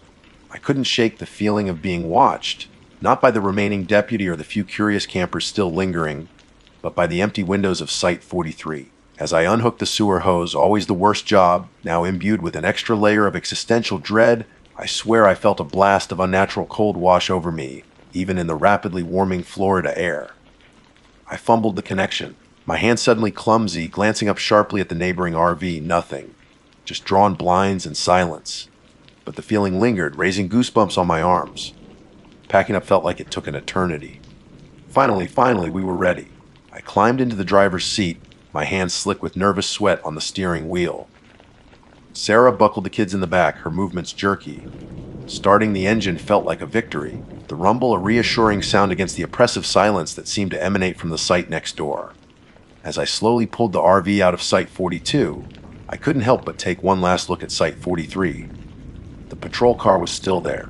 The yellow tape fluttered, and just for a split second, as we rolled past, I thought I saw it. A flicker of movement behind the top corner of the blind on the RV's main window. A pale shape, there and then gone, like a trick of the light. Or maybe, just maybe, a pale face peering out, watching us leave. My foot pressed harder on the accelerator. We didn't look back. The drive away from the campground was surreal. The further we got, the more the tension in the RV seemed to ease, but it never fully dissipated. We stopped at the first soulless chain motel we found hours away. The anonymity of it felt safer than the enforced intimacy of the campground. We showered, ate takeout pizza in near silence, and collapsed into beds that didn't feel like they were parked next door to a nightmare. We never finished that Florida vacation. We drove straight home, the RV feeling less like a symbol of freedom and family fun, and more like a haunted box on wheels. We sold it a few months later at a significant loss. Neither Sarah nor I could stand the thought of sleeping in it again. In the weeks that followed, I scoured the internet for news about Eleanor Vance, the missing woman from St. Augustine. There were a few articles, local news reports. Missing person, foul play suspected. RV found abandoned under mysterious circumstances at the campground. But then nothing. The trail went cold. No updates, no arrests, no explanations. Eleanor Vance simply remained missing, swallowed by the Florida humidity in an inexplicable event. It's been 5 years now. Life has mostly returned to its predictable rhythms. Work, mortgage, school runs. Lily is prepping for college applications. Tom is obsessed with soccer. But the memory of that morning, of that pale woman and her empty eyes, has never really left us. Sarah, and I don't talk about it often, but sometimes, late at night, I'll see a look in her eyes, a flicker of remembered fear, and I know she's thinking about it too. We never figured it out. Was it Eleanor Vance's ghost, somehow tied to the RV, replaying her last moments or seeking something she needed? Was it something else entirely, some entity that had taken her place, that had driven her RV back to that specific spot? And why borrow sugar? It seems so mundane, so bizarrely domestic for something so terrifyingly unnatural. What did it need it for? Sometimes I imagine it back in that dark RV, stirring the sugar into a cold cup of coffee, its vacant eyes staring at nothing, waiting. Waiting for what? Or whom? We'll never know. That's the part that haunts me the most, I think. The lack of answers, the sheer impossibility of it all. All I know for sure is that something deeply wrong happened in that Florida campground. Something cold and empty knocked on our door, and we invited it, however briefly, into our lives with a simple cup of sugar. We got away, but we left a piece of our peace of mind back there, taped off and silent, in Site 43. And we will never ever go RV camping again. Never again. My name is Olivia Martinez, and I used to think I loved the wild, untamed parts of Florida. Used to. Now, the thought of dense cypress stands and blackwater swamps fills me with a kind of dread that settles deep in my bones, cold and heavy. It all goes back to that trip Mark and I took in the RV, the trip to Big Cypress National Preserve that permanently soared us on remote camping. Maybe soared isn't the right word. Scarred feels more accurate. We'd bought the used Class C RV, affectionately nicknamed the Wanderer the previous spring. It wasn't new, wasn't fancy, but it was ours, a rolling symbol of freedom and our shared dream of exploring the less trodden paths. Mark, my partner of 5 years, is an avid photographer, always chasing the perfect shot of undisturbed nature. I'm a writer, or aspiring to be one, constantly seeking inspiration in quiet, beautiful places. Big Cypress seemed like the perfect convergence of our passions, vast, wild, and reputedly stunning. Miles and miles of protected swamp and prairie, teeming with wildlife, far from the concrete sprawl of Miami where we live. The idea was to go deep, find a spot off one of the designated primitive camping trails, places where you needed a permit and a bit of grit. Not just a reservation click. We wanted isolation. We wanted to hear nothing but nature, to see stars unobscured by city glow, to feel truly away from it all. Looking back, the irony is almost suffocating. We got the isolation we craved, all right. The drive down Tamiami Trail was beautiful, flanked by canals where lazy alligators sunned themselves, oblivious to the passing cars. Turning off the main highway onto the graded dirt road that led deeper into the preserve felt like crossing a threshold. The air grew thicker, heavier with humidity and the scent of damp earth and decaying vegetation, the quintessential smell of the Everglades ecosystem.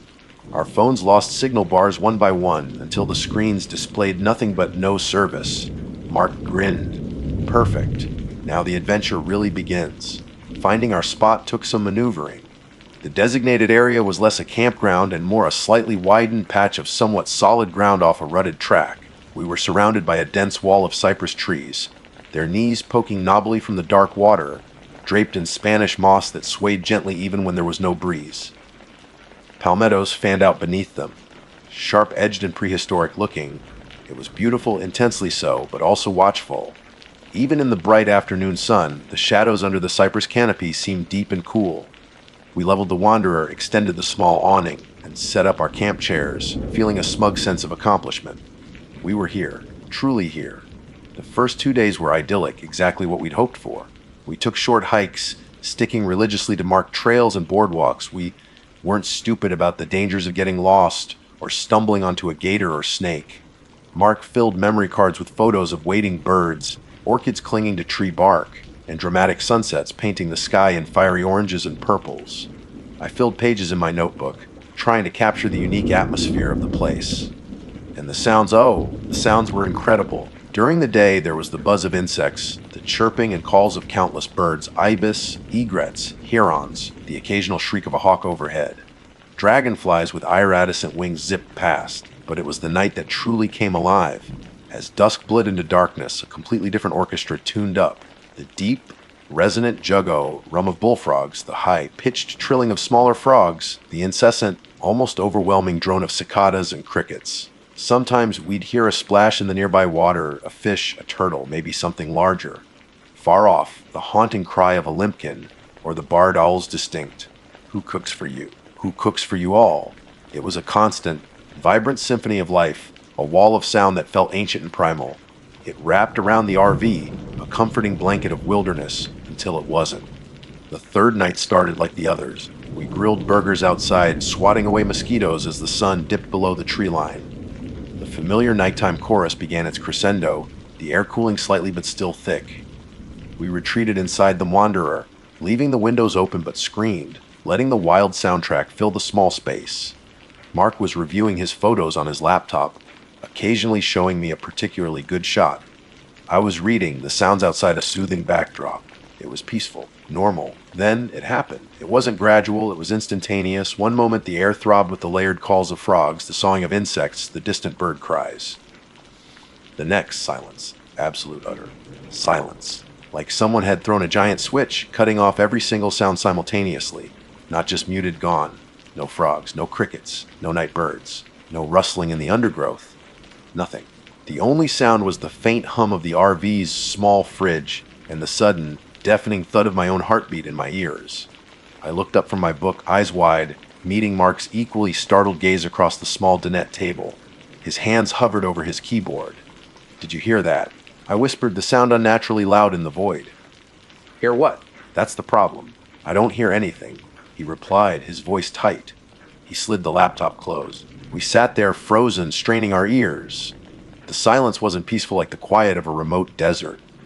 It was heavy, oppressive. It felt wrong, like the air itself was holding its breath, pressing in on the thin walls of the RV. The familiar background noise we hadn't even consciously registered until it vanished was suddenly exposed as a vital sign of normalcy. Its absence felt like a vacuum, a palpable pressure against my eardrums. Mark slowly got up and moved to the window, peering cautiously through the screen into the pitch blackness outside. Our campsite was illuminated only by the faint glow filtering from the RV windows and the sliver of moon overhead, casting long, distorted shadows from the cypress trees. "See anything?" I asked, my voice barely a breath. "No, it's just black and silent, dead silent." He moved to the door, hand hovering over the lock. "Don't go out there," I said, sharper than I intended. He pulled his hand back. Wasn't planning on it. What the hell could do that? Make everything stop at once? My mind raced through possibilities. A sudden predator. But what kind of predator silences everything across what felt like a wide area instantly?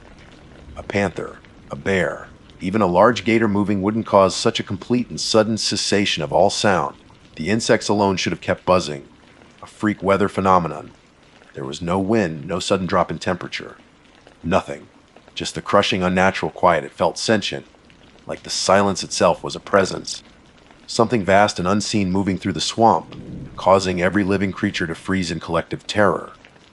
The feeling was primal, chilling me despite the humid Florida night.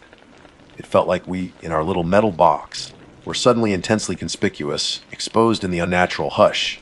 The silence stretched on. Seconds felt like minutes. Minutes felt like hours. I checked my watch. 5 minutes had passed. It felt like an eternity. Mark stood rigid by the window, scanning the darkness. I sat glued to my seat, knuckles white where I gripped the edge of the table. The fear was a physical thing, a cold knot tightening in my stomach. Every tiny creak of the RV settling seemed amplified, explosive in the stillness. Then, as abruptly as it had stopped, the sound returned. It wasn't a gradual fade-in. It was an explosion. Frogs, insects, the whole nighttime chorus erupted back into life at once, seemingly louder, more frantic than before. It was so sudden, so jarring, that both Mark and I flinched violently. The wall of sound slammed back into place, almost painfully intense after the void. We stared at each other, breathing heavily, chest pounding. The oppressive weight lifted, replaced by the familiar, chaotic symphony of the swamp. But the relief was thin, fragile, layered over a thick residue of fear. What the hell was that? Mark finally breathed out, running a hand through his hair. I didn't have an answer. It felt like something passed through. I managed, the words inadequate. Something huge. Something that made everything stop. He nodded slowly, his eyes still scanning the darkness outside the window, even though the sounds were back loud and insistent. Yeah, like the whole swamp just held its breath. We didn't sleep much that night. Every normal splash, every hoot, every rustle outside the RV now sounded potentially sinister. The comforting sounds of the wild had become suspect, tainted by those 10 minutes of terrifying, unnatural silence. We talked in low voices, trying to rationalize it, trying to dismiss it. Maybe a low, flying aircraft we didn't hear. Maybe some weird atmospheric effect. But none of it felt right. The feeling persisted, the chilling certainty that something immense, something ancient and terrifying, had moved silently through the darkness around us, and the entire ecosystem had frozen in its presence, and we had been right there, in the middle of it, utterly exposed. The thought sent shivers down my spine despite the lingering heat. We still had 2 more nights planned in Big Cypress. Suddenly, leaving felt like the only sane option, but admitting that felt like admitting defeat, like letting fear win. We didn't pack up then and there. We should have. Sunrise over Big Cypress is usually a breathtaking spectacle, painting the cypress needles gold and setting the Spanish moss aglow. But the morning after the silence, the beauty felt muted, overlaid with a film of anxiety. Sleep had been fitful at best, punctuated by jolts awake at every louder than usual frog croak or distant splash. Mark and I emerged from the Wanderer into the humid dawn air, feeling gritty-eyed and deeply unsettled. The swamp looked exactly as it had the day before. An egret stalked gracefully through the shallows nearby, seemingly unperturbed. Sunlight filtered through the canopy. Objectively, everything was normal, but it didn't feel normal. It felt like the aftermath of a storm you hadn't seen, only felt the pressure drop in the eerie stillness before it hit. Okay, let's think logically, Mark said, pouring camp coffee into tin mugs with slightly trembling hands. What could it have been, really? We rehashed the same improbable theories from the night before. A freak atmospheric inversion trapping sound, unlikely to be so sudden and absolute. A coordinated predator response.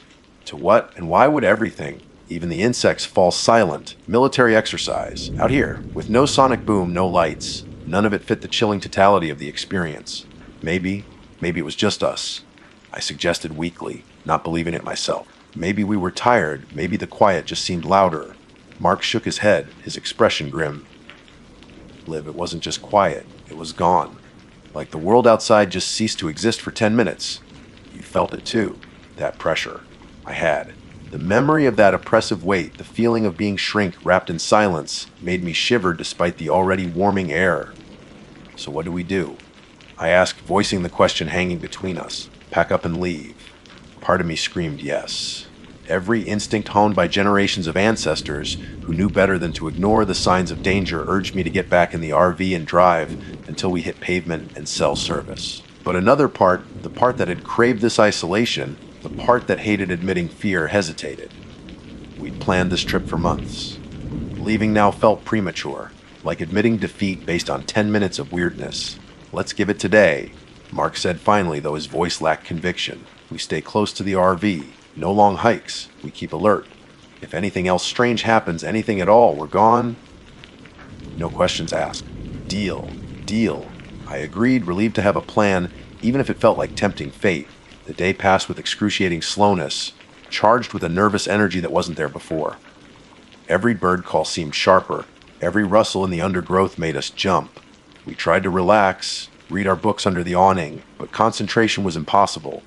My eyes kept scanning the tree line, searching the deep shadows beneath the cypress trees. Mark busied himself checking the RV's engine, tires, fluid levels, practical tasks that gave him something to focus on, but I knew he was just as edgy as I was. He kept glancing towards the dense thicket bordering our sight. Did the birds seem quieter today? Were there fewer dragonflies? Or was I just projecting my fear onto the environment? I couldn't be sure. The feeling of being watched, however, was undeniable. It prickled at the back of my neck, a constant, low, level hum of anxiety. Once, I thought I saw movement deep within the palmettos, something large and dark shifting, but when I stared, there was nothing. Just tangled vegetation and shadows. Probably just my imagination, I told myself, but my heart hammered anyway. We found some unusual tracks later that afternoon, near the edge of the water about 50 yards from the RV. They weren't deer, raccoon, or bird tracks, which we were becoming familiar with. They were large, vaguely roundish impressions in the softer mud, deep set as if from something heavy. But they were blurred, indistinct, partially filled with water already. Mark took photos, frowning. Could be boar. He muttered, but they look off. Too wide, maybe. We couldn't find any clear prints, just these few unsettlingly large, vague marks leading into the thicker brush. It added another layer to our unease. As dusk began to settle, the tension ratcheted up palpably. Neither of us wanted to be the first to admit how scared we were about the approaching night. We made dinner quickly, eating inside the RV this time, the doors locked. The familiar nightly chorus started up outside, frogs, insects, the whole symphony. But tonight it didn't sound comforting. It sounded like a mask, a noisy veil over something else. We listened intently, straining to hear anything unusual beneath the cacophony. Mark had his heavy, duty flashlight, the kind security guards use, practically a spotlight resting on the table between us. I kept glancing at the door, checking the lock that suddenly felt flimsy and inadequate. The hours crawled by, 9 p.m., 10 p.m. The swamp sounds continued unabated, no repeat of the silence. A tiny part of me started to relax, wondering if maybe, just maybe, it had been a one-off freak event. Around 11:30 p.m. it started. Tap. A single soft tap, seemingly high up on the side of the RV. Mark and I froze, looking at each other. Did you hear that? I nodded, holding my breath. Tap, tap, tap. It was higher this time, closer to the roof. Soft but distinct, like a fingernail or a small twig tapping against the fiberglass shell. Bird, I offered, my voice barely audible. At this time of night, tapping like that. Mark countered, skepticism etched on his face. Screw ape. A faint scraping sound followed, seeming to move along the roof, like a branch dragging across it, but there were no branches overhanging the RV. We'd made sure of that when we parked. My blood ran cold. This wasn't like the silence, this was direct interaction. Some creature was physically touching our RV. It was outside, right there. Tap, tap, tap. Lower now, on the window near the dinette where we sat. We both flinched back from the window instinctively. The tapping was light, almost exploratory. but indescribably menacing in the context of the previous night. "Mark," I breathed, my heart pounding against my ribs so hard I felt dizzy. He grabbed the flashlight, his knuckles white. "Stay here. Don't make a sound. What are you doing? Don't go out." "I'm not going out. Just going to try and see from the cockpit window. It has a slightly different angle." He crept silently to the front of the RV, crouching below the level of the side windows. I remained frozen at the dinette, straining my ears. The tapping continued intermittent now. A tap here, a scrape there. Sometimes on the side, sometimes on the roof. It seemed to be moving around the RV methodically. Thump! A heavier sound near the back corner, like something bumped against it. I stifled a gasp. Mark cursed under his breath from the front. "Can't see a damn thing. It's too dark, and the angle's wrong. Whatever it is, it's staying close to the body." Then came a new sound, one that chilled me to the core far more than the tapping. A wet, snuffling noise right near the kitchen window, just above the sink. It was followed by what sounded unnervingly like sniffing, long and slow inhalations right against the RV skin. Terror, cold and absolute, washed over me. Whatever was outside wasn't just randomly bumping into us. It was investigating. It was smelling us. Mark crept back, his face pale in the dim light. "Did you hear that?" I could only nod, tears prickling my eyes. The tapping resumed, more insistent now. Tap, tap, tap, tap, tap against the main door. Light, rhythmic, almost patient, like someone or something politely asking to be let in. "Okay. That's it," Mark said, his voice tight with fear but resolute. "We're leaving. Now." "How?" "It's right outside the door." "I don't care. I'll start the engine. Maybe the noise will scare it off. Get ready to pull the leveling jacks as soon as we move an inch." He reached for the ignition keys, his hand shaking. The tapping on the door continued, steady, rhythmic. As his fingers closed around the keys, another sound joined the tapping, a low clicking, guttural sound from somewhere near the ground outside the door. It wasn't any animal sound I recognized from the swamp or from anywhere else. Click, click, click, tap. Tap, tap. Mark hesitated, key halfway to the ignition. We looked at each other, pure terror reflected in our eyes. It was still there. It was right outside the door, and it was making sounds no natural creature should make. The swamp chorus raged outside, oblivious or uncaring, a wall of noise that suddenly felt like it was hiding something monstrous just beyond our thin walls. Leaving didn't feel like an option anymore. It felt like suicide. We were trapped. We were trapped. The rhythmic tap, tap, tap on the door, punctuated by those wet, guttural clicks from just outside, felt like a countdown. My breath hitched with each sound trapped in my chest. Mark sat frozen, keys clutched in his hand, his eyes locked on the flimsy door separating us from whatever it was. The vibrant chaos of the swamp sounds outside seemed distant, irrelevant noise compared to the deliberate, terrifying sounds inches away. It knew we were inside. It was patient. It was trying to get our attention, or maybe testing the barrier between us. Panic warred with paralysis. Every horror movie trope screamed at us to stay put, stay quiet, wait for daylight. But daylight was hours away, and the thought of enduring this siege, listening to that tapping, those clicks, the occasional scrape or sniff, for hours on end was unbearable. What if it got impatient? What if it found a way in? The RV suddenly felt terribly fragile, a tin can in the wilderness. "I'm doing it," Mark whispered, his voice strained. He didn't look at me, his gaze fixed on the ignition. "When I start it, just hold on." He jammed the key into the ignition and twisted it. The engine roared to life, shattering the tense bubble inside the RV. It sounded impossibly loud, an aggressive violation of the night.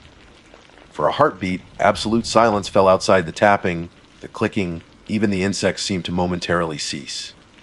It was a different silence than the night before, not oppressive, but expectant, shocked. Then, chaos erupted. A furious, high-pitched screech tore through the night, unlike any animal sound I'd ever heard, part metallic shearing, part animalistic rage. Simultaneously, something slammed against the side of the RV with incredible force, rocking the whole vehicle on its suspension. It felt like being hit by another car, a solid, heavy impact that sent a jolt through the floor. I screamed, scrambling back from the window. Go! Go now! I yelled. Mark didn't need telling. He slammed the gear stick into drive, flooring the accelerator. The tires spun for a terrifying moment on the damp ground, then caught. The Wanderer lurched forward violently, throwing me against the dinette table. Outside, the screeching intensified, seeming to pace us for a second before another heavy thump hit the rear corner as we pulled away. Mark didn't bother trying to follow the barely visible track. He wrenched the steering wheel, aiming the headlights towards the slightly less dense patch of trees that marked the general direction of the main dirt road. Branches, thick and thin, screeched and scraped horribly along the sides and roof of the RV. It sounded like claws trying to find purchase, like angry hands grabbing at us as we fled. I squeezed my eyes shut, bracing for the impact of hitting a tree trunk head on.